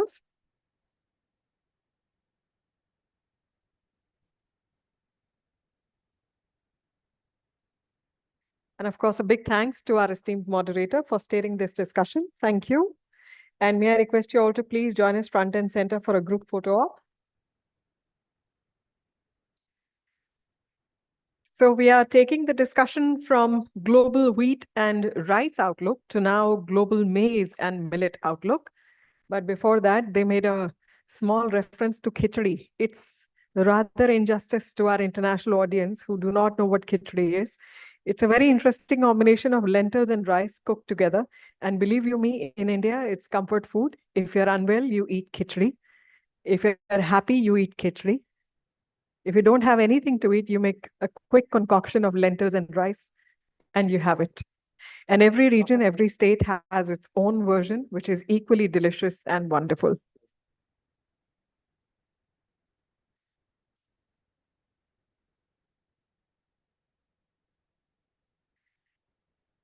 So we are ready to take forward the global maize and millet outlook, trends and challenges.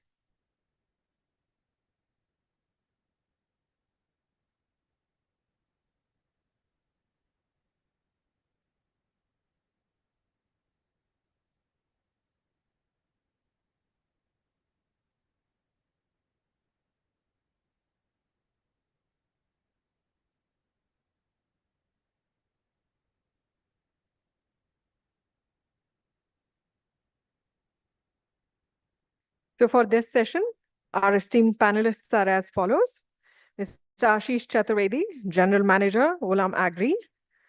Mr. Samyak Pandey, Editor, Global Biofuels and Agriculture Markets, S&P Global. Ms. Sanjita Kumar, Founder, OGMO Foods. Ms. Aromal Jekoshi, Senior Vice President, Coffee Co. International India Private Limited, and Ms. Sharmila Oswal, Founder and MD of Good Mom Organics. So it's a very interesting lineup of speakers. Please bear with us as we are waiting for our esteemed moderator to join us back inside the hall.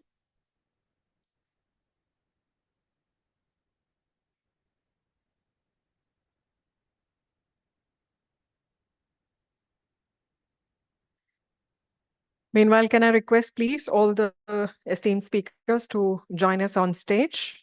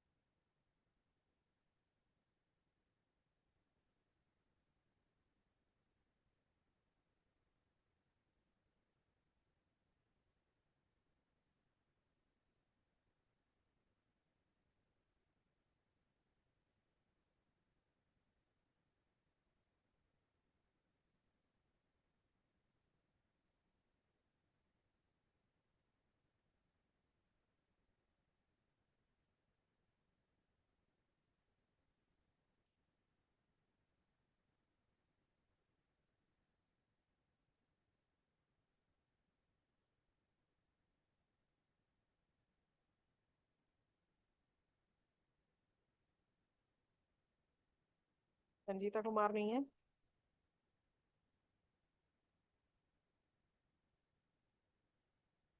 दो लोग नहीं है, संगीता को एक पूछने उनको आयाति को।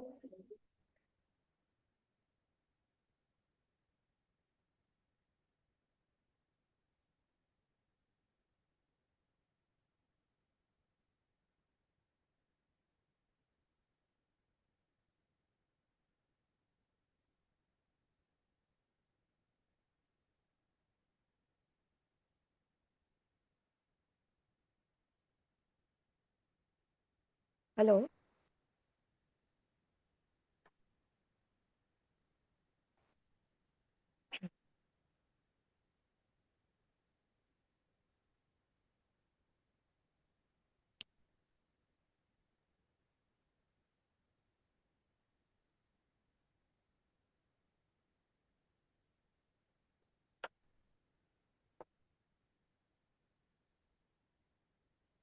कौन है? ये तो आई नहीं चतुर्वेदी, आशीष चतुर्वेदी लग गई, नाम हटा दे। नहीं नहीं नहीं नहीं, ये शायद आए, ये नहीं आए, उनका नाम हटाना। मैम कह रही वो उनका नाम हटाना। इनको पूछो कौन नहीं आया, मैं नहीं पहचानती लोगों को ना, मुझे नहीं मालूम कौन आया कौन नहीं आया।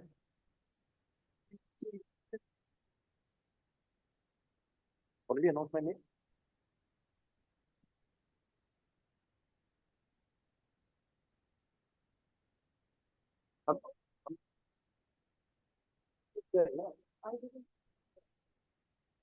Okay. So we start. Sajdev Saab actually अभी उनसे phone पे बात किया. He had a severe throat infection, so he's not able to even speak properly. So he won't be joining us. How many of you think that actually I scare my panelists? Can you raise your hands? See, I'm such a like nice smiley moderator who don't scare anyone. वो I'm not like अपना TV में TRP debate होती है ना, बताइए बताइए क्यों किया नहीं. So we'll start with millet first. Sorry, maize first. Then we'll move to millet. Ashish, you are the man in the room. See, we have seen that a lot of men here. The man about no, there are too many men here. I'm saying man in the room in the sense with on the maize. We have seen that the maize dynamic has changed substantially, right, in a very short span. And as rightly pointed out, that industry was not prepared for that. Suddenly DDGS and I know quite a few people in the room who would be trading in maize. They would have also taken some position in maize, right? Looking at the price might still go further up.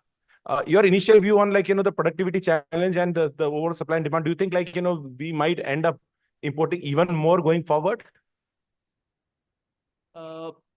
So I think In the last discussion also, we were discussing how things have changed in wheat, what is the situation in rice. I think in corn also things have changed pretty fast. And I think this is the ambition of the government, which has actually brought in this sudden change. The government has decided to go for this EBP policy. They want to take the overall blend to 20%. And that too with such a high pace.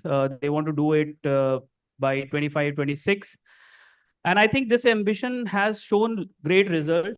There has been a lot of investment that has happened over the last 2-3 years. We were not in a position to imagine whether this would be even possible 2 years back. But today, if you see, there are already investments on ground. There is a production capacity that has come in, which is beyond what India now requires for 20% blend. So I think the ambition shown by the government, it has started showing the results on the ground. The only challenge is that the overall corn commodity in the production used to be in the range of 32-33 million tons. And out of this, around 20 million used to be for feed, around 6.5 million ton used to be for starch. Balance used to be feed, the food and wastage, and the balance used to get exported. But now suddenly from 2022, the requirement for ethanol has come. And from nowhere today, from the last tender which has been done by the OMCs, which is for 490 crore liters, effectively the industry is short by almost 13 million tons of corn, which they have committed to supply to the OMCs. So that's the situation. From nowhere today, the requirement for the industry is 13 million tons. Now, how much they'll be able to do, that's the question. And that definitely leaves a lot of room for the imports to happen. But at the same time, there are a lot of complications around it. Last year, we used almost 6.5 million tons of corn for ethanol. This year, though we are short, the industry has already sold 490 crore liters of ethanol as a part of the tender, which is equivalent to 13 million tons of corn. We'll have to see where we reach, because against the ethanol requirement, you can't import. Only the feed industry and the starch industry can import. Now, also, when we have to import, we can only import non-GM. That's another complication. So the origins left for India to import are one is from Myanmar. Last year, we imported roughly 400,000 tons of corn from Myanmar. And this year, they also have a crop shortage of around 2 lakh tons. So we'll have to see how much we'll be able to get from there. And the second option of import is from Ukraine, which is again a non-GM origin. And the starch industry used to import from Ukraine against the advance license. Now, again, there is a complication because India till 2022 was not very active in the export of starch. But because since China closed down in 2022, they restricted their export of starch, focused more on their domestic supplies. That's when the market shares were gained by the Indian starch companies, which again is in threat now because China has again come in the market. They have started supplying in the Southeast Asian markets. And that leaves, the situation is pretty difficult for the Indian starch companies to now compete.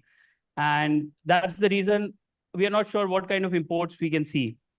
So effectively, there is definitely a big gap if you talk about the supply versus demand in corn today. And that is mostly because of this sudden requirement for ethanol.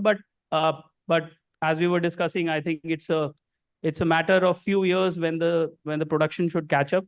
And we would be in a situation where probably we will keep the EBP program to restricted to around 20%. And that's, I think, that will take some time to capture. Oh, perfect. So I go next to Samay, the biofuel thing, right? How do you see that panning out? Because that has created a lot of hurdles. And I think, if I'm not wrong, maize ethanol is the highest being, government pays highest amount for that. And in this scenario, if we keep on diverting maize, that to non-GMO maize, right? Is it even making sense, to pursue that with the aggression the government is doing? Yeah. So first of all, thank you, Deepak, for gathering such an excellent, insightful panel and event. Coming to the biofuels part and diversion of maize for that, it has been a very ambitious, the ethanol blending program has been very ambitious since its inception. And also when the targets were fast tracked to bring it to 2025 from 2030. So the government has like really given a push, and all the kind of policy incentives that we are witnessing, be it differential pricing, be it like what some may call as policy disruption, what happened on the sugarcane and molasses end, turned out to be a kind of policy incentive for the corn industry as well. And the kind of diversion that we are seeing, what kind of options do you have on table? We have to also be realistic about the options that largely you have in terms of economy of scale are either cane juice, molasses, and those kind of things are very sensitive when it comes to food market as in India. So I don't think like the options on table. This other day I was talking like last month to a scientist and agronomist from National Sugar Institute in Kanpur, and he was stating that the grain based ethanol in India is set to double from 2 billion liters something to 4.23 billion liters by 2026. And what I was also discussing with Ashish, as this might seem a very huge crisis as of now, but time and again, farmers in India have rose to the occasion of what we have seen in terms of mustard, soybean, that production gap might be like for 1 year or 2 year or so, but we have catched up. And in terms of the other option that we can see is barely like second generation ethanol, which has its own technical problems, be it in India, whatever Indian Oil Corporation is doing with either Lanzajet or Praj that we are seeing in Panipat refinery. The second generation ethanol that they are trying to build has witnessed some hurdles. So be it like the market chatter or the policy people that they are saying, either you have to curtail it to 18% or 15% for that as of now, or if you want to meet without any diversion for maize for E20 blending mandate, you have to fix a sub mandate of E10 by second generation ethanol or something like that. Yeah. Coming to you, Ramol, like you are also one of the big player in this segment. Your initial view on like, how do we see the supply and demand scenario, right? And I think if anything is more confusing, community which is so confusing, right? I look at maize and I actually get to it's industrial, it is the biofuel, the poultry industry, human consumption, and then actually GM and non-GMO.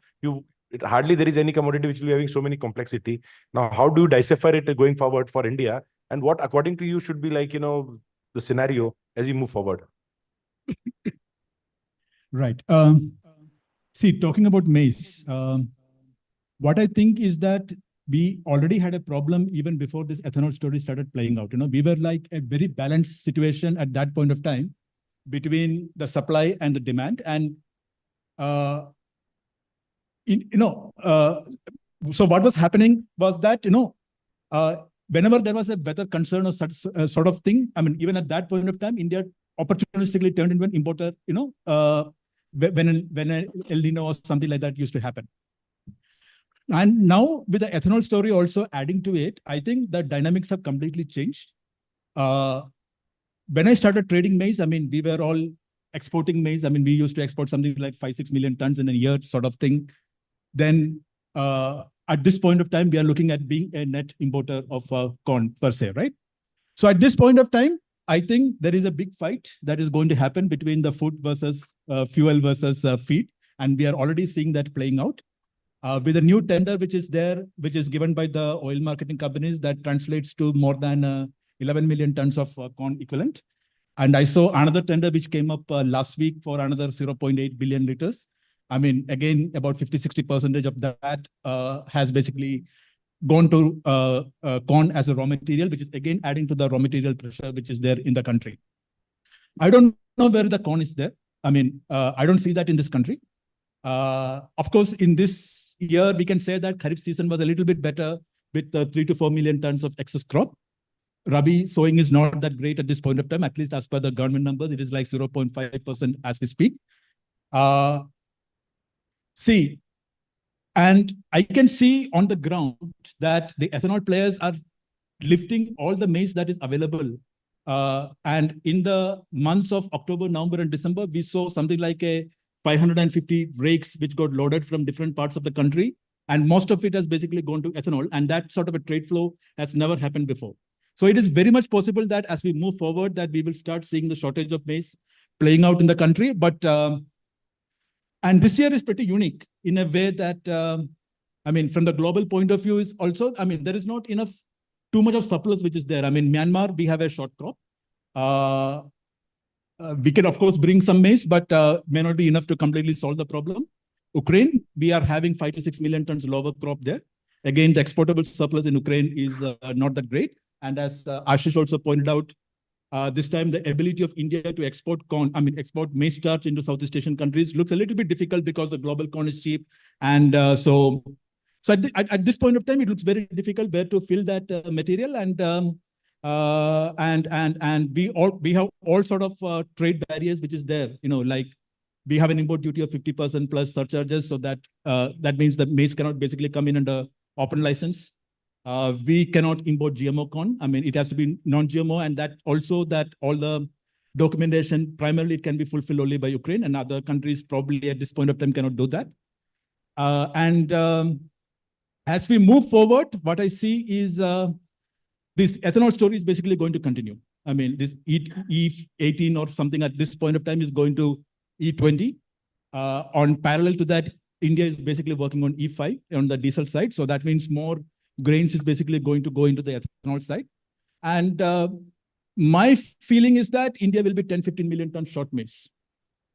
Unless production goes up. I don't know how the production is going to go up because there is a limitation to the area that can further shift into maize. Yields, unless we go the GMO way, probably there is no way that the yields can multiply and catch up and fill this 15 million tons of gap that is basically going to play out in the next 5 years per se. Import regulation doesn't allow free flow. So at this point of time, somebody has to sacrifice, somebody has to shut down their plants because the right raw material will not be available for them to. So by any chance, are you suggesting that actually we should do away with the import duties on maize? That could be the reality going forward, and that should also be the narrative going forward?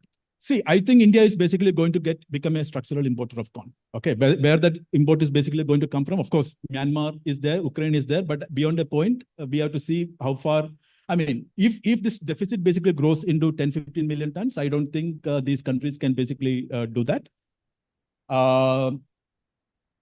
At this point of time,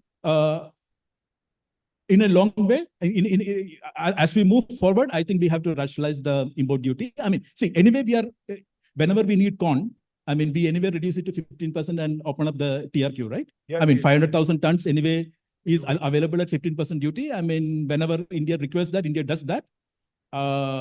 So if if the 15% duty can be done in a very organized way, I mean, at some point of time, we will have to look at rationalize. And I am not telling whether it is 0% duty, but the duty has to get rationalized for this ethanol program to succeed in the long-term point of view. Yes, that is my viewpoint. Another question, like, by any chance, do you think, like, if these numbers, we understand, like, India is a huge market, right? And rest of the world, majority of the world is GMO. Correct. Right. And there are very few countries who are not having capability to serve us. Is it time for us to open GMO also in India? Do you think that debate should start? Because then only we can make our own farmers make money out of, like, by increasing the yields and all that, rather than just allowing like a specific, because somebody was telling me, like, for ethanol, they should come out like, GMO import is allowed after the session which we had. But end of the day, then we are disincentivizing our farmers, right? See, I think India has already started working in that direction, right? There is already a lot of research happening up in the local research institutes in the name of gene editing, right? I mean, I don't see a difference between what is a gene-edited seed and a GMO seed. I mean, it is just nomenclature. No, sir. I'll add here, because this is something which I have been engaging extensively. See, generally what happens is that when we talk about GMO, right, there is interaction of two organisms, and which leads to a possible outcome which you might not have predicted. Gene editing is there actually, which is CRISPR-Cas is a technology where it is like a scissor. So what you did, there are three parts of it: SDN1, SDN2, and SDN3. SDN1 actually you just remove a part of like a gene from the DNA. That's all, and then stitch it back. So the chances of it impacting negatively are minimal. SDN2 is actually create a template where it removes gene from similar type of gene. The gene from the DNA. SDN3 is where actually there is infusion of two different. So you also put gene from other DNA to that. So that's why government of India said SDN3 is still GMO and SDN1 and SDN2 is non-GMO and gene editing. Do you think even SDN1 and 2, forget about whether it's GMO or not, will that help? See, the yields have to move up in India, so any technology that can basically drive an increase in the yield within the country, I think India will move in that direction, and India has to move in that direction, because without that, definitely the maize is otherwise going to get into a big deficit situation. Ethanol is one part, but we should also understand that the poultry industry, starch industry, they are also growing parallelly. That is also a reasonably big industry. And that used to be like a 30 million tons type, even before ethanol, entire maize in the country was basically consumed by them, and that they are very big. And even for them to survive, the production has to move up, and they are also growing at like 7-8% annually sort of thing. And so a combination of ethanol plus this, plus poultry and starch, demand is going to be very, very big going forward. And without yields going up or without the imports opening up, this problem cannot be solved. Perfect. Samak, you wanted to intervene something. So while you're intervening, I would like to add one more aspect to it. So when we talk about typically the biofuels, right? Won't it be better we import ethanol and we leave our maize where it is in our makke ki roti? That sounds as fashionable as what we have been facing in terms of challenges. But yeah, to begin with, since I come from the downstream side of this debate in terms of ethanol or biofuels, one of the things that I feel pertinent that we need to highlight in terms of we are seeing in very immediate future, we are seeing us to E20, E18. But last couple of months, we have seen the policymakers even talking about ED5, the 5% blending in diesel. What we are seeing in terms of offering what we have now is it's a very necessary commitment that we have already made of 1% SAF blending by 2027 and 2% by 2028. And most of the plants that we have in India or Asia, for that matter, is largely based on alcohol to jet, ATJ, SPK platform. And you also need the feedstock for that. So that is also one of the very humongous demand that we certainly we might be overlooking, but that is also in the offing, and that also needs to be calculated in the matrix when you're seeing maize to ethanol demand.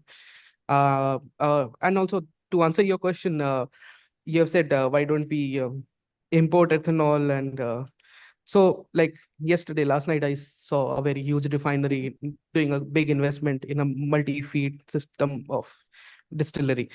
And the amount of capacity building that we have to do, because we are living in such a volatile geopolitical market, there are so many uncertainties. There are uncertainties in the offing. By the end of January, we don't know who's going to stand where in terms of the new administration that is coming into the Oval Office.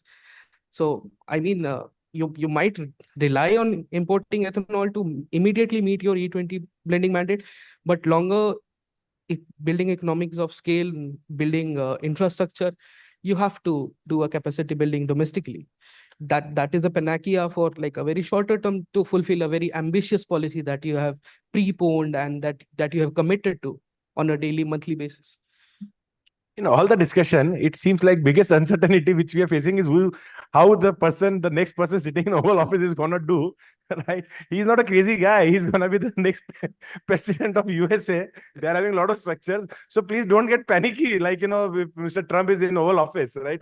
I see a lot of people so worried about We are not panicky or we are not anxious. What he'll do, end of the day, the business is as usual, business as usual. We even we are anticipating a very good facilitation of business. If things go calmer in Black Sea origin, we might even get, okay, business as usual is going on, but we might even get more of corn available into the global markets.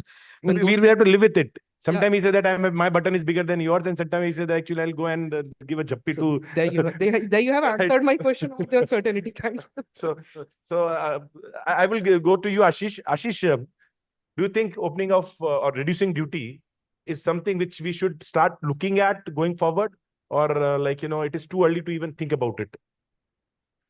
So first I will also add one point that importing ethanol, I think, would be again a counterintuitive policy, because the only objective of EVP is to reduce our dependence on the import of oil. So I think it will be very counterintuitive to import ethanol.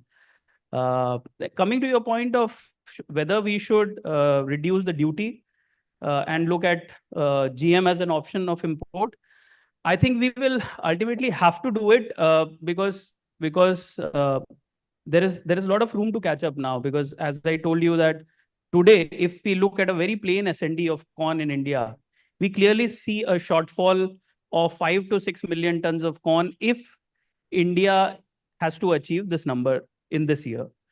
But if we are ready to defer it, I don't think there'll be any issue. We can gradually, keep on pushing ourselves that we want to reach there. If not this year, probably in next couple of years, we'll reach there. And definitely the kind of economics it's working out now for the farmers, it is ought to catch up. And we were clearly seeing that the economics today in a 1 hectare land, the earning for a farmer is around 42,000 rupees per hectare, which is as per the cost which the government has already shared, and this is at the MSP price and at a very average production yield of 3.5 metric tons per hectare. So now you can just imagine, if the farmer sees that the prices can go up to 28-30 rupees also, definitely they will go for corn and the production will catch up. So I think we will have to see how the other industries are suffering because of this.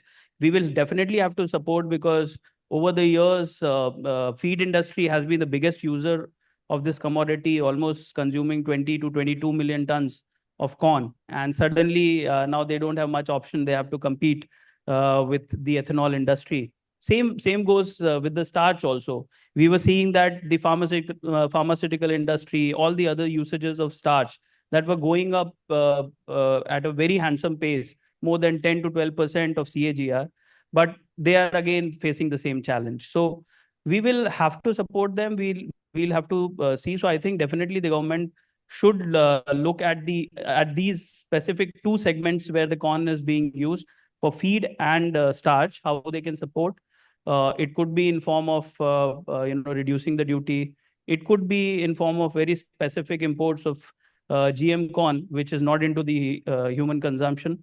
So probably those actions should be considered. But as I said, that if the government is ready, because today the ethanol industry has committed that they are going to supply 490 crore liters. Now, how is that going to happen? At the end of the year, they might go back to the government, request for waivers on the penalties. All that thing will happen, and the government will have to decide how to go about it. But I think, yes, it will take a couple of years for us to reach there. And I think other value benefit of corn is also silage also, so in case you start cultivating that in the Punjab and all that, we'll have this stubble burning issue resolved to a certain extent.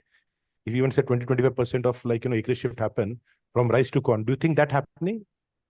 Is there possibility?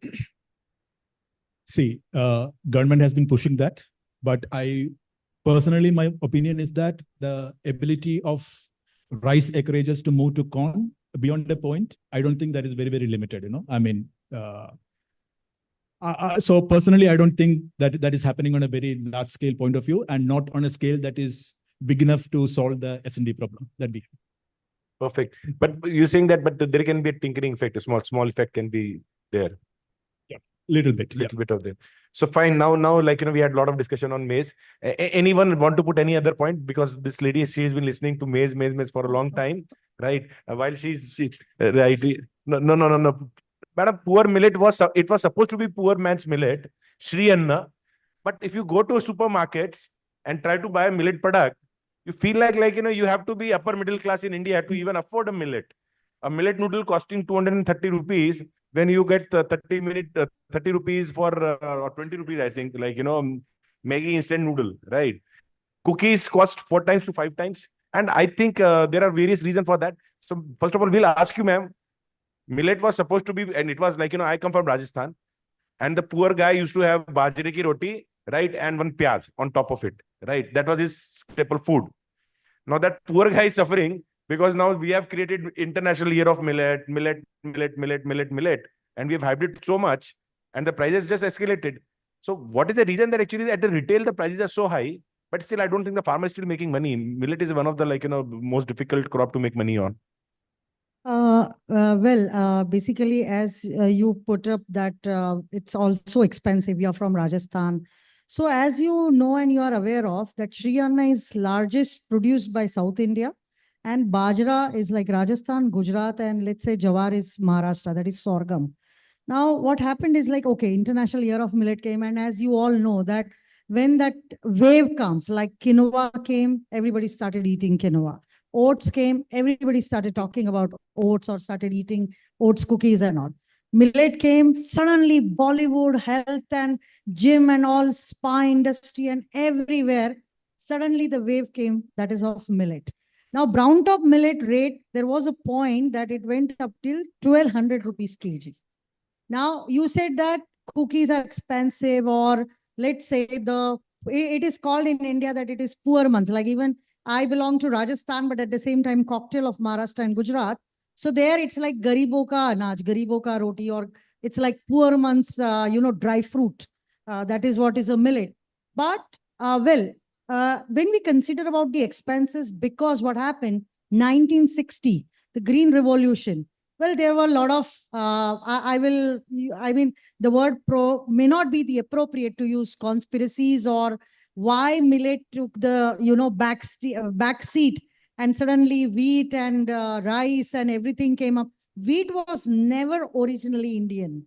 It was always a bajra, jawar was Indian. That was our staple food. But 1960 onwards, all the policy interventions and all, millet went back. But again, thanks to our Prime Minister, Mr. Narendra Modi, who brought this, who took up this initiative in United Nations. He put up the proposal. 72 countries of the world accepted this challenge. Now imagine, 72 countries, country like America or country like UK, US, Australia, nobody has eaten millet as a food or as a staple so far. It is considered as an animal fodder. It is considered as like birds' grain. Now, suddenly, even in America, Nebraska, Sorghum United, they are growing the largest sorghum in America. Africa, again, it is a staple food in Africa too. So if you see now, because it is resolving, why 72 countries accepted this proposal which India has put up. The reason, the whole and sole reason is food security and the nutritional security. Post-COVID, we all nations are going through such a great threat of immunity, the deaths, biological wars. Now you said, let's say, assuming the noodles coming from our neighboring countries, Maggi, let's say a 30 rupees packet, and you are eating 40 rupees or 50 rupees a millet noodle. Now you are eating a maida that is a refined flour, fried, then there is a possibility of lead, and then you are harming your gut. So whereas if you are eating bajra noodle, you are eating jawar noodle, which is 100% millet, and you are paying, let's say, 10 rupees, 20 rupees extra, but you are not costing to your gut. You are not costing to your immunity. You are not spending money to the doctors. And nowadays you are spending so much money on the fitness, health and doctors, even all these problems. Let me share with you our initiative called Freedom from Diabetes. We have 16,000 plus numbers of people who have reversed diabetes with the consuming millets. Even PCOD, gynec issues, thyroid issues. There are multiple issues which have been, and nowadays all the Indian Medical Association, Indian Diabetic Association, even in US, the Diabetic Association are supporting us. So we have come up with a lot of researches. And as Deepak Bhai has put up that about expensive, because farmers are going for the high yield crops. They are going for the cash crops like, let's say, wheat and rice. So far, whole world is eating and the maximum ratio. Now all the children, youth are so much fond of, let's say, Burger King, McDonald's, all whatnot, which is spoiling their guts. But unfortunately or fortunately, millet, which is such a solace to their gut, such a good food for them. I mean, it's an indigenous food of either India or Africa. You go to Italy, the foxtail millet in India, it is called in Marathi. I come from Maharashtra. It is maximum produced at Ahmednagar district, Ral, which is 20 rupees because it is given to the all pigeons. And that same grain in Italy, it is foxtail. So now in India, we have so much innovations like pizza. If you're going to restaurants, you ask for millet pizza so that you're getting a base of millet. You eat millet noodles, replace your noodles, which is you're eating of refined flours. So millet noodle, millet pizza, millet pasta, everything is possible. And let's say if you're paying 10 rupees, 20 rupees, and let me tell you now, let's say we are working with Indian Army. Now, our government has made compulsion to the army to eat compulsory millet flours, which is something such a good initiative for the soldiers because their immunity has to be very good. But even the PDS, public distribution system, midday meals, where we have incorporated millets so that the nutritional security agenda is achieved. So with this kind of initiative, and if the farmers are given subsidies to grow more and more millets compared to the cash crops or the high yield crops like rice and wheat, definitely the prices will come down. And now also, compared to the other cookies you are having all maida, that is refined flours. And if you are comparing to the 100% jawar, bajra, all 5 positive millets, that is foxtail, brown top, little millet, barnyard, which is affecting your health in such a positive way. So what will you prefer? Will you eat something which is spoiling your gut, or by paying 10 rupees, 20 rupees, you will be working on your gut? So you are eating food as a medicine. And let me tell you, millet is a medicine. And that is what I think everybody should start eating millets. Wow. Oh, is that Bhashan tha kya? No, it was like, mesmerizing. Like, everybody was just totally tuned. Like, we forgot, like, where we are sitting. Okay. So how many of you have ever had millets? Can you raise your hands? Okay. By the way, today you have eaten firni, the desert, last one, that yellow greenish. Have you eaten? Last one, the desert in that, kullad, that clay pot. Have you eaten? All my friends, was it tasty? So imagine a millet desert. So instead of eating any unhealthy, desert, why not to eat millet desert? That was there, firni. So yeah, it was a millet. Wow. So see, by default, everybody had millet today. Now, so next question. I agree with you. In fact, word to word, that millet is very healthy and is a superfood. That's what it is been marketed as, for sure. Now, but the challenge is that, again, with the type of productivity millet is having, right? Because in case we all start eating millet from tomorrow, we'll have demand for millet. But with the productivity we are having, we won't be able to even feed 1/8 of the total population if everybody moved from rice and wheat to millet. Right? Millet, you are having productivity of roughly between 480 to 1 ton, 480 quintal to 1 ton per hectare. While in rice, you go as high as 3.4, 3.5, 3.6, and wheat also close to 3. Now the challenge is that if you have that level of productivity, you cannot feed the world. Now, what according to you should be done to ensure that the at least productivity increase? Because I had a lot of discussion with the Indian International Institute of Millet Research. They are doing on the product, but the ground level research on the supply side, that is a problem. And even for entrepreneurs like you, supply is a big problem in millet. Absolutely. According to you, what government should be doing to solve that problem? The most important thing, the strategy, like they declared as a millet year. So whole world celebrated millet year. So it has to be converted from millet year to millet decade. So when this strategy will be adopted as a millet decade, I am now imagine in this millet year, the nation has invested the abundance of money into promoting millets. overall, all over the world. So now this millet decade will slowly, like we have a Rashtriya Krishi Vikas Yojana, that is RKVY. So now some of the subsidies or some of the programs which government has initiated to empower farmers for cultivating millets or growing millets. And at the same time, awareness is happening. Awareness has already been done in abundance. So when people start demanding, obviously farmer will start growing it, because now the scene is everybody is eating rice or everybody is eating, let's say, wheat. Now in South India, if you'll go, it's called Sri Anna, but it is called as a rice, millet rice. So you can replace your rice with millet. So basically now it is a taste bud. Like everybody will say, Arey yaar, I'm eating basmati rice. Where is that, let's say, rajma chawal taste or whatever dal chawal I'm eating? I'm not getting from millet. But if you have that awareness, if you have that mindfulness, if you have that conscious mind that what you're eating, like let's say rice has the highest glycemic index, which is spiking your sugar. The moment you eat your rice or wheat, your sugar is getting spiked. And I'm telling you, you are on the verge of pre-diabetes or diabetes. Now, if you're eating millets, so millets, the moment you eat millets, it's not increasing, but it's decreasing. It's like it's not giving the spike, but it's decreasing your sugar levels. It's fiber, it's gluten-free, right? So if you will see nowadays on the television, there is an ad, like the kid inside and mother is saying, beta ho gaya. That means in the toilet, whether he's done with his, thing. And then he says, no. Second time she asks, no. Third time, son says, oh yes, mama, I'm done. Then mama is happy, child is happy. What is it? It is millet atta. So what is millet atta? It is fiber. We all need fiber, right? So now that fiber, if we start eating, demanding, and that demand grows in the market, definitely it's a value chain.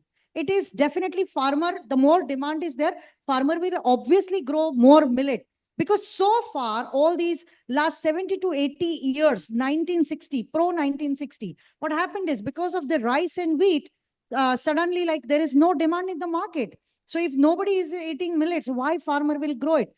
But thankfully, because of the International Year of Millet and the proposed agenda on converting it to the millet decade, definitely farmers are going to grow more and more millets. Even the pricing, MSP also is going to be reduced for the Kharif crops. And definitely you will see in the market that the pricing will definitely come down and the economics, viability, feasibility will be definitely affected. Perfect. So we also have Sanjita joining us. Hi, Sanjita. Am I audible to you? Yeah, yes, you are. Hello. Hello. Yes. You are also audible. Thank. Yeah. So Sanjita, we have been talking about millet, and Shamila very, like I'll say that passionately put a case. Everybody of us should be eating millet, nothing else. Coming to you, you have been working on millet-based products. How find to source the raw material, that is the commodity called millets. And I think you are based out of southern India, so you might be getting a lot of ragi. But what about other millets? Yeah, that's what I wanted to say. Like we have been talking about the big shots of millet like bajra, ragi, and sorghum. But we specialize in the underdogs, which are called minor millets. Sirianna, you call it. So most of the value-added products we make with minor millet. So sourcing, of course, when you said that why the cost is high, I would like to say that these millets are cultivated in very restricted to very few districts in some states, like some southern states and some Uttarakhand and some of the states. It's not like grown all over India. So maybe supply chain issues are there. So that is the thing which is the cost is increasing for these things. And there are like agricultural hurdles which we face. We grow a minor millet and we add values to make value-added products with them. So while growing, we found out that there are many hurdles which we farmers face, such as like we don't have primary processing machineries for these minor millets, because every these small minor millets have a different texture, different surface. So these should have a different machinery. So these are like pulverizers and all. It has to be different from the bajra pulverizing all the major millets. So these are the agricultural hurdles we face. Then there are farmer, they face challenges because a limited market is there. People understand what is bajra, what is ragi outside South India. but they don't understand what is minor millet. So if you take like little millet, kutki we call it in north, but many of them, they don't understand what is like a foxtail millet. I have a YouTube channel where I take workshops and I post lots of recipes, and every next time the question will be, what is foxtail, what is kutki, because they understand what is bajra and ragi. So of course the awareness is not there about these minor millets.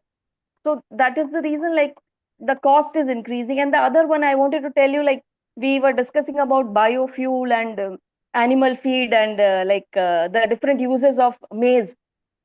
So I had read it that the most of the millet, you can use them as biofuel, as animal feed, as you can make ethanol out of it. That red sorghum, I think, red jowar. People have started making ethanol out of it. So I mean, we can use starch from these minor millets. So these definitely can be used for.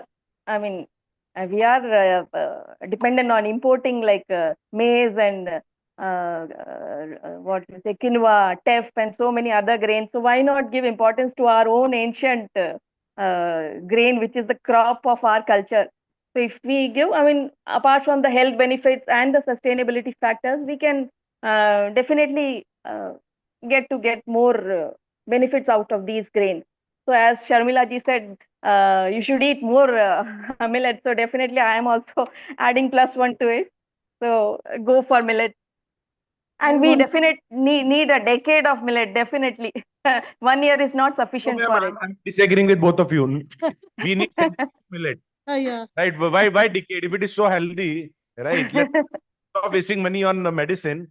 After you were saying, But our friends are here from Africa. I want to share with you all that we have a Sorghum United, which is American organization based at Kenya, and they have produced wonderful millet bars, that is energy bars. The production is happening in Kenya. They are also they have come up with kombucha. It's a millet drink. It is again happening in Africa. Now, I'm all talking about the sorghum R&D, which is happening in Africa. It's called Sorghum United, originally based at Nebraska. The third one is the millet wine. So Africa is again, I mean, the strong R&D is happening in Africa, predominantly on the millet wines. Here in Karnataka is also happening. So there is a wide range. It's not that only few limited products. I mean, this is something very authenticity, which is coming out of millet, and not only the US, because US is now presently 5th largest country in the world producing millets. But at the same time, Africa, because similar like India, sorghum was always a native of Africa. If you will see back history of Africa, you will find there is like, we call in India Rab. You must be knowing Rab, Bajrani Rab and Rab. So the similar kind of drink Africa is having from thousands of years ago. So there are a lot of innovations, a lot of R&D, which Africa has also started. Yeah, eventually it was for human consumption, but now a lot of people started just growing sorghum just for cattle feed, and the given cattle were very healthy. So thanks. I think do we have time for a question answer? Yes, thank you. Finally, no, because somebody has requested me that your panel discussion is excellent, but there are no question answers. So I'm just trying to squeeze that few minutes. Any question, please? Please don't say you don't have question. Finally, I got time for you. Okay, so there is a gentleman. Can we get a mic to him, please? Thank you, sir, for saving my skin.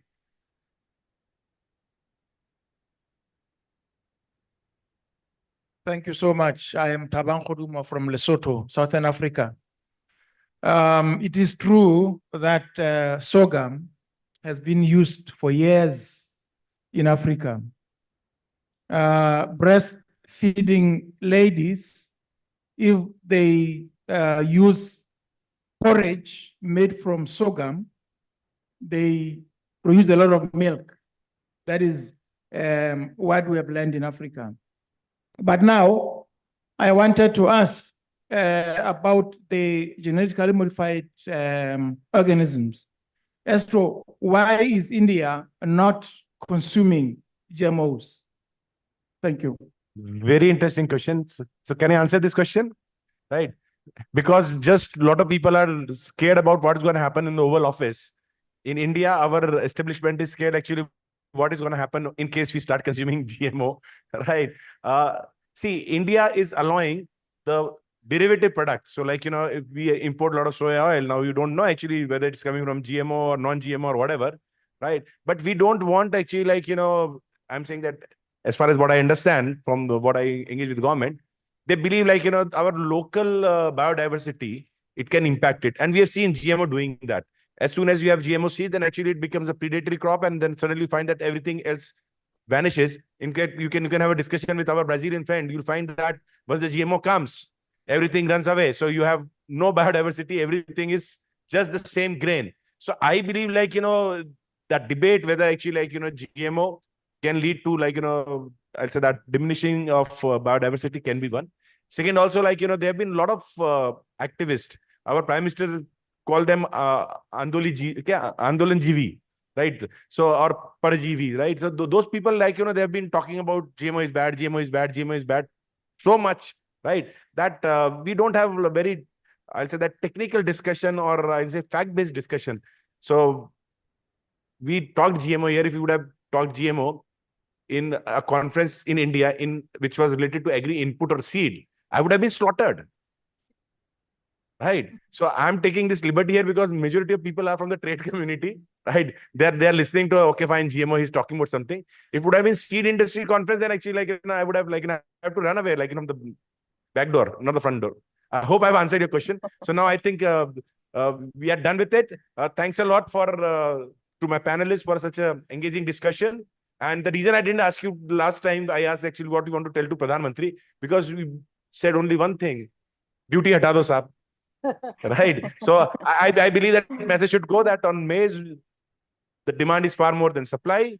And the only option which we see in short term is reduce the duty, and even better, remove the duty. Thank you.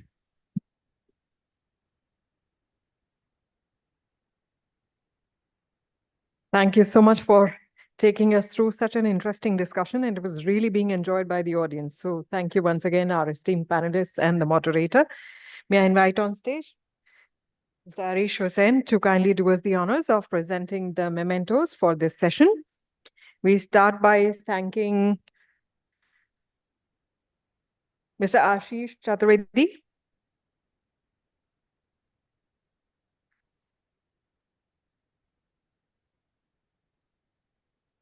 Our thanks to Mr. Samyak Pandey.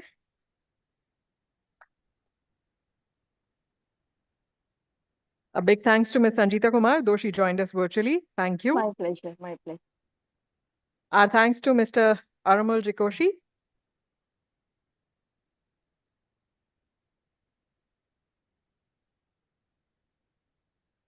Our thanks to Ms. Sharmila Oswal.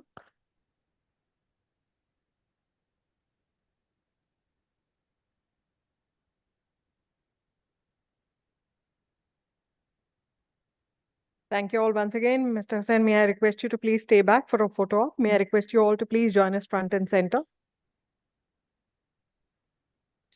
So quickly moving on to our next discussion, which is a panel discussion again, digital technologies in agriculture. And we would like to share with you all that this evening's function will be graced by none other than Shri Prahlad Joshi, the Honorable Union Minister of Consumer Affairs, Food and Public Distribution, and New and Renewable Energy, Government of India. So this is the session where the Honorable Minister will be giving away the awards.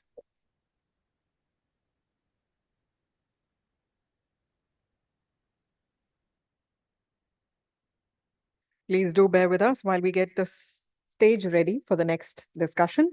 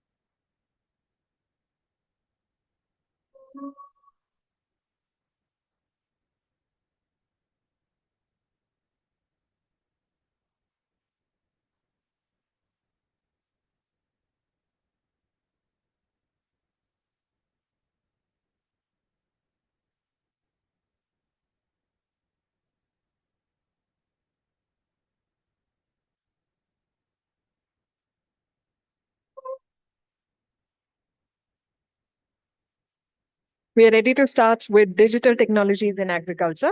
May I quickly take the pleasure of inviting on stage the esteemed speakers for this session, Mr. Sanjeev Rangaras, partner, Kepriya Ventures, Mr. Vivek Dhariwal, head of product, Intello Labs, Mr. Robin Panwala, co-founder and CEO, Accuro AI, Dr. Philippe. Okay. We do have a space reserved for him here. So Dr. Philippe Gonzago will be joining us virtually. He's Managing Director, Voice SA, and Ms. Stuti Parashar, Head of Pre-Sales, Crop Insurance and Government Business, Harvest Global Systems. May I request them all to please join us on stage. And may I request our esteemed moderator, Mr. Deepak Parekh, to join us as well.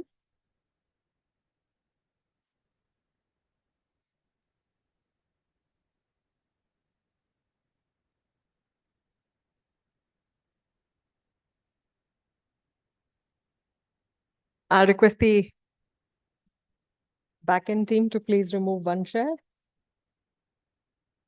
So we had some very interesting discussion and on policy, on grains, all sort of grains, right? Pulses.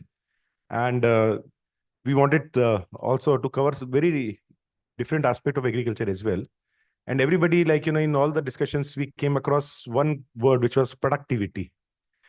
And productivity cannot be increased overnight by just like, wishing that actually productivity is going to increase. We all need to work on that. Similarly, the next word which was discussed a lot was policy. Now, when you start making policy based on assumption, then you have a grave situation where actually you end up doing more harm than good by making a policy.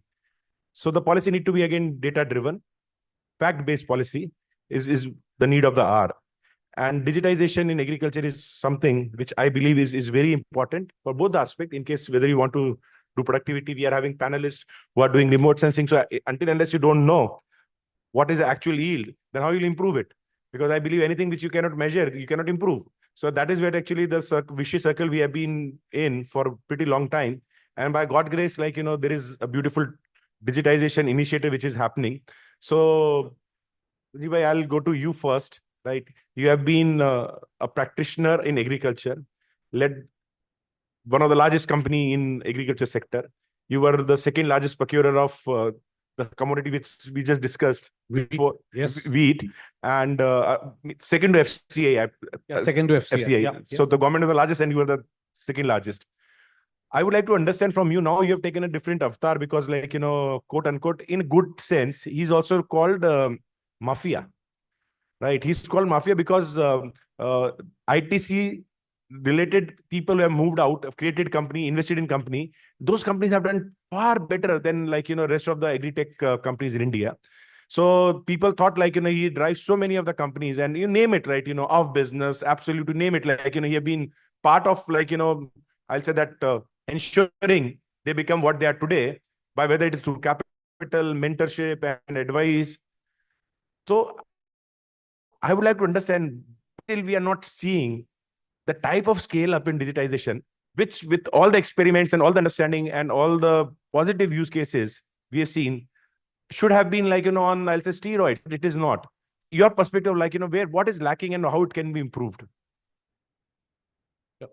Let me correct you. I'm not mafia. I'm the leader of the mafia. Okay.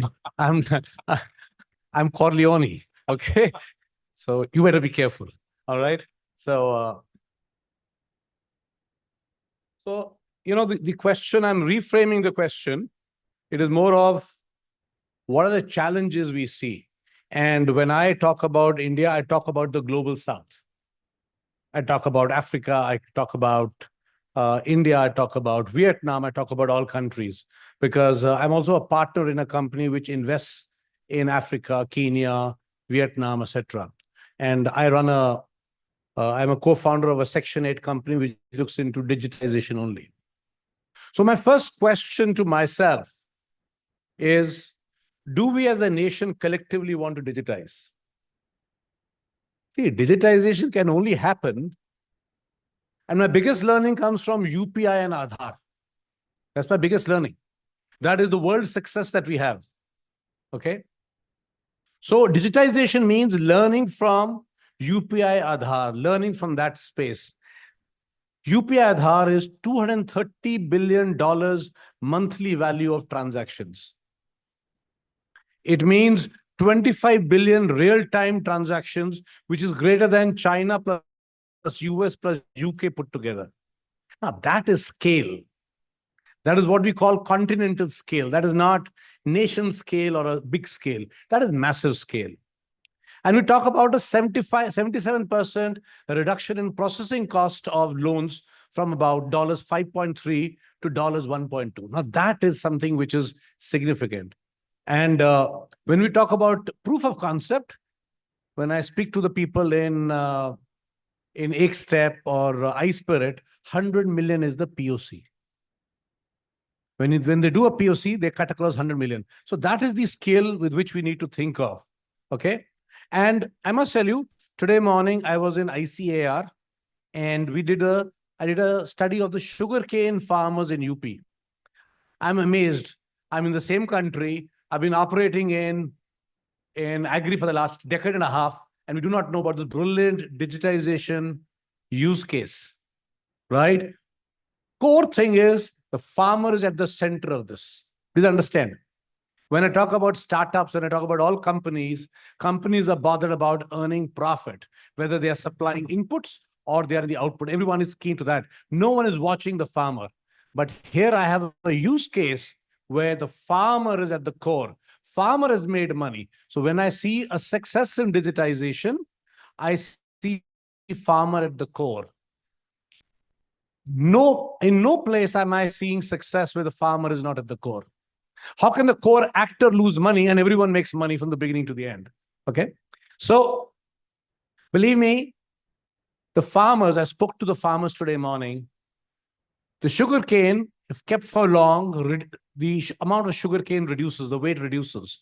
So in the last 5 years, a couple of years where they've done it, farmers have gained and the mill owners have gained 6,000 crores by getting it quickly and processing it quickly. Okay, 6,000 crores. And I met the farmers. Everyone seems to be happy. Everyone has made money. So that's my first big challenge. So when you look at the biggest challenge in digitization, it is your focus. Is your focus the farmer? If the farmer is your focus, then you're bound to, meet success. So I believe that do that. So I know it's a very simplistic thinking, but to me, that is the core. And scale thinking is required. Unfortunately, every single startup, every single person that we meet, they all focused in doing small experiments. No one I've found who's thinking scale. Let me also pause here and tell you, the biggest challenge for me is how to work along with the government.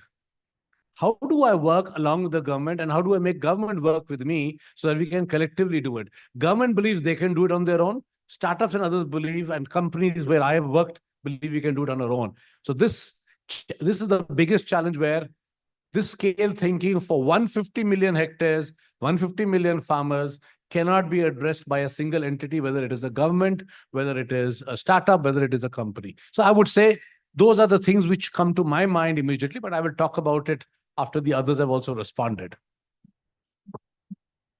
No, but I would like to continue conversation with you. Sure, please.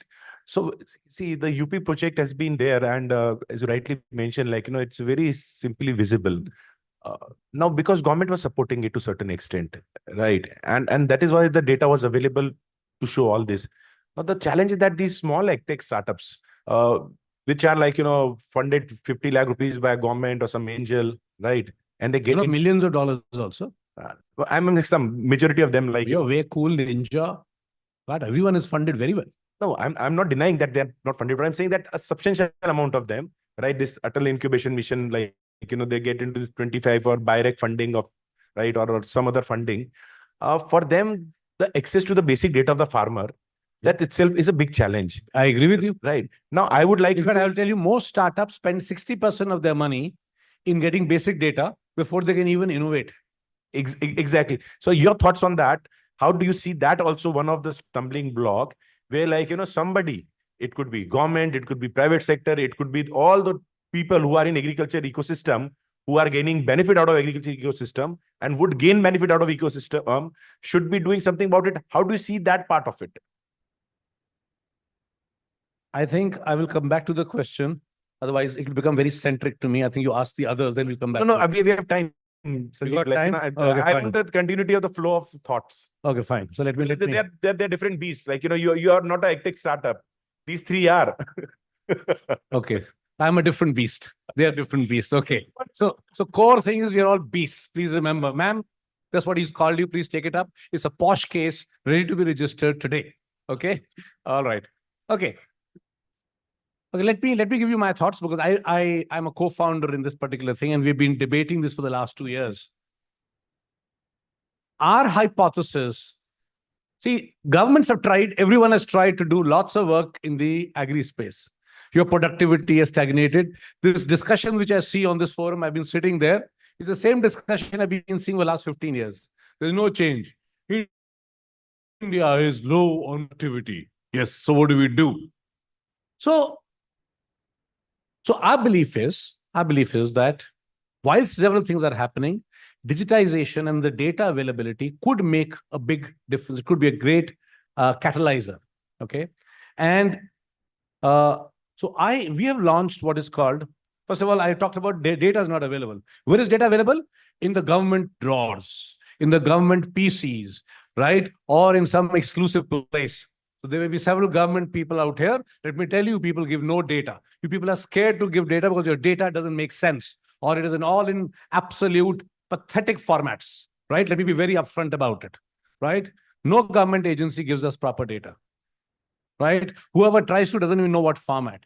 How do you even innovate on data pieces which are in all different formats? So there is an issue of standardization there, okay? So what we are launching, what we believe is that all data, and India is unique because state and center are absolutely at loggerheads. State doesn't believe center, center doesn't believe state. So there is a big issue, but the data lies with the state.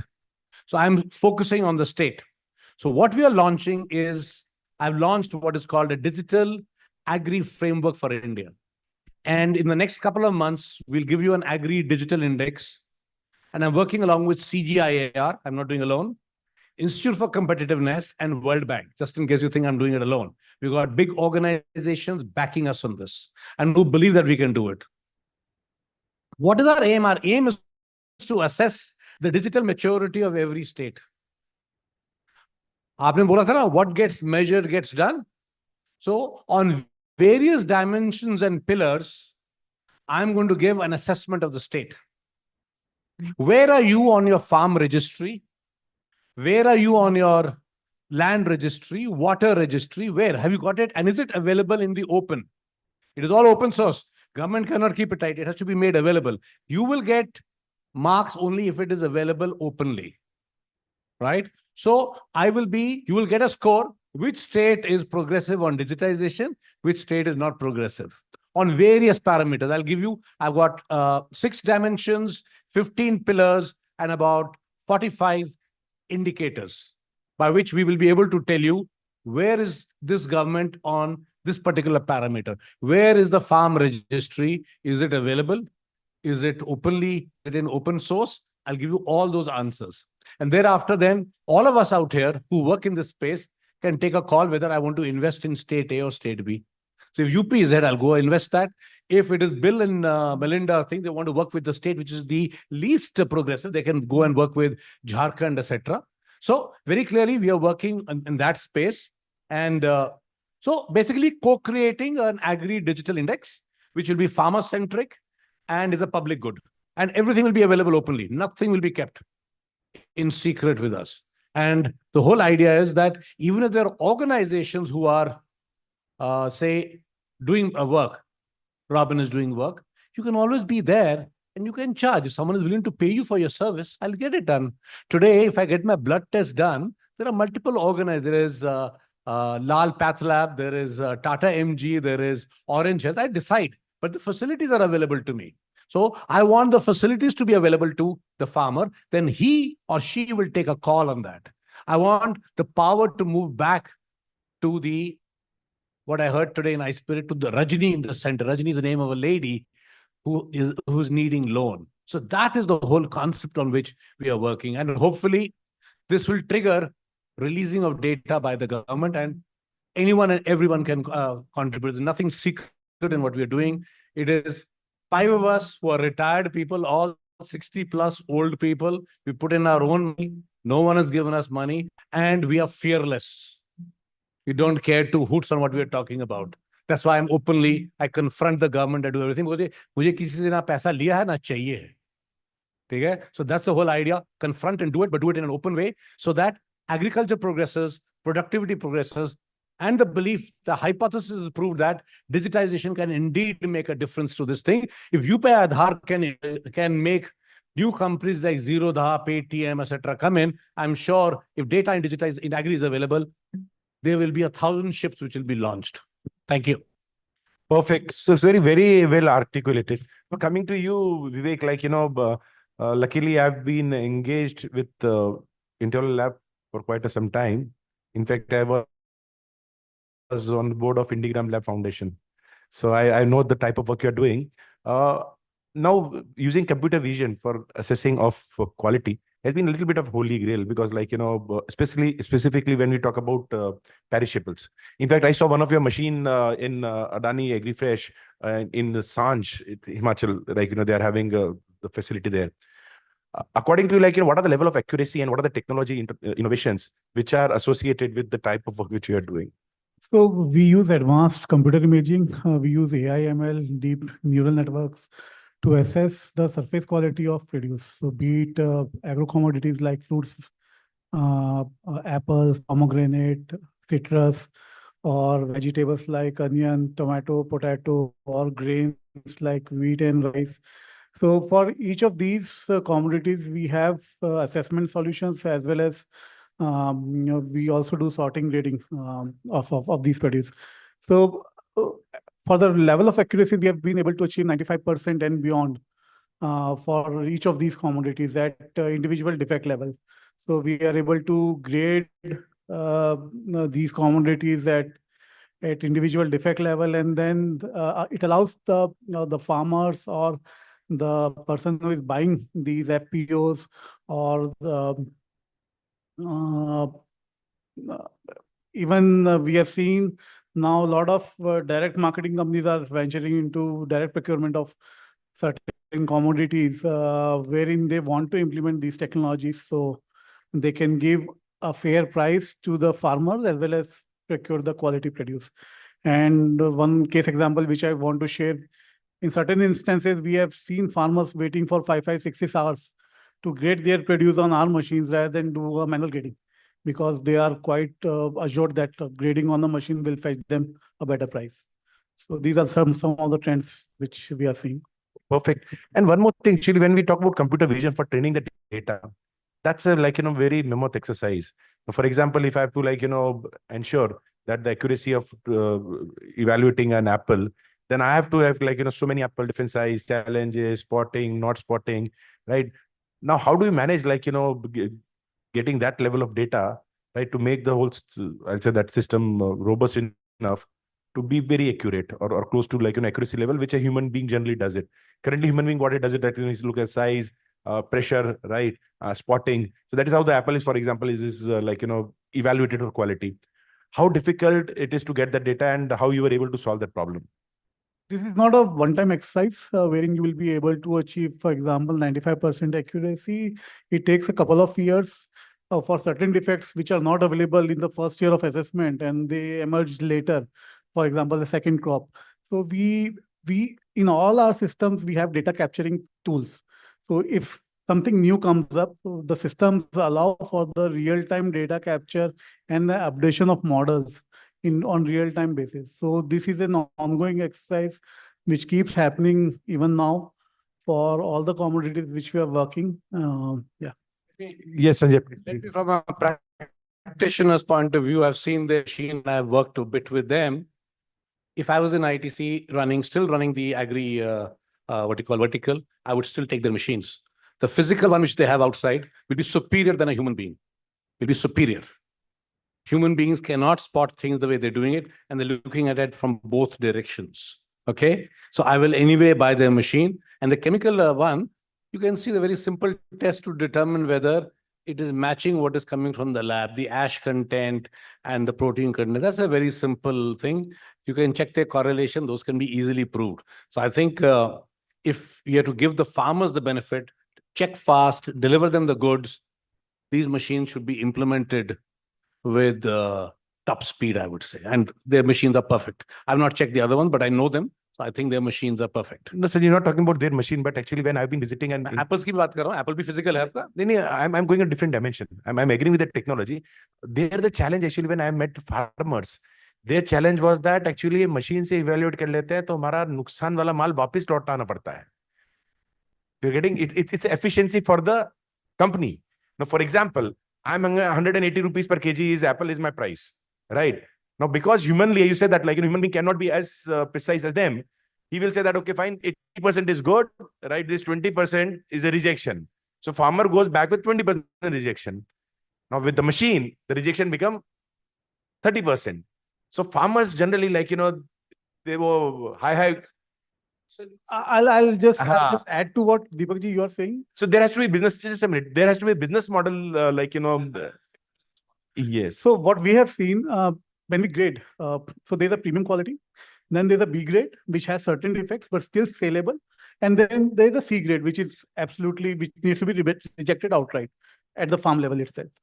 So in C grade you probably don't get money out of it, but B grade, though they are able to, B grade has a higher margin in terms of what you are paying to farmers and what you are paying, getting from the market, than the premium. So if anyone who is procuring the fruits and he know how to sell these the B grade produce, he will get more margins in the B grade quality than in the premium quality. This we have seen quite a lot. No, frankly, I think apples में हो सकता है, but the whole idea is that if you get an A grade, B grade, and C grade of apple, the complete solution is obviously the rejection will be sharper there. So there'll be less opportunity for the farmer to pass on bad into this. So set standards are there. So that is objectively done. Now, if there are apples which are not good, right? There are possible. So what we are also suggesting to people is there is a full container which goes to the same place where the sorting is happening, and they're pulping it and giving it back. Exactly. Can you imagine? It doesn't have to sell. You pulp it there and then in a container. There are machines which go, which pulp, which sterilize and deliver it to you there and then. So that is the complete solution which can be offered to people. Sanjay, this is actually, I was on advisory visit only. That is the exactly solution, because the problem statement was, we want to use digitization and actually it reduces the manpower and everything. But farmer have stopped coming to us because they see rejection. And farmer cannot take product back because he doesn't have capacity to sell. So this is what I said, you have to put up a value addition plant next to your sorting and then actually consume whatever is left out based on its quality. So now coming to you, Robin. Robin, you have been the Robin Hood of prediction. You got your hands into HonestNet because I've been also analyst and I've been a trader once, right? And yeah. No, we all learn from each other. In fact, you can hire me as your advisor. I'll solve you that problem. Because Sanjeev has become he's not interested in those small opportunities. I am. So Robin, coming back to you, right? So it's you have put your hand in HonestNet. As a trader, as an analyst, I don't want a stupid algorithm to tell me what to do, right? And we're trying to predict price of some key commodities. Yeah. Right. Now, my question to you is that, first of all, explain, right, why as a trader or analyst, I should even look at what you are selling to me, saying that actually we'll predict the price. And in case you predict the price, I'm adding the same problem like him, right? If I have to make a decision, I would believe that actually you will make my job redundant. So why I should be as an analyst or trader, buy your product? मैं सबसे पहले आपको भगा दूंगा. So the whole world works on fear and hope. There is nothing else. So hope in case you can help me, and fear if you try to move me out of the ecosystem. Yeah. So sir, first of all, what we are building, we are building a very state-of-the-art AI-powered commodity intelligence platform that is predicting prices of commodities with probably the accuracy percentages that industry has never seen before. Now people are asking the question, how are you able to do this? And if you do this, why should we, if you are able to do this, how do we believe you? What's the level of transparency that you are actually providing? So we believe that this is really a 4-step problem. We start with data. What we have done is we've built a unified data intelligence layer where we bring together data from several different sources. One is the fundamental data, which comprises of production, consumption, import, export, climate factors. We also take into account freight charges, macroeconomic indicators, things like currency exchange rates. On the technical side, we incorporate spot prices, futures price. We also incorporate open interest, change percentages. And we also incorporate the important third pillar, which is events. So, events like geopolitical events, events like climatic climatic events like El Nino, La Nina. So what we have really done in the platform is this unified data intelligence layer has to be built as a prerequisite for us to be able to give food into our deep learning AI models. So we spend more than half of our time building the data infrastructure in the first place. This data engineering, when it is fed into the deep learning neural network models, it helps us find important patterns. It helps us find important interrelationships between the several variables. Now, you ask the question, why should I believe you? The thing is, let's say for a commodity, if there are 100 data sets, we have derived as many as 1,000 variables out of it that impact the price of that single commodity. On a conscious level, a human mind can probably keep about 7 to 9 variables at a time to be able to make a decision. So what we are doing is we are actually bringing decision intelligence to the trader, to the procurement person, by taking stress away, by helping you make a decision in a sort of a very contextual, you stay mostly within your strategy and your contextual space, whereas we take away the data crunching and finding the interrelationship of data away from you and let that be powered by the AI-based algorithms. Now, the challenge is today there is structured data, there is unstructured data, there is news, there is market sentiment. Over the last 3 years, the AI algorithms have become so sophisticated that it helps us actually find patterns that impact price of a commodity, right? Now, typically what has happened is there has also been a lack of trust because AI platforms have been black box platforms. If I just tell you this is the price, this is the forecasted price of a commodity, why should you believe me? So we are building an intelligent driver ranking engine. So let's say out of 1,000 variables that impact the price of a commodity, we can tell you with great levels of accuracy which are the top 10 factors that impacted the forecast of price today. And this is a very hard technical problem that we've been able to crack. So it's a data problem. After data, there is a challenge of getting the right AI models in place, which requires tremendous amount of engineering and fine tuning. Then there is a transparency problem, which we need to open up the hood and tell you why exactly we believe it is so. And then finally, we get to the level of decision making. Right. No, that's right. In fact, like you say, if you give me prediction, I will say like, give me a 2-pager also why you have decided that, because that is how trader. Yeah. So don't use the words AI, ML. हम ये सब trader डर जाते हैं, ठीक है? नहीं sir, मैं सोचा था न्यूरल नेटवर्क का एक्सप्लेन करने वाला था मैं तो. What is neural network? Like मैंने कहा लेक्चर देना पड़ेगा अभी. Those fancy words. I'm telling you, Robin. ठीक है? I will sell it for you. I'll sell it. He does nothing. He learns from all of you, and he puts it into some black box, and he's able to predict and aid you in your decision making. So I have developed the models. I have faced the brunt of my managers also, where I told them that I developed this. No one accepted it till the time I said, this is just a decision-making tool. You take the final call. It is only suggesting something to you. If you tell them that way, it may perhaps be sold. Otherwise, people like him will reject you like a parasite, right? They will just reject you like a thing, okay? So all these people who are trading, etc., they have knowledge which you cannot capture everything. Their innate knowledge. So you should just say that I am merely processing. The processing power is improved. I am merely suggesting this is it. These are the reasons. Final call is yours. That really gives people the comfort that my job, Deepak's job is intact. Not taken it away. We just added on some extra layers to him to aid him, much like an Excel sheet.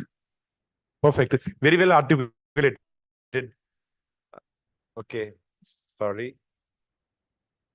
Generally, I don't use this. I extempore. Okay. So I'm so sorry. I'm meeting you first time. That's why I'm not able to remember your name. No, the question would be right. Because I know what they do, but I was struggling with the name Stuti. My apologies, Stuti. Actually, we once talked, but like when you meet so many people, names little is difficult to remember. Stuti, actually, like, you have been doing a lot of work around remote sensing, right? And you've been also working very closely with the government.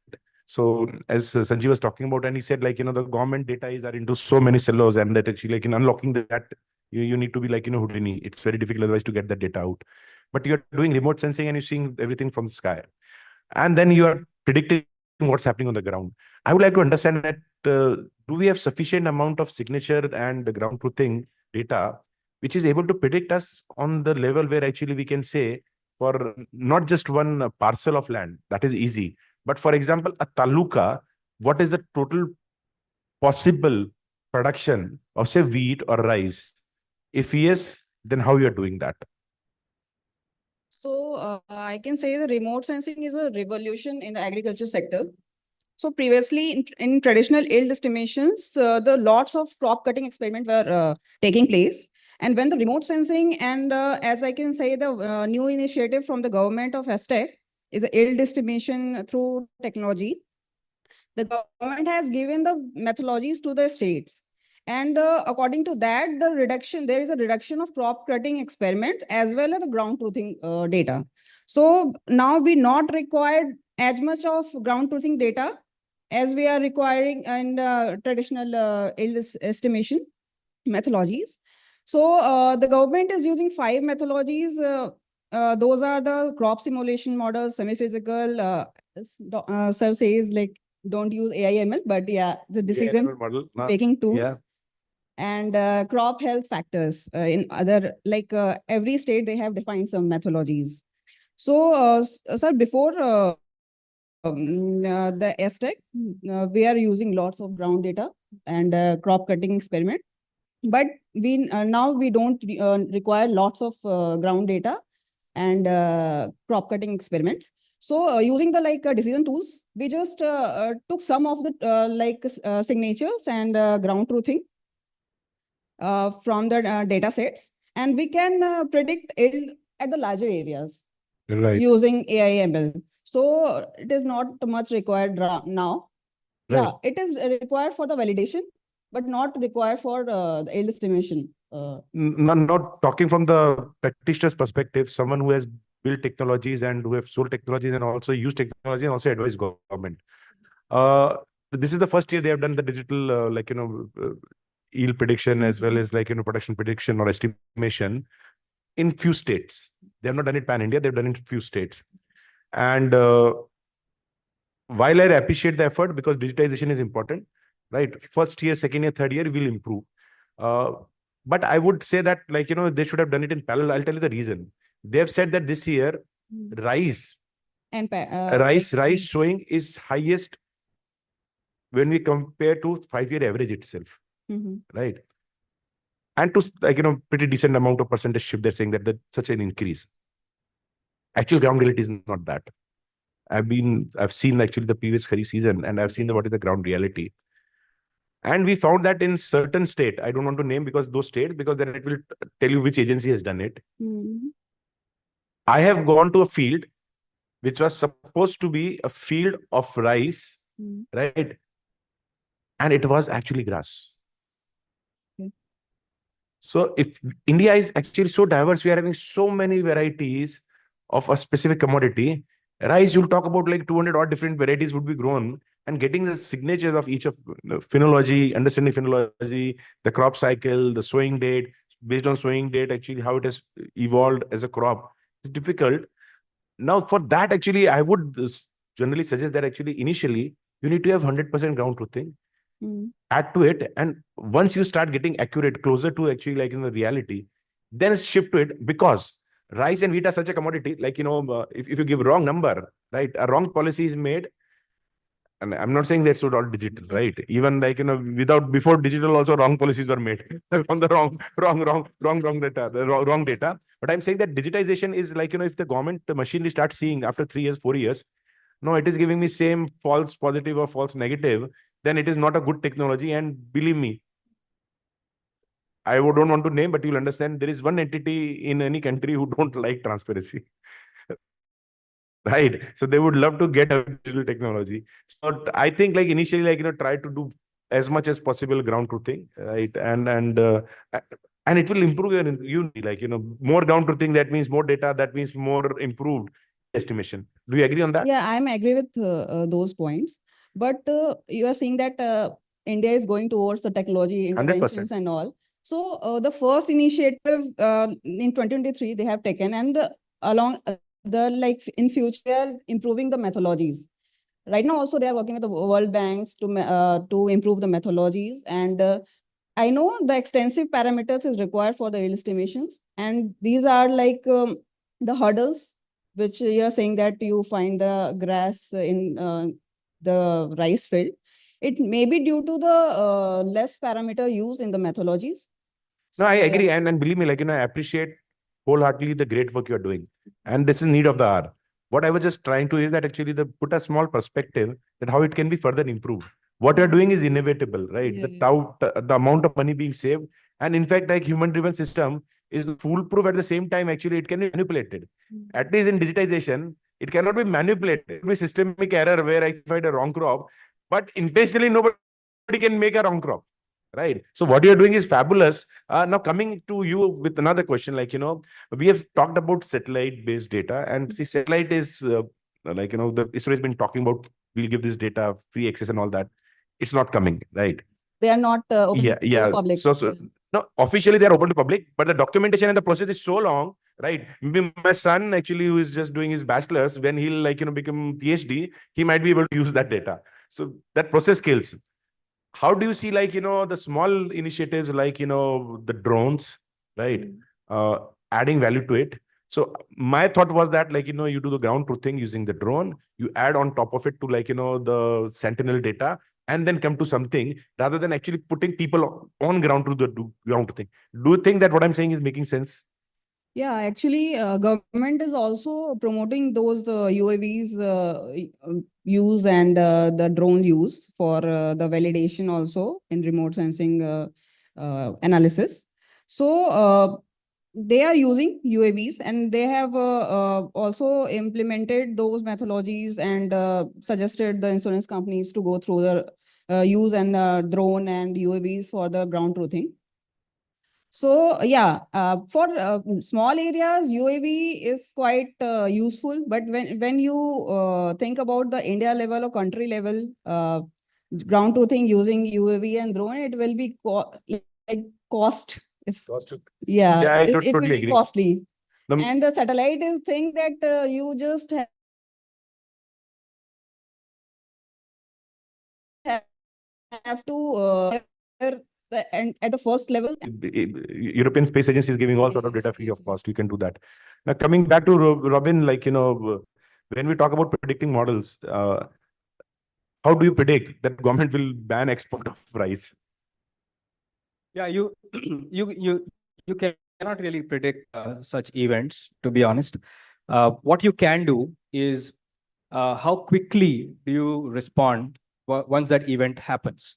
So what AI models bring to the table is the ability for you to respond to any event. That decision window is narrowed down significantly. So if you have established, certain relationships within the variables that impact the price of a commodity, when you add one more variable to it, you are able to, to a very large degree of accuracy, be able to predict what kind of ripple effects this new variable is going to have on the other 999 variables.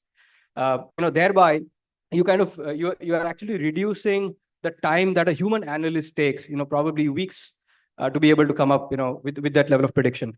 So, with the level of computational power that's available now, Deepakji, it is possible that we can actually narrow the response window significantly.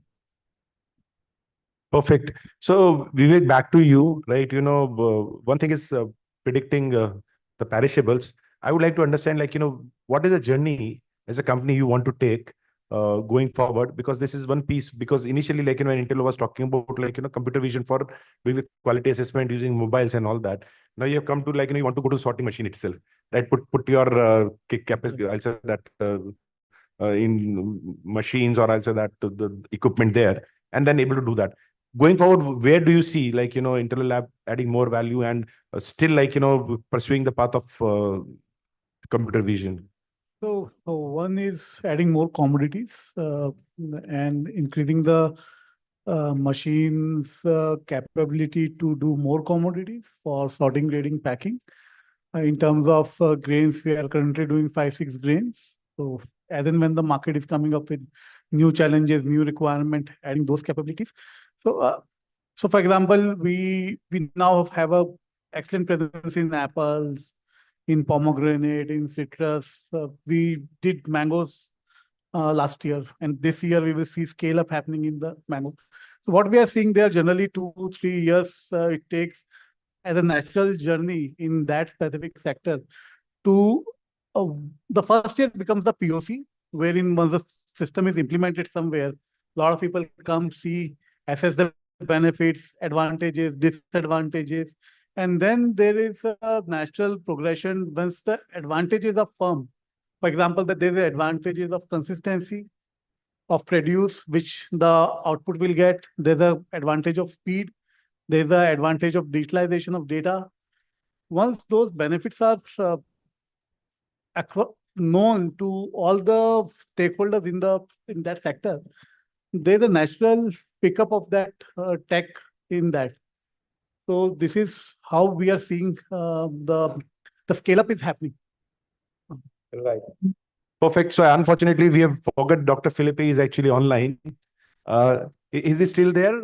My apologies, Yes, I'm sir. here. Sometime digital world actually just get escape out of your mind when you are looking too much in physical world. So Dr. Philippe, thanks a lot for joining. My apologies coming so late to you. So I would like to understand, you've been trading in grains and all that. Are you using digitization? And in case yes, in what all areas you are using digitization, sir? Am I audible? Yes, I can hear you. Can you hear me well? Yes. So we would like to understand from you where all you are using digitization, being someone who has been trading in grains on a large. Yeah.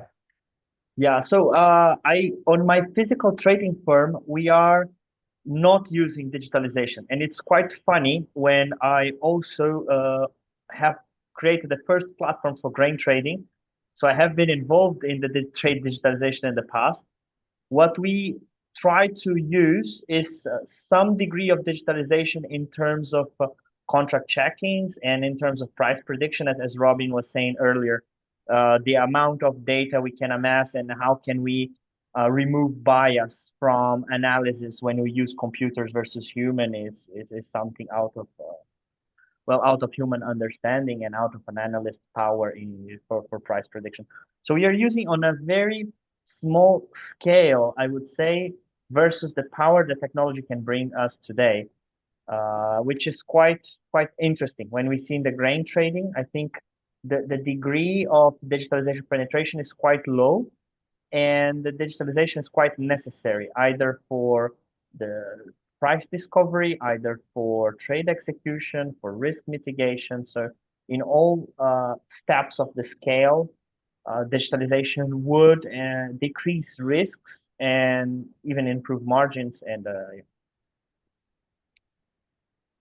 Perfect. And when you said trade execution, so are you using any of the technology like blockchain and all that to ensure, like, that that the contract is enforced?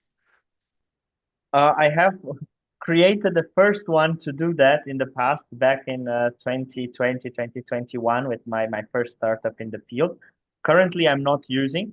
I am on the board of another firm that we are trying again, but not to using blockchain, but digitalization for spot contract negotiations in a firm called Agrodity. Perfect. And Robin has been talking very highly about, like, this AI and ML and all those things, right? Give good prediction. You are now, you said that actually are a practitioner who is using both human intelligence and artificial intelligence. What is your experience, sir? Do you think these estimates make sense? It makes sense. And what I was discussing with some people that they are analysts and using both, so that their job is actually to do price prediction.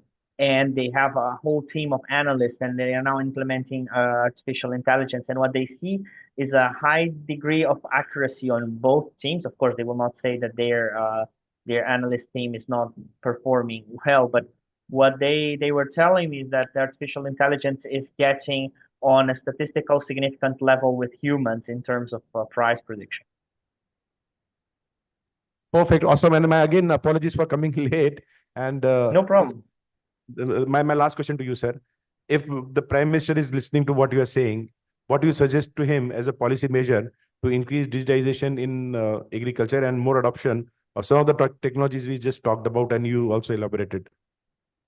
Sure. As a grain trader, the first, let's say, big risk is in terms of contractual enforcement, especially international law.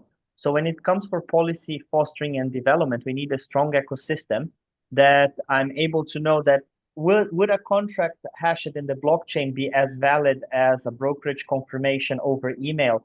Or in some jurisdictions, you do need a physical signed paper contract. In international trade, it's quite interesting because you need these policies in local level to flourish and support, especially in terms of risk. Because when everything goes well in trading, we don't need a contract. We can just arrange each other. You are selling to me, or let's say I'm buying from an Indian supplier. As long as you delivered our contractual quantity and I pay you on time, everything goes smooth. We don't need any piece of paper. The problem is when things go bad. And when things go bad, we need that whatever digitalization route we took, either on trade execution, either on price negotiation, either on contract enforcement, to be valid under local law and policy. Perfect. Thanks a lot. Now, Sanjeev, the questions to you. That's a tough one. I have a 5-point program for the Prime Minister. Excellent. Number 1 is wake up. Okay. First point to him is wake up that digitization is not working in the country. Okay. Number 2, existing policies are all in silos. And there's no comprehensive stitching together across multiple verticals of this government. The finance is separate, the policies are separate, agriculture is separate. There are so many issues, right? Make him understand that. Third is tell him, make data public. There are 6 or 7 registries which have to be made public. Farmer registry, land, crop, water, soil, pest, disease, and warehouse. Everything should be made public. Mandate that agri data is a national asset, does not belong to anyone. So that's my 5-point program for him. Thanks a lot. And we'll surely actually add this when we are making the recommendation now, which is outcome of. No. We have said I work with the government, so I'll be diplomatic. I don't want my head to be chopped off. So surely. And sir, actually, he's one of the Prime Minister actually who's generally wake up 4 in the morning. So, like, his eyes are open at 4. So I don't think that message need to be given to him. Rest is we will make it part of, like, the document which we'll make, and also we take your input on that. And with that, we come to end of this excellent panel discussion. And I'm walking out while talking with mafias alive. Thank you. Thank you. Thank you so much. A very, very engaging discussion indeed. So thank you to the esteemed panelists and of course the moderator, and to do the honors of presenting and felicitating our esteemed panelists and the moderator. May I invite on stage Ms. Shruti Jaiswal.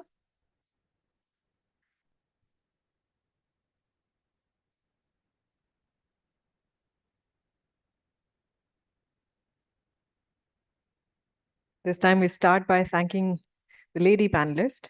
Our thanks to you, Ms. Tuti Parashar. Of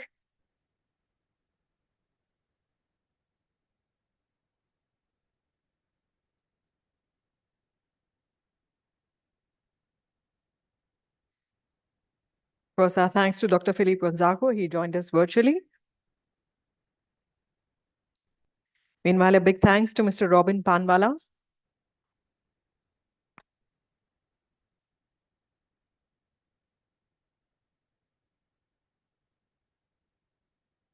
Our thanks to Mr. Vivek Dhariwal.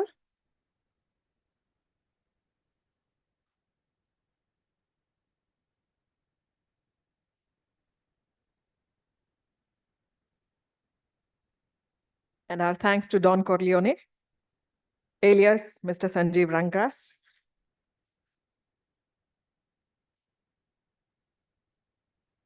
So with that, we have come to the end of this discussion, which is all about digital technologies in agriculture. May I request you all to please join us front and center for a photo op.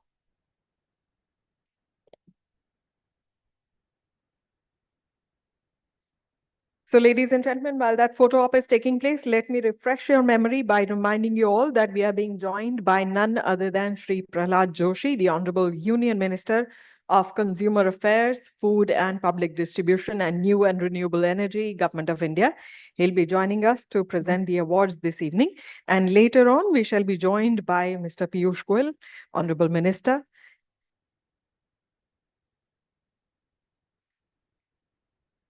So all the action is happening here and more. But meanwhile, please do join us for a quick break of networking as well as tea and some conversations.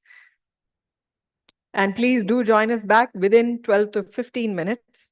I'm cutting it short by 3 minutes. I apologize for that, but we would really seek your cooperation in trying to start the next session on time, because the Honorable Minister is on time. So we are running against the clock to start the next session sharp by 5:45. Please do join us back. 6:30 p.m. sharp is when the Honorable Minister is joining us. So do join us back in time, because we do have the CEO's roundtable on policy and trade immediately after the tea break. Thank you.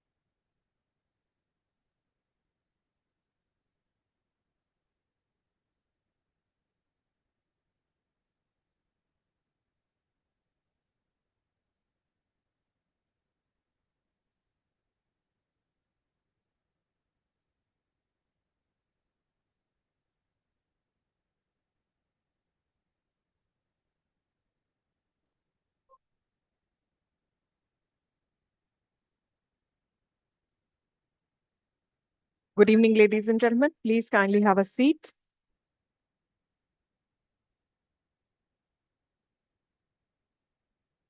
We are ready to start with the CEO's Roundtable on Policy and Trade.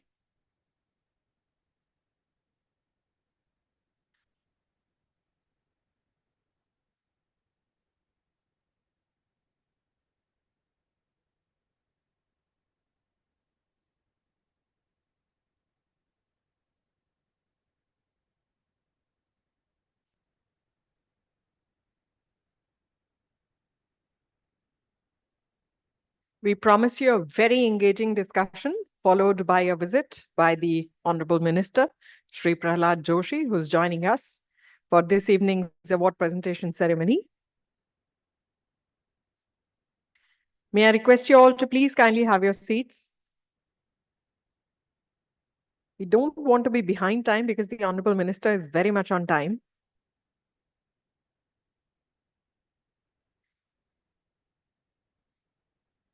So quickly, here's the CEO's Roundtable on Policy and Trade, the esteemed CEOs who will be joining us for this roundtable.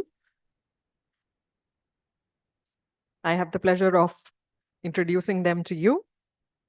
We have with us Mr. Ravi Gupta, Executive Director, Sri Renuka Sugars, Mr. Sanjay Sacheti, Country Head, India Olam Agri, Mr. Sanjeev Asthana, CEO, Patanjali Foods,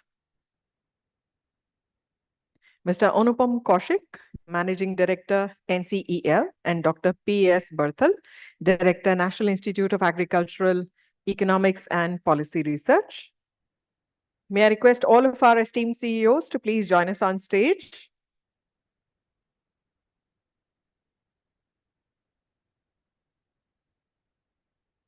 And a warm welcome to the esteemed moderator.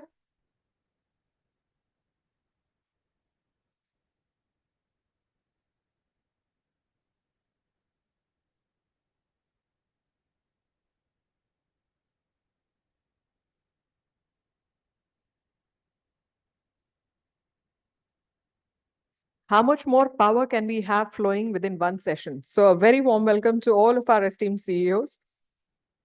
And I now hand it over to the moderator of this session to take it forward. Perfect. I think this is the last session before the Honorable Minister arrives. And we are having some of the sharpest brains in the sector with us. And I've kept, sir, this session very simple because वो दिए को ना सूरज को दिया दिखा नहीं सकते, right?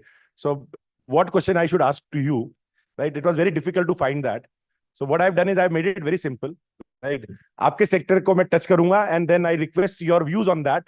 And the idea is we are having this forum in which we have a lot of participation from multiple stakeholders, from commodity traders, large corporates, government officials, and whatever we will be discussing, it is getting recorded, telecasted, and that will also be part of a document which would be submitted through Sri Suresh Prabhu to all those people who matters in policy making.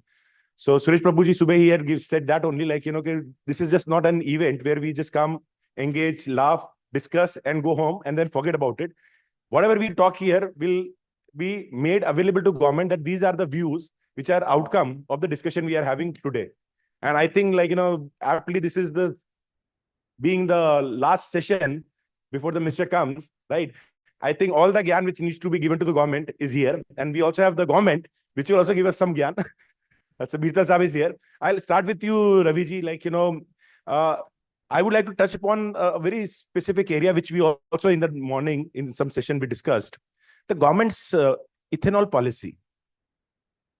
Now, on one hand, we are seeing that the demand for maize has been increasing, and the highest possible price which you can derive by conversion of grain or any agriculture produce to ethanol is through maize. And that is leading to a lot of imbalances. Similarly, DDGS is also actually creating a lot of challenges for soya farmer in India, because, like, you know, the cost of DDGS is so low that soya meal becomes pretty expensive. Similarly, the starch industry is facing problem because they've just started exporting because China has stopped exporting much. And suddenly, because of the high price, they'll struggle. Your views are overall on ethanol policy, and how do you see, like, you know, going forward in next 3 years, 4 years, 5 years, we can be, I'll say, rational to the food, fuel, and feed debate? Thanks, Deepak. So let me start with the positives before I come to the challenges. You know, we must compliment this government. I have never seen a document like what this government produced on the ethanol blending, the way forward. And the positive side is that India's ethanol program is the fastest growing in the world. And what Brazil and other countries could not achieve in 20 years, we achieved in 5 years. For example, just to give you a dope, you know, we were just 3.5% just 6 years back. Today, the ethanol program is 18%. And so a lot of thinking has gone in this program, and the program so far has been running well. Now, the question which comes to your mind is about the grain ethanol. The government had actually predicted that the ethanol consumption will be around 10.16 billion liters for 20% ethanol blending. And we'll need another 5 billion liters for other uses, which is your, potable liquor, drinking liquor, as well as the chemical liquor. So the plan was that 7.5 million liter, 7.5 billion will come from sugar, and 7.5 will come from grains. But when you said 7.5 billion liters of ethanol will come grain, the plan was that we'll use something not 15 million ton of grains, which is rice as well as wheat. Now, the challenges which came across, number one, grain rose much faster than expected.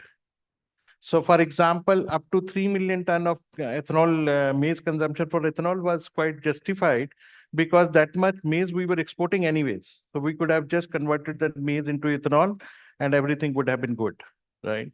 And some productivity increase which has happened, 4-5 million ton was all okay. But now the question is that this year particularly, there is a big anomaly.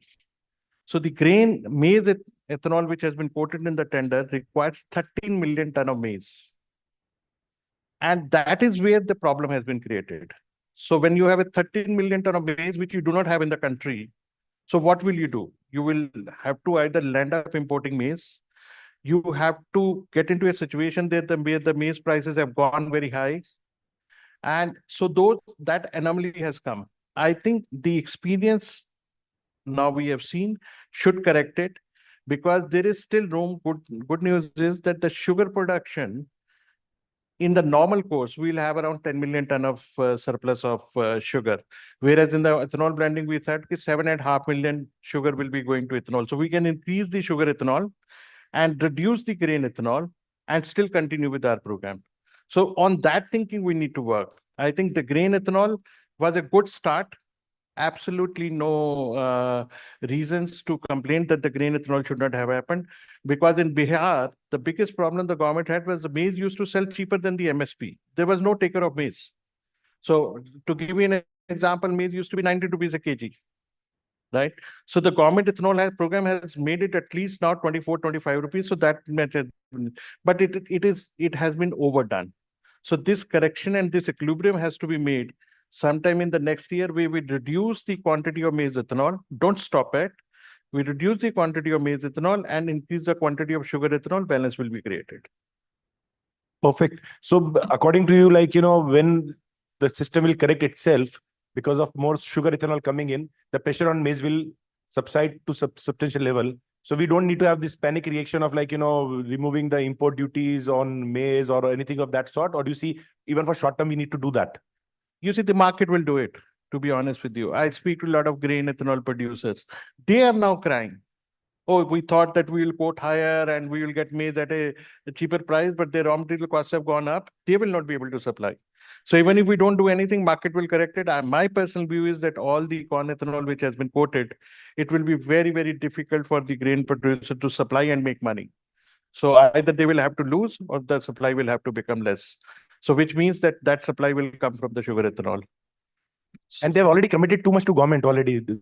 Right, because let's say this year the requirement was something around 950 crore liters first tender was 850 crore liters government bought. Only 350 is sugarcane ethanol. The rest 500 is maize plus rice.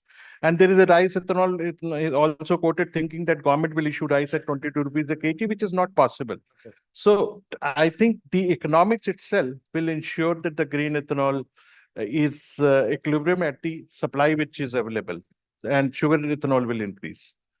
Right. My next question to Sachiti ji, to you, right? You are one of the largest player, Sachiti ji, yeah.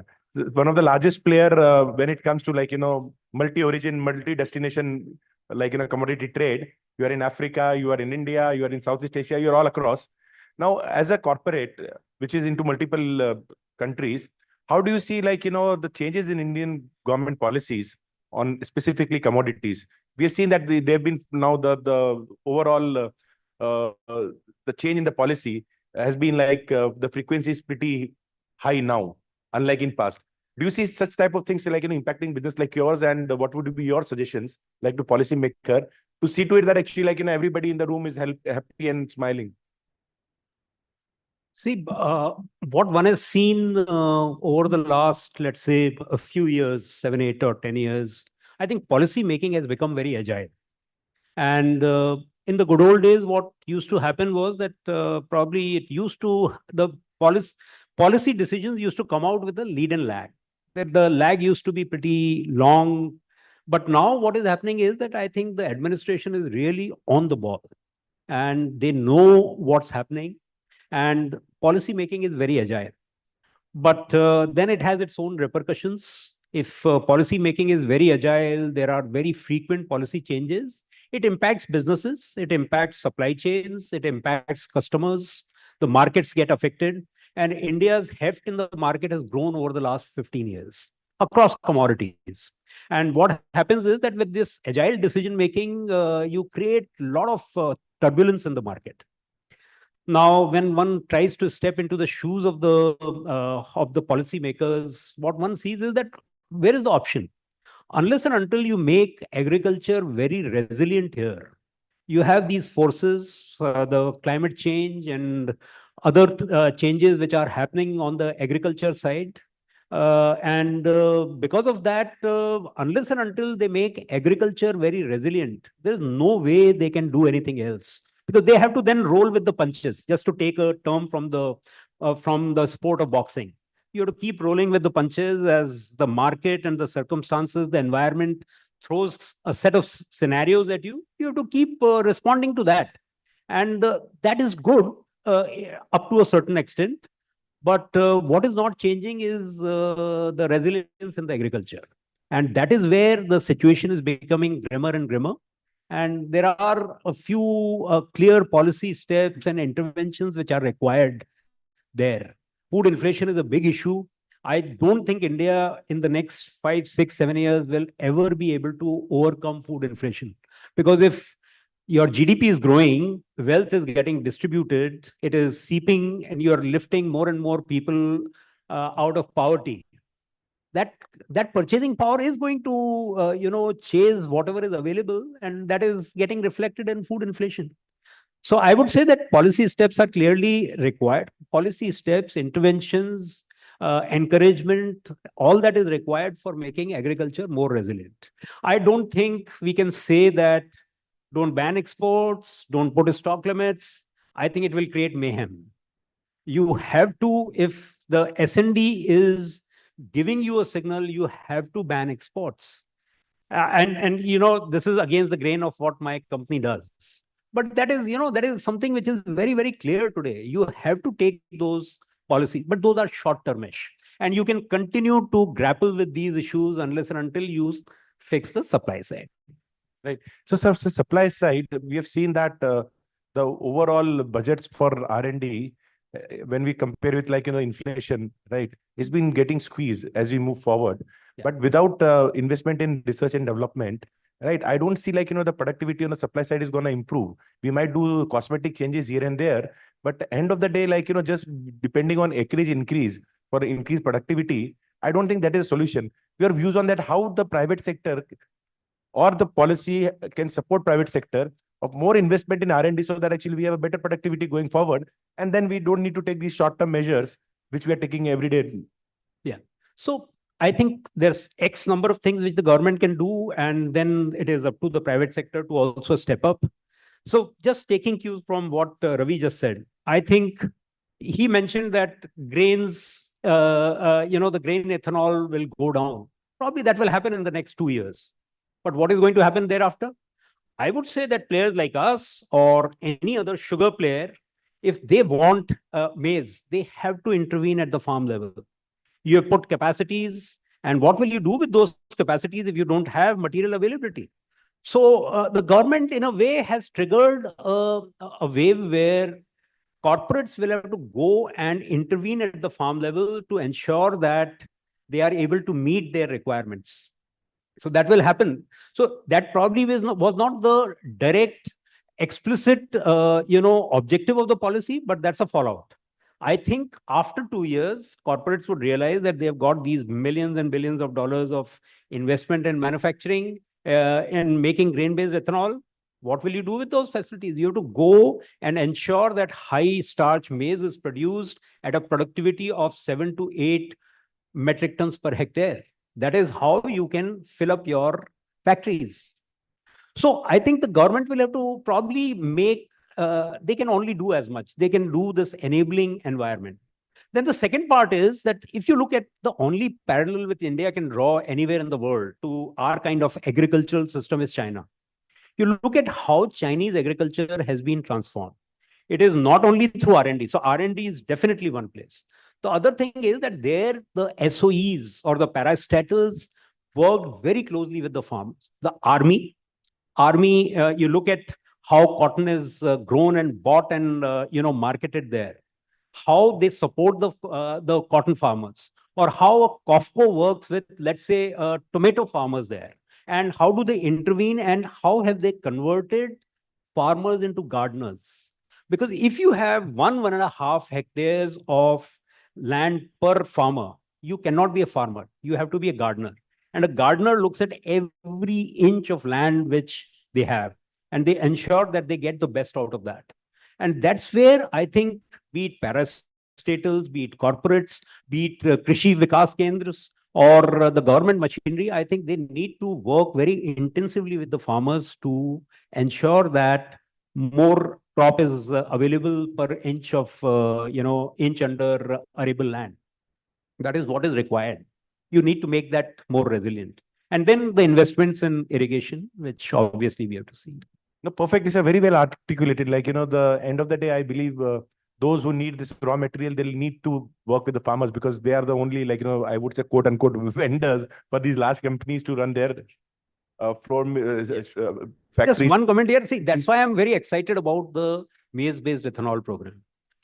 I clearly recognize what Ravi has said, but I also, any opportunity in India where the farm and factory gets linked, it's an excellent opportunity to enhance productivity, livelihoods, and create mutual value for the entire ecosystem. And whenever that happens, you should never ever think of stopping that. That will create a lot of value. It is a little gradual. It throws its own uncertainties, but value happens. This is what we have seen in the sugar sector. From the time when we acquired our first sugar mill in 2008 till now, look at the prosperity in the sugar value chain, the sugarcane value chain. It is enormous.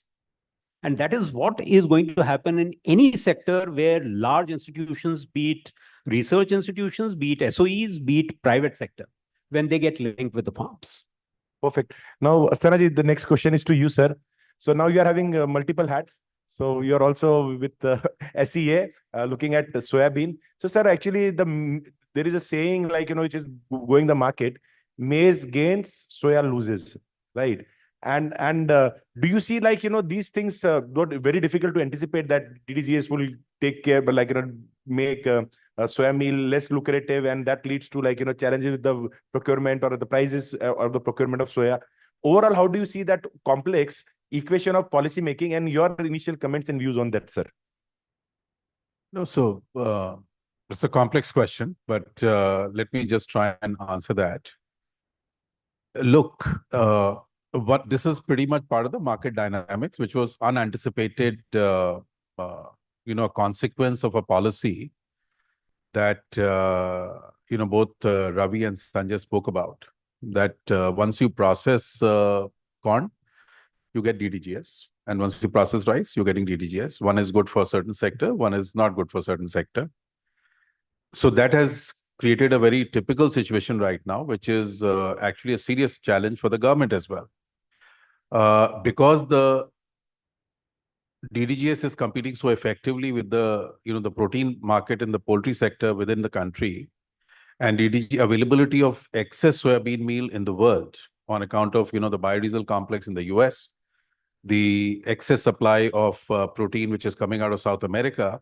So the markets which were traditionally available to Indian exporters like into Asia and into Europe have got severely challenged on that account. But that is part of the international dynamics. What it has thrown a spanner in the works, for the policymakers on the oilseed sector per se, is this whole issue of, very unintended, but something which is now causing a significant challenge for the oilseed crushers in the country. So, for example, and which is in turn impacting the farmers also. This year, for example, compared to, the minimum support price, we've seen right from the beginning of the season, the prices of soybeans have been way lower than the MSP prices. The government came in and said announcement that, we'll procure some 2 or 3 million tons of soybean. They have not been able to do that. Despite the fact that the oil prices, went, almost up by 20%, supported by the duty, changes that happened. So it was very supportive on the oil side. But the proteins have been a huge dampener. So not only it has had an impact on the economics of the soybean crushers, it also had a huge impact on the economics for the farmers. And ultimately, in the longer run, the desire of the farmers to go in for, the additional acreages, to be incentivized to go towards the, more of oil seeds production. And right in the midst of it, the government announced this entire piece of 10,000 crores, they want to invest in this national mission on edible oils on the part of the oilseed mission, and over a 5-year period. Now, how do you justify to the stakeholders, right across the spectrum, whether it's a poultry feed producer, whether it is the oilseeds industry per se, or the farmers who you're trying to incentivize to move away from the other crops onto this side? And that's a, part of the challenge which any economic policy which typically tends to face. Where I partially disagree to, what was said earlier, that the policies are very nimble, the policies are quicker. I feel the policy making has to acquire a lot of maturity, because what is missing in case of India is the capacity to have a serious research, data-based analysis, understanding the market dynamics, and then taking a decision as to how this is going to evolve and what consequences are going to be. And then much more research-oriented, well-thought-through policies are still, unfortunately, missing in case of India. So, because the larger part of what we drive is a much more of a political economy, which is driving it. So, this perpetual cycle of elections, the commitments which are made to the farmers in the rush of the heat of the elections, the kinds of commitments that are made and the way decisions are taken and the policies are set, I think is actually not helping in many ways, many sectors, many industries. And despite the, the intent the policy had of what exactly it will do. So largely, let's say today itself, I was talking to somebody in the press that, this whole the entire process of controlling the food inflation. The core the tenet of the policy formation for last several decades in the country has been preventing the food inflation.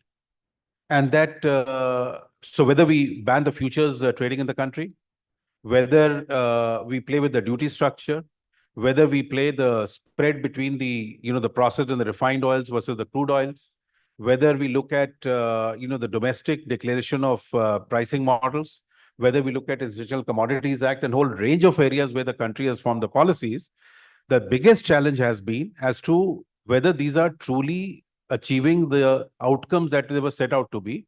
And I believe that is where the challenge lies, because we don't have this whole institution what US and Europe have, the developed countries, of research, sort of organizations, think tanks, which are feeding into the policy formation in a very effective way. And that has been the bane of, unfortunately, the policy formation in the country. I mean, long time back, I'm talking of almost 10, 15 years back, when the World Bank president, we were having a closed door meeting. There's 5, 6 of us. Even the Planning Commission secretary was sitting there, and she agreed. She said, yes, that's right. So the policy is pretty much in terms of, what is it that who's saying it, who's talking about it, how compelling it is at that point of time. And then the policy gets formed, whether it was a planned document, whether it's subsequently done. So great documents are created. Great sort of work goes behind it.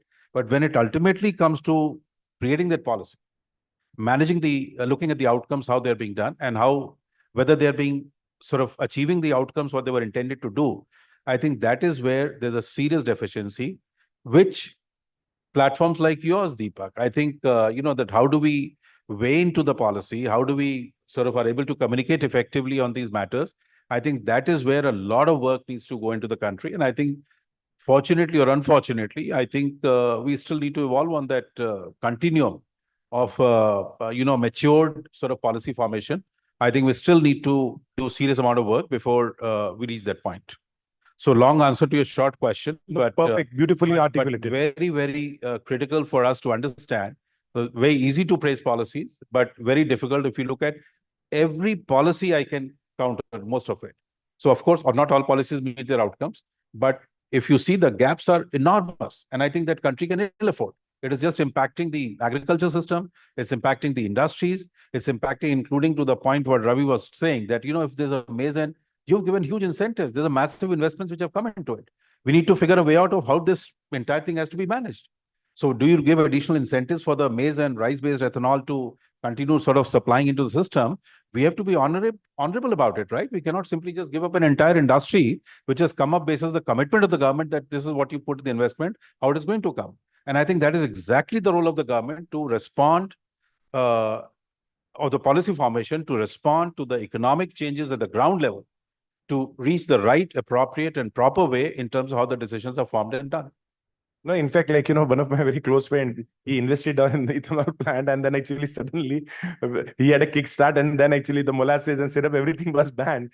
He nearly had a heart attack, right? So, and I think it's substantial amount, thousands of crore were invested, and then one policy can actually make or break. And even in the rice, right? When the export ban happened, right? A lot of people, they have created value chain, 3 years, 4 years, invested so much money to reach to new market. And suddenly in the morning, that actually you don't have a business. Right? Government has banned export, so you don't have business. Sir, actually, taking clue to what you said, your views on, do you see that futures, right, in certain commodities, I'm not saying maybe all, but certain commodities could be one of the way of at least having a better discovery, so that this inflationary thought process can be thrown out of the window? Deepak, 200%. I think the problem is not the futures, it's how we regulate them. So if the fundamental belief is that the futures are being misused, if the platform is being usurped by unscrupulous elements, if markets are being manipulated, if there are systemic changes that need to be done, if the regulations have to mature and look at the best practices in the world, that how do we manage that? So I'll take an example of the money markets. I'll take an example of the equity markets. I'll take an example of the SME IPOs, which exactly the SEBI is considering today. If there's so much of effort which is going to regulate and control and manage those, why can't the same amount of efforts and resources and research be done in terms of putting pretty much similar regulations which are tightly controlling in the way the norms are being set up? So, but what cannot be done is that depriving the country, whether the producers or the trade or the industry or the importers, exporters, or whoever, to deprive them of the opportunity to hold the price discovery and managing the risk. You cannot deprive that. So that absolutely, I'm saying that do within a limited, contained way, manage it within the regulation, put, absolutely disclosures, place the limits, make sure that we manage that. And we do it in equities all the time. There are equities, stocks being placed under surveillance, which is managed within a particular way. There are, the regulations around the brokers. There are around the market manipulators. SEBI is extremely active and very diligent about doing that. So markets will have these elements which will always come and play the spoil sport, which will always try to manipulate the market. But so exactly that's the role of the regulator to manage that. So either we are surrendering to say that we cannot, regulator is incapacitated to manage the risk around that. I believe SEBI is extremely mature.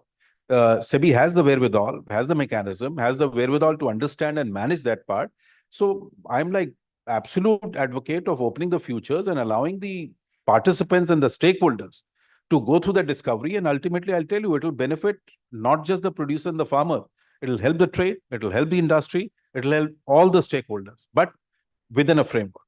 I'm not at all proponent of markets being manipulated by a few for the larger benefit. That regulations have to control that. I think market participants would not be able to do that. And I think that capacity the regulators have today, and they are sophisticated enough. There are mechanisms, there are databases, the way the algorithms are there.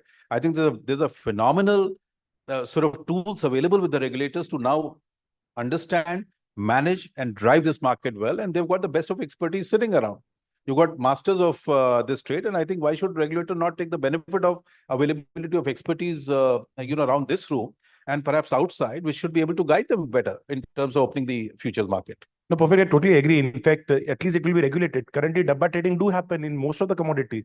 So we are already having, if you want chana, I can tell you, I'll get you after 45 days. Right? So future is already. And why would you be investing in BMT and Chicago and all that when you can manage the risk, right here? Exactly. So if you're going to international markets to do that, where RBI has put onerous regulations in terms of the foreign exchange, what you can hedge and what you cannot.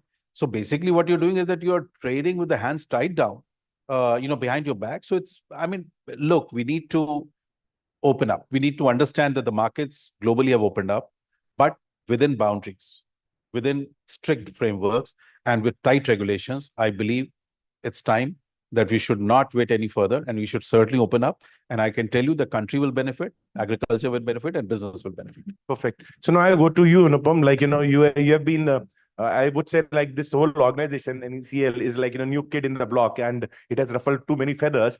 We would like to understand, that the idea is very noble, right? End of the day, whatever profit is being generated in a trade through export or better realization can be passed on back to the farmer. So if I see that from the 10,000 feet, it looks one of the best possible scenario where whatever the trade surplus is created goes to the farmer. Your views how this NCL is trying to ensure that our farmers get the real value, not just by selling their commodity, but also in form of dividend of the profit which has been created by organizations like yours. Deepak, I need to create a context for answering to your question. See, the long-standing context of Indian agriculture system is I think it has already been covered by Sanjeev and Ravi and Sanjay, is the productivity. I'll just give some numbers and it will make you understand that how complex the problem is. And I think everybody is suffering from the problem. India has close to around 141 million hectares of the net sown area, 198 million hectares of the gross sown area. Now, unfortunately, this 141 million hectares of net sown area was measured last time in 2005. And I'm 100% confident that the current net sown area would be much less than that, because we don't know how much of NA has happened between 2005 and 2025. So the net sown area is going to be lesser than that. And maybe there has been some improvement in the sowing efficiency or the land efficiency W's, because the irrigation has also gone up in the last 20 years. So maybe the ratio, which was 198 to 141, possibly it would have gone up a few percentage points. But nonetheless, let's assume that these numbers are constant, and this 141 million net sown area is handled by 147 million farmers, approximately farmer entities. And they produce close to around $630 billion of total agriculture and allied products, out of which 21% comes from non-agri, which is basically animal husbandry, and around 65% odd comes from the crops, all kind of crops put together. Now, all these things put together, the productivity reaches $2,150 per hectare in value terms. Now, as Sanjay was referring to China, the same numbers in China's 108 million hectares of net sown area, 166 of gross sown area, 208 million farmers, more than India, and productivity of $8,450 per hectare. And so their land holding per capita is lesser than India, but their productivity is 4 times more than India. So what Sanjay was saying, that all these things put together has resulted into quadrupling, and these numbers were not very different from India 25 years back, but around 28 years back. So this is a creation of, and all the ingredients that will go on to change from 2,000 to 8,000 are present in India. And I think the farm laws were kind of an effort in that direction, but somehow it didn't happen. But government has always been trying to depend on private sector also to respond to this crying need of improving productivity. As Sanjay said that yes, in some years the ethanol guys will realize that they need to create their own seed pool and go out to the farmers like they go to cane farmers.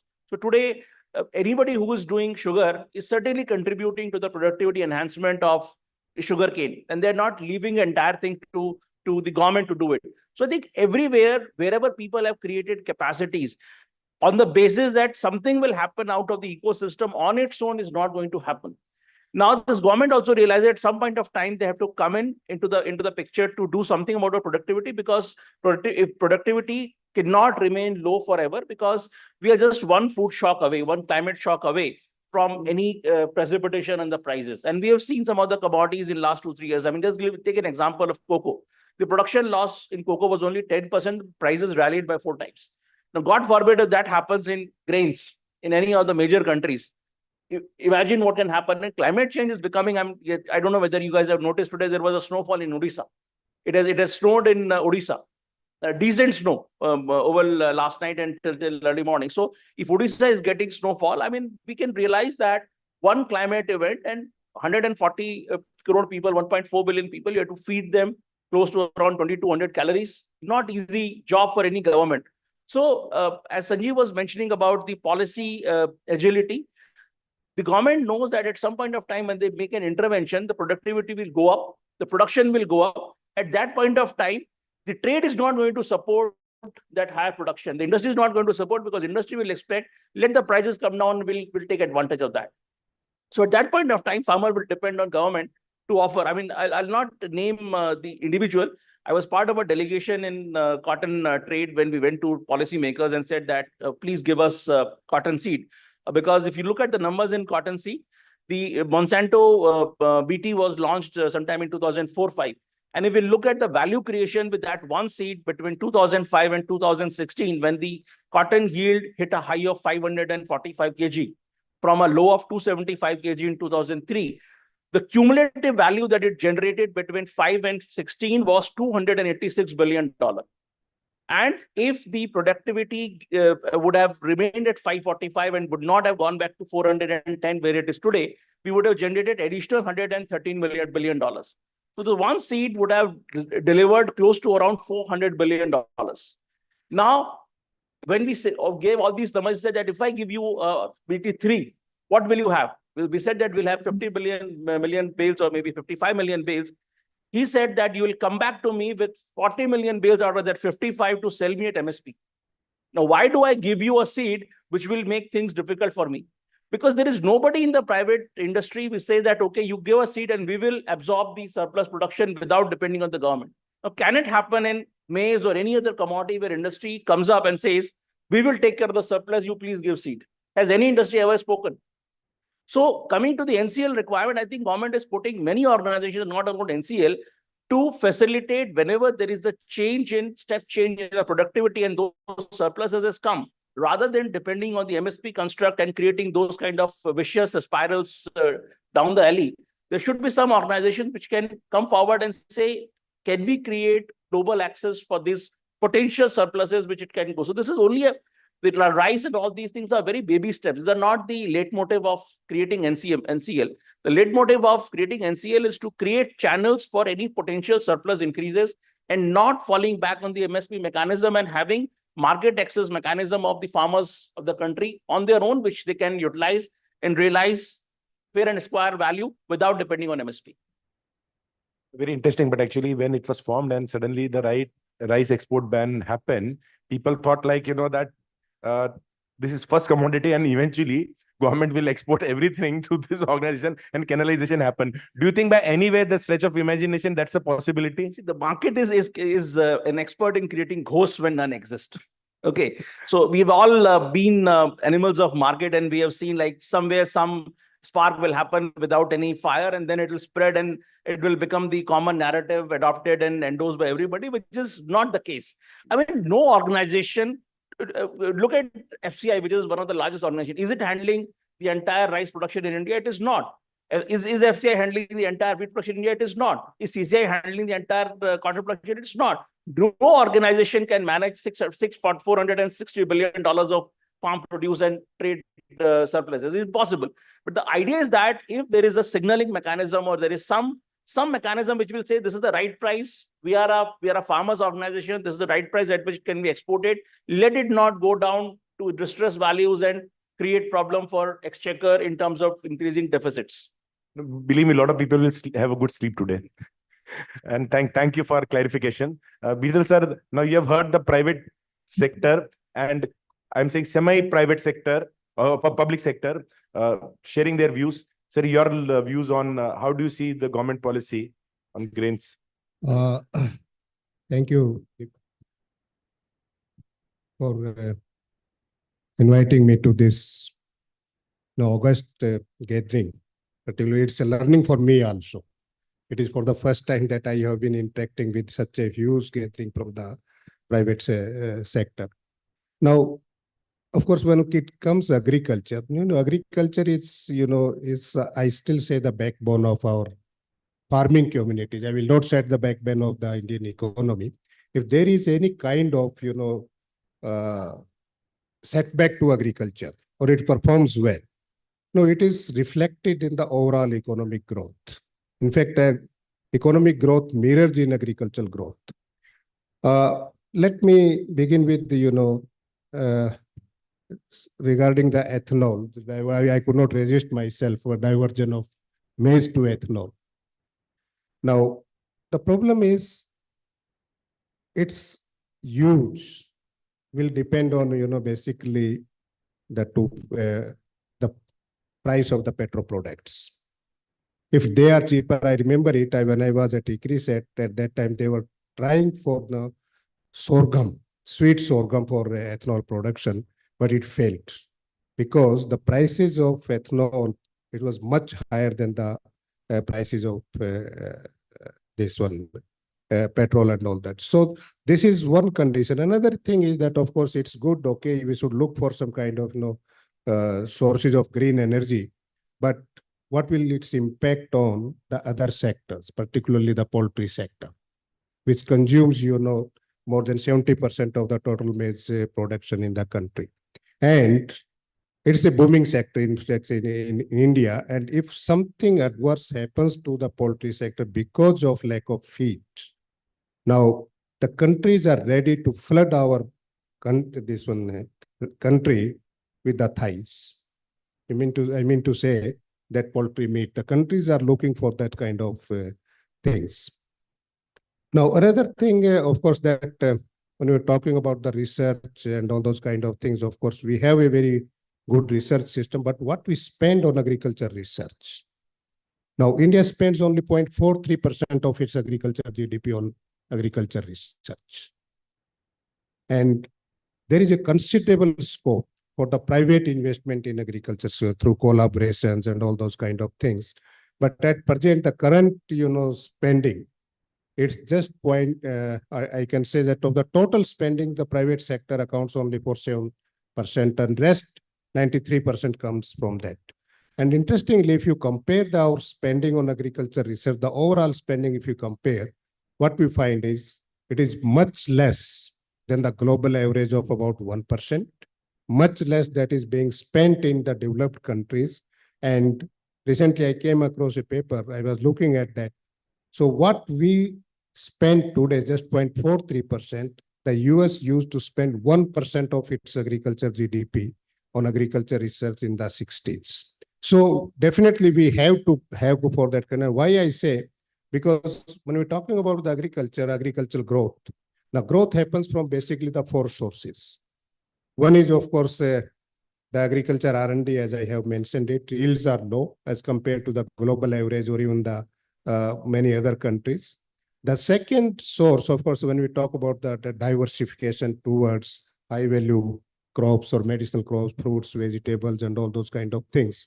But it requires, a lot of investments by the private sector, particularly in the logistics, supply chain, infrastructure, food processing, and all that kind of things. And here the government should create, an enabling environment for the private sector in that. Then, and something, of course, related to when we're talking about the policies. Now, the policies, no, they are not created in vacuum. Of course, they are consulted and all those kind of things, but a stable kind of policies, keeping into consideration the future demand of different types of commodities, we should look at how we should reorient our policies. If I give you a simple example of the recently, now our food consumption pattern, it has changed a lot over the past 50 years. Now we used to spend about 43% of the total expenditure on cereals. It has now come to 10%. And where it has increased, it is basically all these fruits and vegetables, animal source products like meat, eggs, and all those kind of things. Edible oils, of course, it has increased, but pulses, it has almost remained stagnant. Now, the recent report from the Niti Aayog, of course, I was the chairman of that working group. If you go through that, Deepak has gone through that and written a very nice summary of that report. Now, what we find is that if this current trends in production continues in most of the commodities, particularly India will be hugely surplus in rice in another 25 years or so, marginally surplus in wheat, and we will remain deficit in pulses and edible oils. So what it means is that either we should keep on growing these crops or exporting, say, for example, rice, the water guzzling crop, that in other words, we are exporting water rather than the rice, and water is very scarce in the country. Water demand, still it's hugely scarce, and maybe another 25 years. So the demand for water, not only from agriculture, but the other sectors, which it will also increase like anything. Now, another issue, of course, on the MSP, the pricings. MSP definitely distorts the markets. A heavy intervention in this sector. Now, currently we are procuring huge quantities, now 30 to 40% of the total production of rice and wheat. And this is a kind of distortion or disincentive for the private sector. While I coming to this place, there was a news that I got on the mobile. The Standing Committee of Parliament headed by the former Chief Minister of Punjab, Channi, he has recommended legalization of MSP. Now, what happens, what will be its repercussions for the economy? What will be its repercussion of the natural resources, particularly the groundwater? Take the case of Punjab and Haryana, and from where 90% of what is produced is procured, and this kind of monocropping, it has led to a significant decline in groundwater level. I tell you, both these states in 2009, they brought out an act that aligning paddy sowing with the onset of the monsoon so that they can save some water, but it was not effective at all. Despite the act being enforced, the water table in these states declined over 4 meters. Now, you can imagine the kind of the natural resources or the sustainability of agricultural system. So definitely here it comes, the role of this agriculture research. Now, another point, of course, that given this kind of situation regarding the MSP, the government is in a dilemma, policymakers in a dilemma, how to reform it. There are options. You can show the way. Now, there was a very good scheme of public-private stochastic under PM Asha, but it could not take off much. The simple reason I'm telling you why it could not, because the incentive given to the private sector for the procurement, it was mainly for edible oils. It was too less. I just made a calculation in the current procurement system of the government of India for rice and wheat. The incidental charges, they comprise about 15% or so. And if you say that, okay, we will give you an incentive or the service charge of 15% of MSP, so no business model can survive on those kind of things. Another, of course, for the traders, the market, the price deficiency scheme. We have to look for this kind of opportunities. But again, as said, that it has to be regulated. It has to be, because there are problem of moral hazards in this kind of situations. Particularly thinking that, okay, the farmers are getting the price, the traders may manipulate the prices to their own advantage. So we should have a kind of, the band fixed for the price difference which can be given. It should be effectively regulated for that. And Estanasa was saying something on that futures trading. It's again, a very good alternative for this kind of, procurement mechanisms or price discovery. Now, you take the case of NCDX. I don't know, somebody is there from there. They have been collaborating with the farmer producer organizations for many of the commodities, a pre-agreed strike price and charging just 5%. No, and it's option. There is an also option that, okay, that during the lock-in period, if the market prices go above that, you can forfeit the premium just 5% and then sell in the market. So this kind of things, the government can think of, okay, let the MSP should be the strike price, and given this kind of high incidental charges of 15% on procurement, the government can just say, okay, we will subsidize the premium. So these are some of the things that I think. No, sir, very well articulated. And right, the PM Asha, in fact, there are a few people who I was trying to, when Purane Wale secretary the, Ahuja ji, I have actually intervened. I've taken in fact, all the corporates were involved. So I've created a round table and had a secretary there, joint secretary, additional secretary there. But then actually there was, तुम ये करोगे मैं ये करूंगा. Then after that I also stopped actually getting into that. मेरी पिटाई फालतू हो रही है. And so Ravi ji, your views, you had some you started first, so I will give baton back to you. So on policy, I'll say I have a couple of observations. We can always blame the government for everything. Easy task. But at the same time, I'm seeing even at the associations level, there is no integrated association of all commodities. I tell you my experience in terms of sugar and ethanol, maize ethanol. So I'm part of most of the associations which are relating to sugar. And when the maize and green ethanol plants were coming up, so in one of the associations, I raised it. I said, you are overdoing it. I don't see there are so many grains, right? But since the industry didn't know about grains, the plant kept on coming, right? The problem which we have in the private sector is that there is no association which is a multi-product association. And that's probably what I was discussing with Sanjeev, that there has to be a group, or a association or where all association represented, let's say cotton, grains, sugar, soya beans, or whatever, horticulture, everyone, they should sit together. Because if somebody is proposing something, the other person can contradict that this will have impact on this thing. So let's say in case of maize, what happened? When the ethanol was getting done, probably if a maize or animal husbandry guy or from the association was there, he would have said, okay, hang on, my poultry is going to get affected. If the guy from SOPA would have been there, he said, hang on, DDGS will be so much, what will you do? So I think we need to have a multi-commodity kind of think tank group which can work on this, and before the policy is being made, we can give our opinion. That's one thing.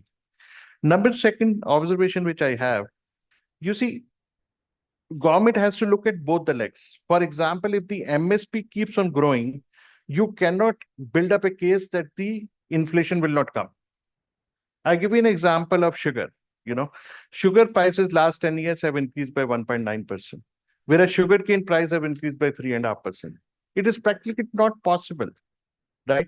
So when this linkage, government has to accept that when the MSP will increase, they will have to get little bit food inflation accept. And third operational issue which I have in mind, that all 12 months, we talk about policy, this policy change, import ban, export ban, this and that. We have only two crops, Rabi and Kharif, right? The government should take a conscious decision that the policy will be made, let's say in February and September. February, because you know what is happening in the Rabi crop, and September, because you know what is happening in the Kharif crop. So the government amend the policy in these 2 months. Now I see, particularly in sugar industry, right? Everybody is on the corridors every day. Right? Imagine the man hour it wastes. right? Suppose if the government decide, okay, the ethanol program prices, we have to decide in September before the crushing starts, and we will declare the prices. Okay, because you know what is the sugarcane going to be. And in February, they say that my sugar production will be known by February, where are the trends? And in February, I'll decide whether I'll export or not export, right? So then you have a certainty that in these two periods, the prices will come. And another suggestion which I have, since you're making the document, you know, when the policy is being made, when the operational policy is made, they must refer to the roadmap, the policy document. In case of ethanol, for example, when you say that 7.5 billion liters will come from sugarcane and 7.5 billion will come from grain, there was also in the document, it was given that how the grain will be sourced. So if say that, I think if my memory is correct, it was 10 million tons of rice and rest was the maize, right? If that much rice government is not able to give for some reason, the policy should have been reviewed midway, and somebody who is buying more maize should have referred to the main original policy framework, and this was not the policy, right? And relook it and then go forward. I do not think personally, looking at the sugar industry and sugar ethanol program, I think government is very good in making policy, right? But at the same time, when the operational part of it, this is done, they forget to refer the policy. And if they are referred, everything will go smooth. I mean, sugarcane is one of the examples that the government has taken so much of effort, you know, in this set, and everything has gone in the right direction. And if the same policy would have been followed or reviewed midway because rice was not there, we wanted to ship maize, all those problems would not have come. So these are some couple of suggestions which I have. And most importantly in this is that government cannot think of increasing the MSP year on year and not ready to accept that the finished good prices will also increase, which is exactly happening in sugar industry today. Everybody is saying that MSP increase because the sugar prices are lower than sugar prices are almost equal to the sugarcane prices. And everybody sees that there is a problem. So once this is done, that's kind of most important thing which I have in mind. Perfect. Excellent suggestions. And I totally agree with you that, and in fact, as you rightly said, sometime Satyajit Saab also said that we become overcritical of government sometimes, right? In fact, on the pulses policy, I've been one of the person who have questioned government multiple times, right? Now, when in the hindsight today I sit, the Department of Consumer Affairs job is to keep prices low, right? And with whatever I said, they are able to do that. Currently, you are having the tuar at the lowest, you are having yellow peas at the lowest, you are having chana at the lowest. So that department at least has taken care of, like, you know, what was its mandate.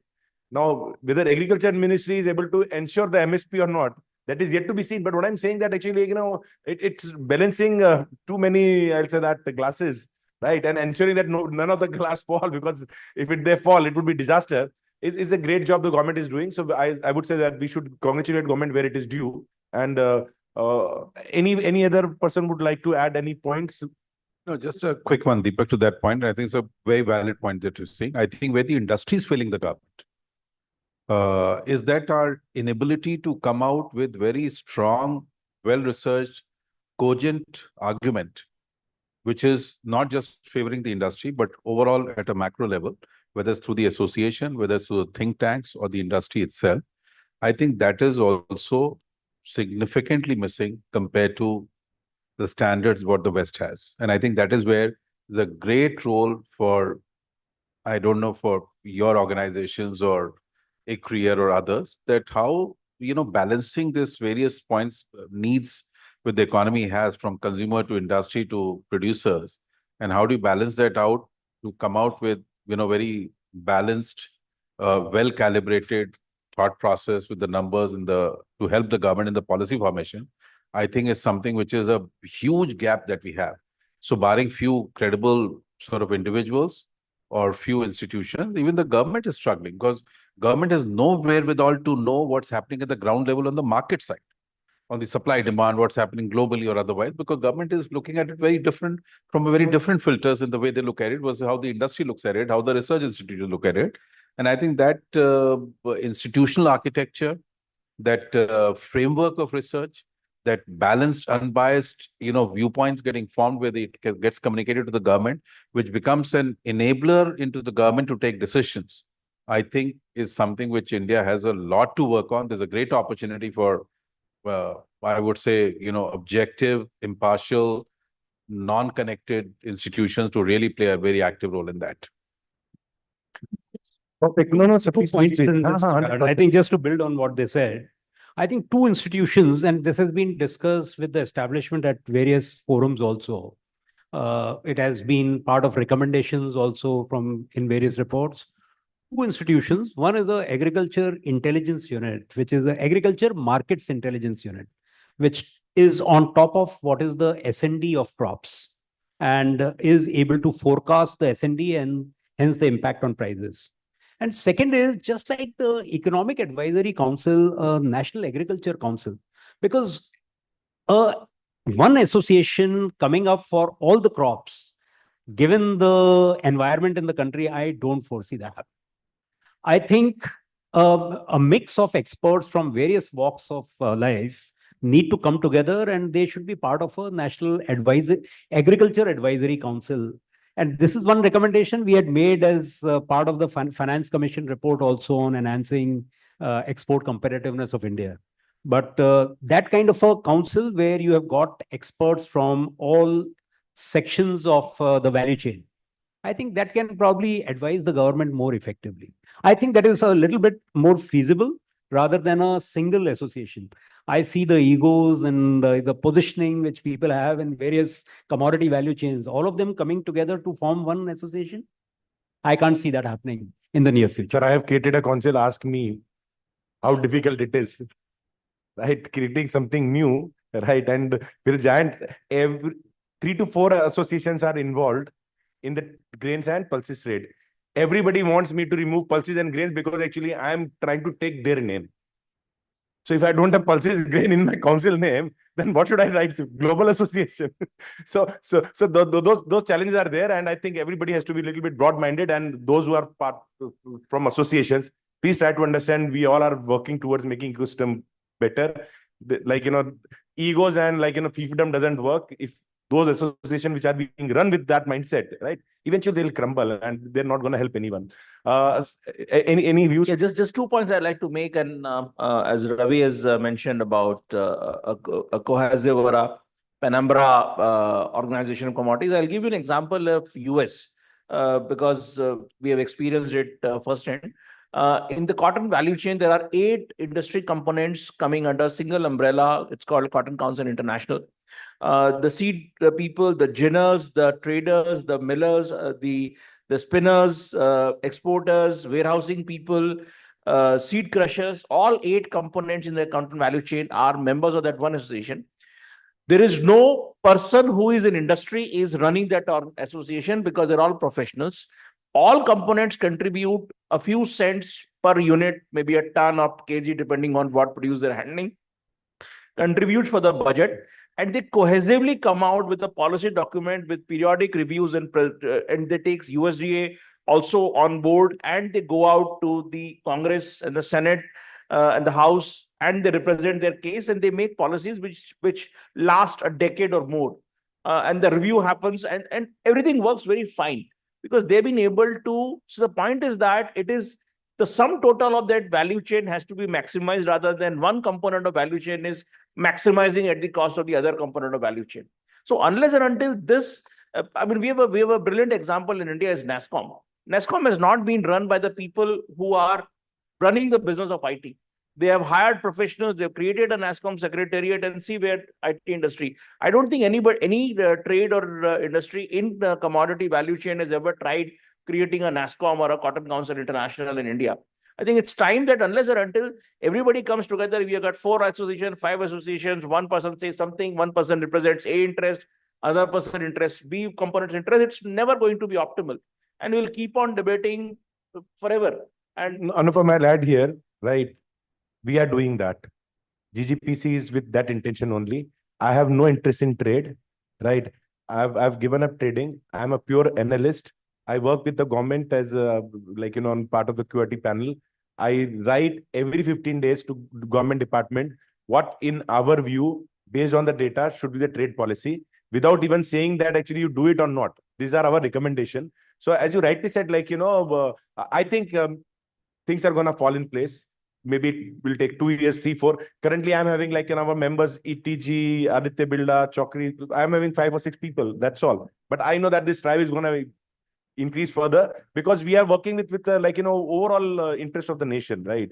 So sometimes you all know, like, I'll be fighting for the farmer. Sometimes I'll be fighting on the behalf of the trader. So when we believe, like, there is a just cause, we take it up.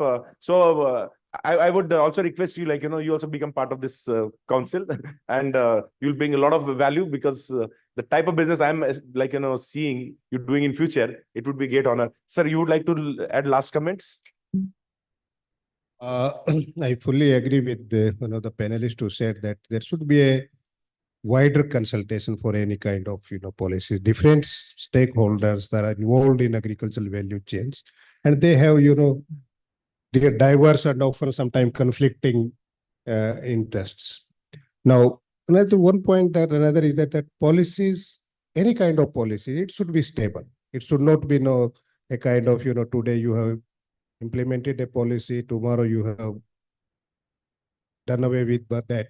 So this kind of policy, it not only disincentivize the traders but it also acts against the farmers' interests. Now, another is, of course, that when we're talking about the wider consultation, the market intelligence, it's really very important. Neither the government is thinking of that, nor the private sector is thinking of that. We build up our own estimates, or what you can say guesstimates. Sometimes they may be true or may not be true. Simple example in Ministry of Agriculture.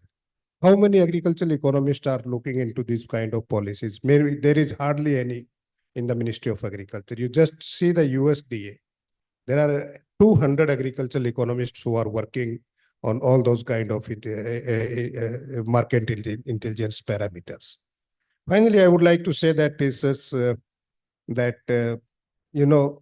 balancing the interests of different stakeholders in the policy, it's really important because producers want higher prices, consumer want low prices, industry wants low prices, and on the other hand, there is another layer that is of environmentalists.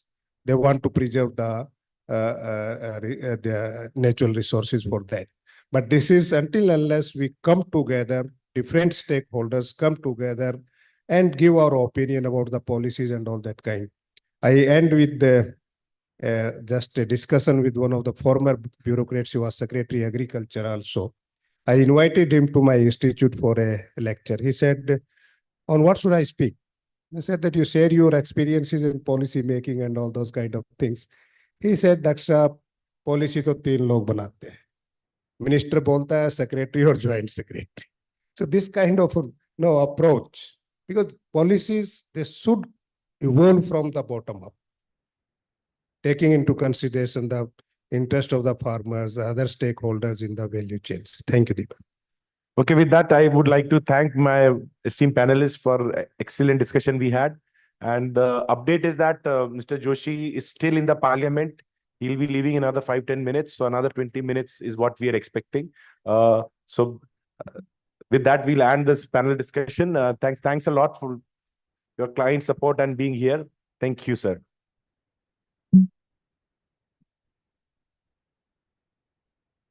Yeah, at 6:30 also with such a passion and energy we are talking. Claps need to be a little bit louder, please.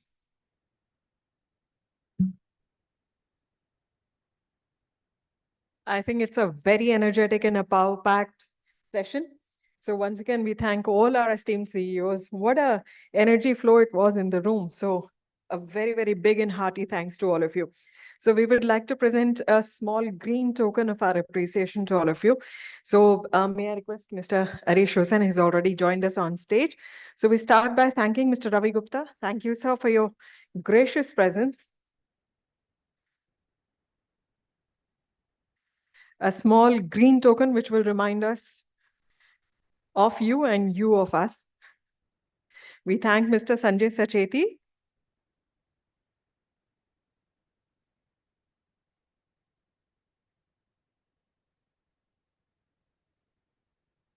Our thanks to Mr. Sanjeev Asthana.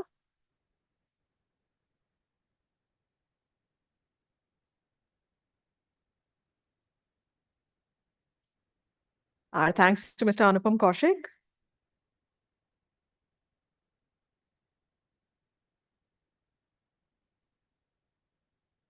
And our thanks to Dr. P.S. Birthal.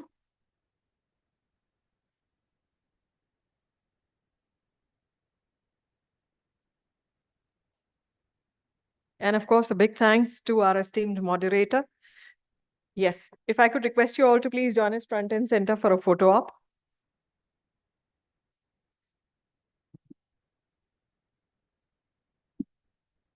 So as we have heard, we are still awaiting the arrival of the Honorable Minister, Shri Prahlad Joshi. However, we are going ahead with the fireside chat with the international delegates. So may I request the delegates of SRB, Brazil Agro, to please join us on stage, as well as, okay. So a quick 10-minute break, and after that we come back for the fireside chat.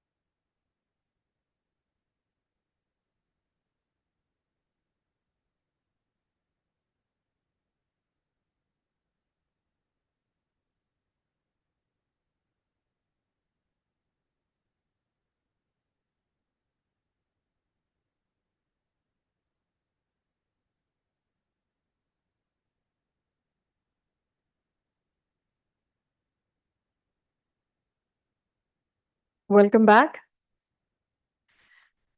Dignitaries, esteemed invitees, ladies and gentlemen, may I request you all to please kindly have your seats. We apologize for this unforeseen delay in the arrival of the Honorable Minister, but we are expecting him to join us shortly. Meanwhile, we are starting with the fireside chat.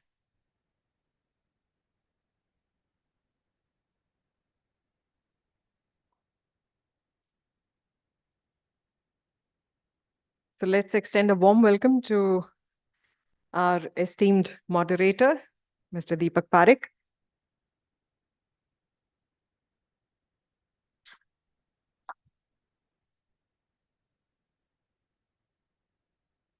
So thank you. And people who are sitting at the back, they're really being stingy with the applause. I think applause would be a much more livelier audience. So coming back to the fireside chat, we do have both the Brazilian as well as the Mato Grosso outlook in this fireside chat. And to take it further, I now hand it over to Mr. Parekh.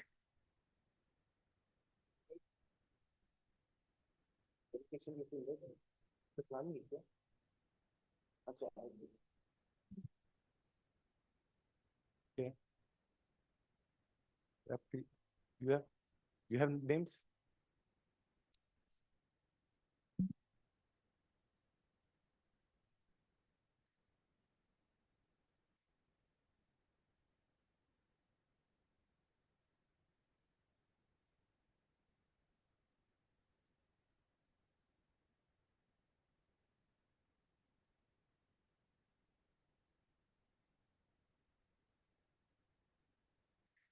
So I take the pleasure of inviting the Mato Grosso team on the stage. Joining us now will be Mr. Diego Bertuol.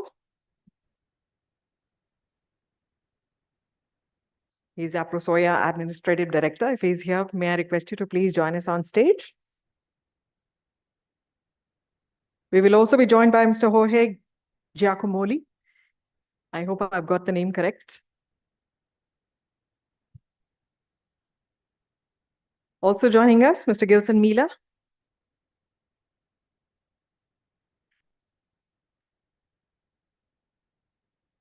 And a warm welcome to Ms. Ariana Guedes de Oliveira. She's a Foreign Affairs Advisor for the state of Mato Grosso to Asia. Warm welcome to you all.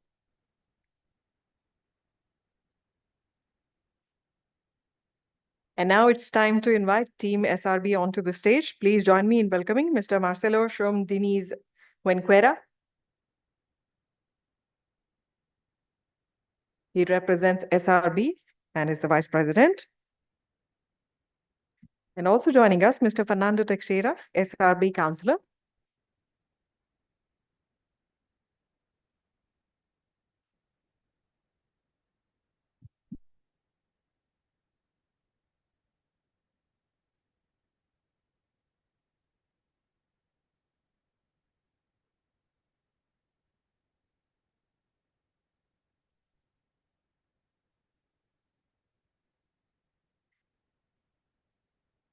And let's give a warm welcome to Mr. Marcos Belizia, SRB Director.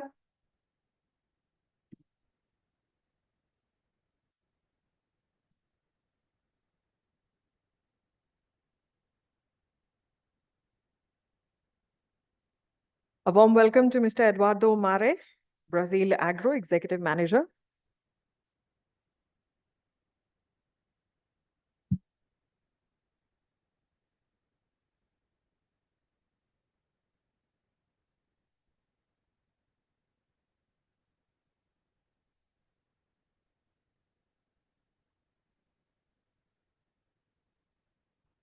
So first of all, thanks a lot for still staying back. I know it's been a long day.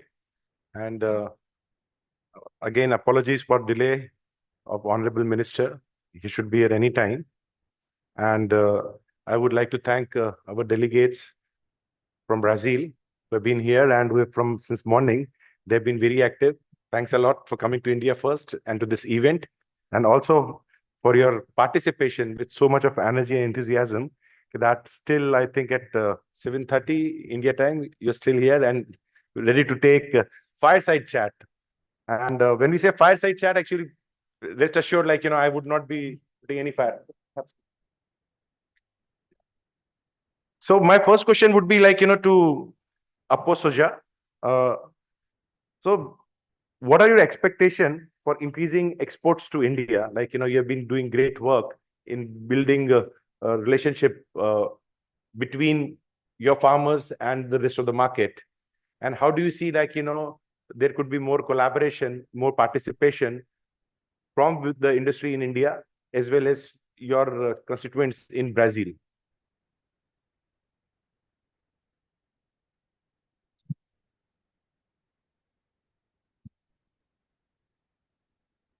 Boa noite. Bem, Mato Grosso é um estado com 913 mil quilômetros quadrados, e onde se produz 12 milhões de hectares de soja e mais ou menos 7 milhões de hectares de milho.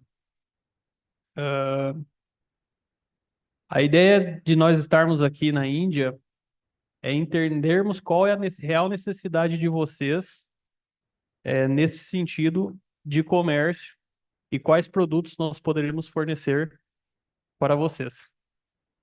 Good evening to all. Thank you for the opportunity to invite us here and for the participation. Mato Grosso do Sul is Brazilian state, which has 903 million hectares, in which we plant 12 million hectares of soybean, and 7 million hectares we plant corn.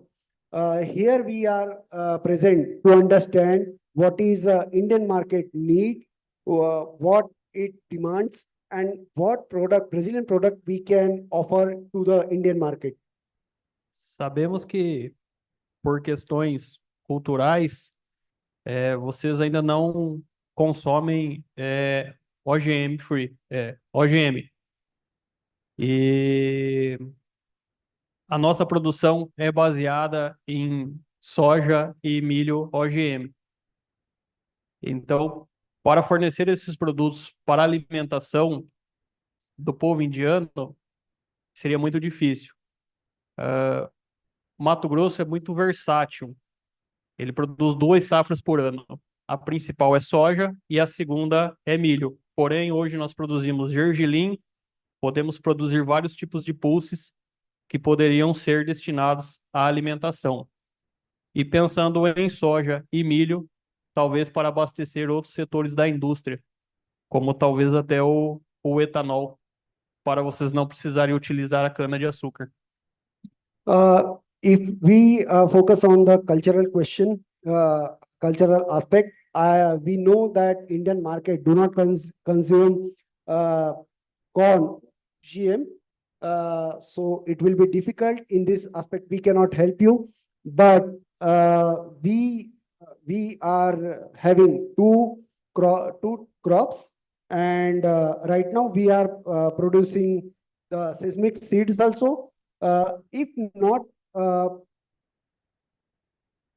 corn will be sufficient for the feeding, but that corn can be used in the ethanol production, and you don't have to depend on other countries or other import.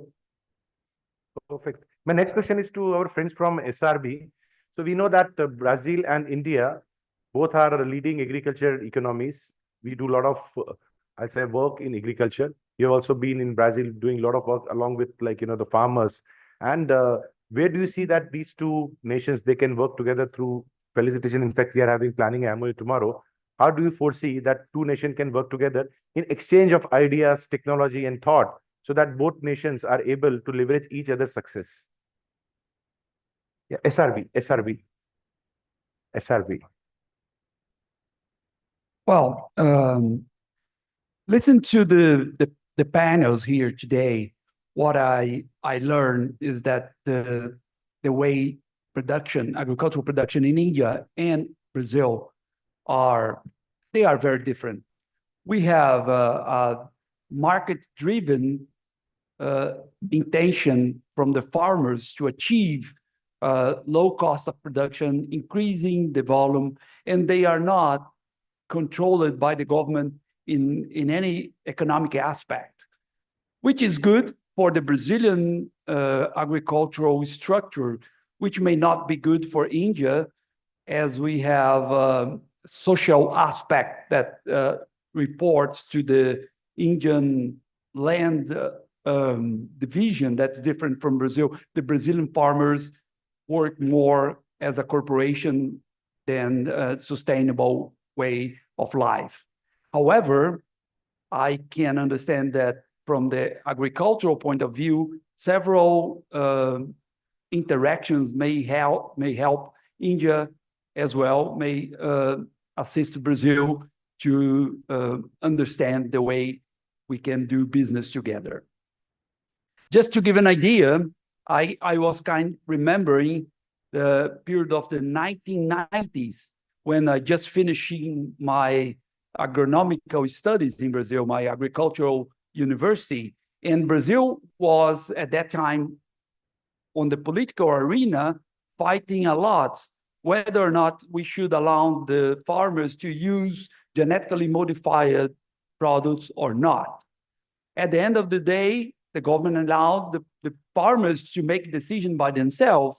And because of the invisible hand of the market, we ended up using genetically modified a lot. But in my mind, from the 90s to today, to give an idea, from soybean, that period of time, we were producing about 2.5 tons of soybean per hectare, and we are now more than 3.6. So this increase in production, I cannot tell you it's 100% responsibility of the genetically modified seeds, but I can tell you that this is because of the invisible hand of the market has been pushing the farmers to produce even more and getting a higher yield day by day. So whatever I can learn in India is that, yes, we have opportunity to exchange information, technology, and experience. And we hope that this experience and this information and this technology may help us bringing something else from India and having a relationship that, as I said this morning, is going to be building a bridge between those two countries and not being just a commercial mercantile moving from one side to another. That's true. Perfect. Very well articulated. Now, again, my question is to our friend from Upper Soja.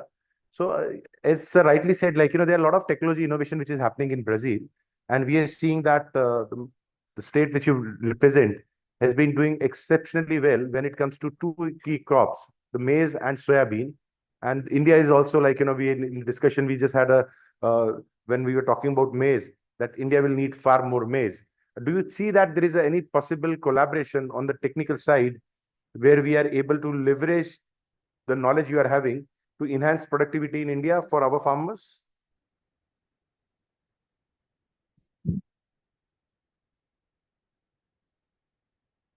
Bem, hoje, depois dos Estados Unidos, eu acho que a agricultura brasileira é a que está mais avançada em produção de milho no mundo.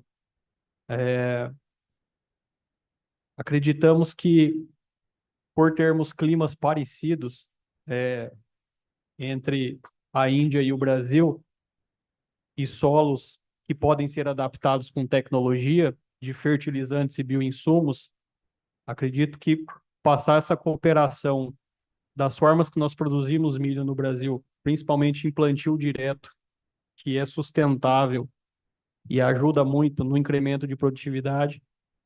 Também a questão dos bioinsumos que nós temos usados no Brasil, principalmente desenvolvido por pesquisa, que poderia dar esse avanço na produção de milho aqui na Índia e talvez uma redução do uso de fertilizantes químicos.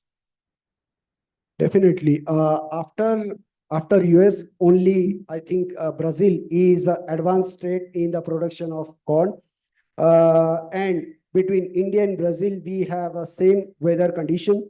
If we do soil adaptation using the fertilizer and cooperation between India and Brazil, we have a technology to do the sustainable plantation. And definitely we have some seeds which are already involved after a lot of research and development. Definitely we can advance into our collaboration between two countries. Excellent, thank you. Now, one more question, like, when we talk about Brazil, it is pertinent to ask sustainability, and my panelists from both the organization can talk about it. When we see it from far away from Brazil, it's always about what's happening to Amazon. Is sustainability there? So what are the steps being taken? And also we have seen that climate change is impacting farming even in Brazil. So your views on climate resilience and climate sustainability, as well as overall, how do we ensure that our farming is done in a way where we don't impact environment negatively?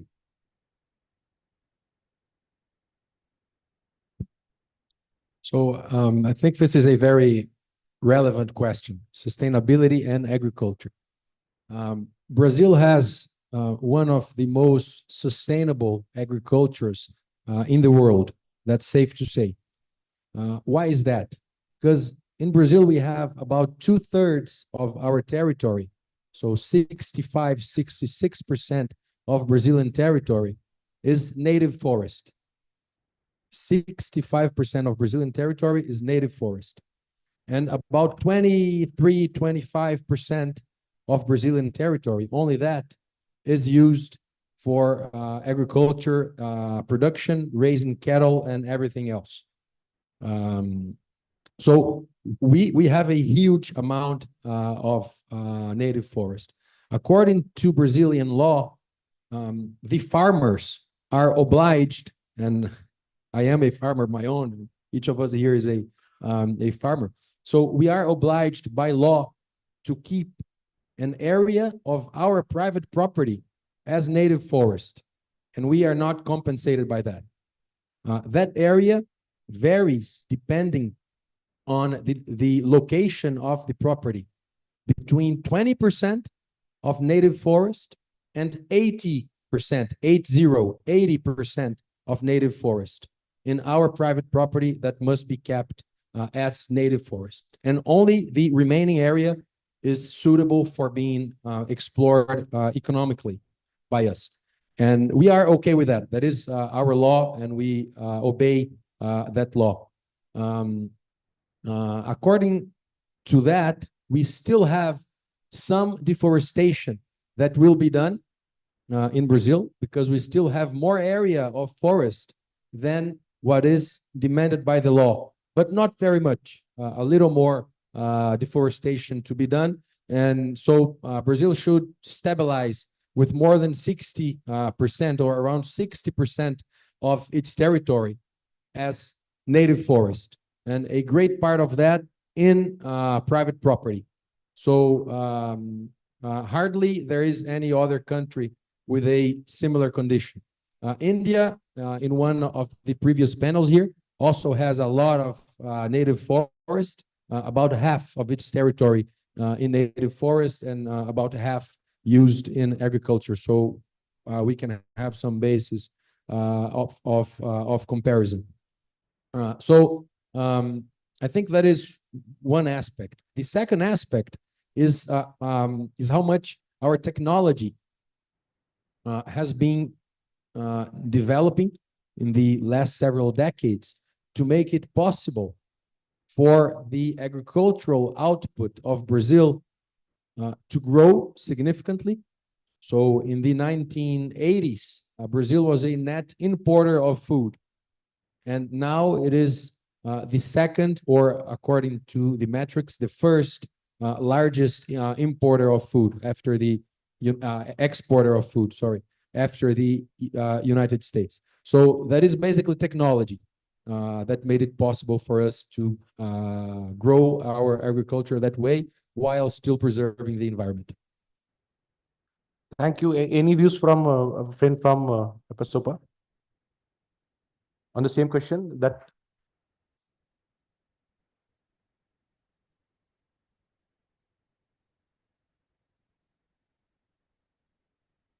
so I'll repeat for your convenience, right? Okay, fine. Bem, como o colega mencionou, o Brasil tem um dos códigos ambientais, tem o código ambiental mais restritivo do mundo, onde o produtor precisa preservar, dependendo do bioma onde ele se encontra, de 80% a 65% da área. E só no restante, nesse passivo, ele pode cultivar ou criar seus animais. Além de todo esse protecionismo da floresta, por lei, o produtor brasileiro e de Mato Grosso, principalmente, ele utiliza de técnicas desenvolvidas pela Embrapa, que é a empresa brasileira de tecnologia agrícola, chamado plantio direto. Ou seja, não existe o revolvimento de solo para fazer o plantio de uma cultura após a outra. Existem controles químicos, inclusive empresas indianas como o PL nos auxiliam muito nesse caso. E após se colher uma cultura, se faz o controle químico, aquela palhada é seca e a outra cultura vem em seguida em cima, sem fazer revolvimento, sem fazer queimada. Além de usarmos bioinsumos à base de micro-organismos, bactérias, fungos que são introduzidos ao solo e nos ajudam muito no aumento da produtividade e no sinergismo entre planta e solo. Essas técnicas têm nos tornado cada vez mais produtivos, cada vez mais sustentáveis, e já existem pesquisas feitas por universidades renomadas do Brasil, como a USP, que estão nos trazendo resultados de emissão de carbono zero nessa prática de agricultura. Okay, as my colleague already mentioned, we have these laws, environmental laws, in which producer has to reserve 65 to 80% of his land for the native forest, and rest part he can do the production. In spite of this legislation, we are using some technique which are developed by our association called Embrapa. The name of technique is direct planting. In Portuguese, it is plantio direto. We do not use any fertilizer, any chemicals for that, and there is no preparation for the soil. There is a control of all the chemicals which we are using into the production. Also, we do not burn all the crop after the yield is taken, but we put biomass, bacteria and fungus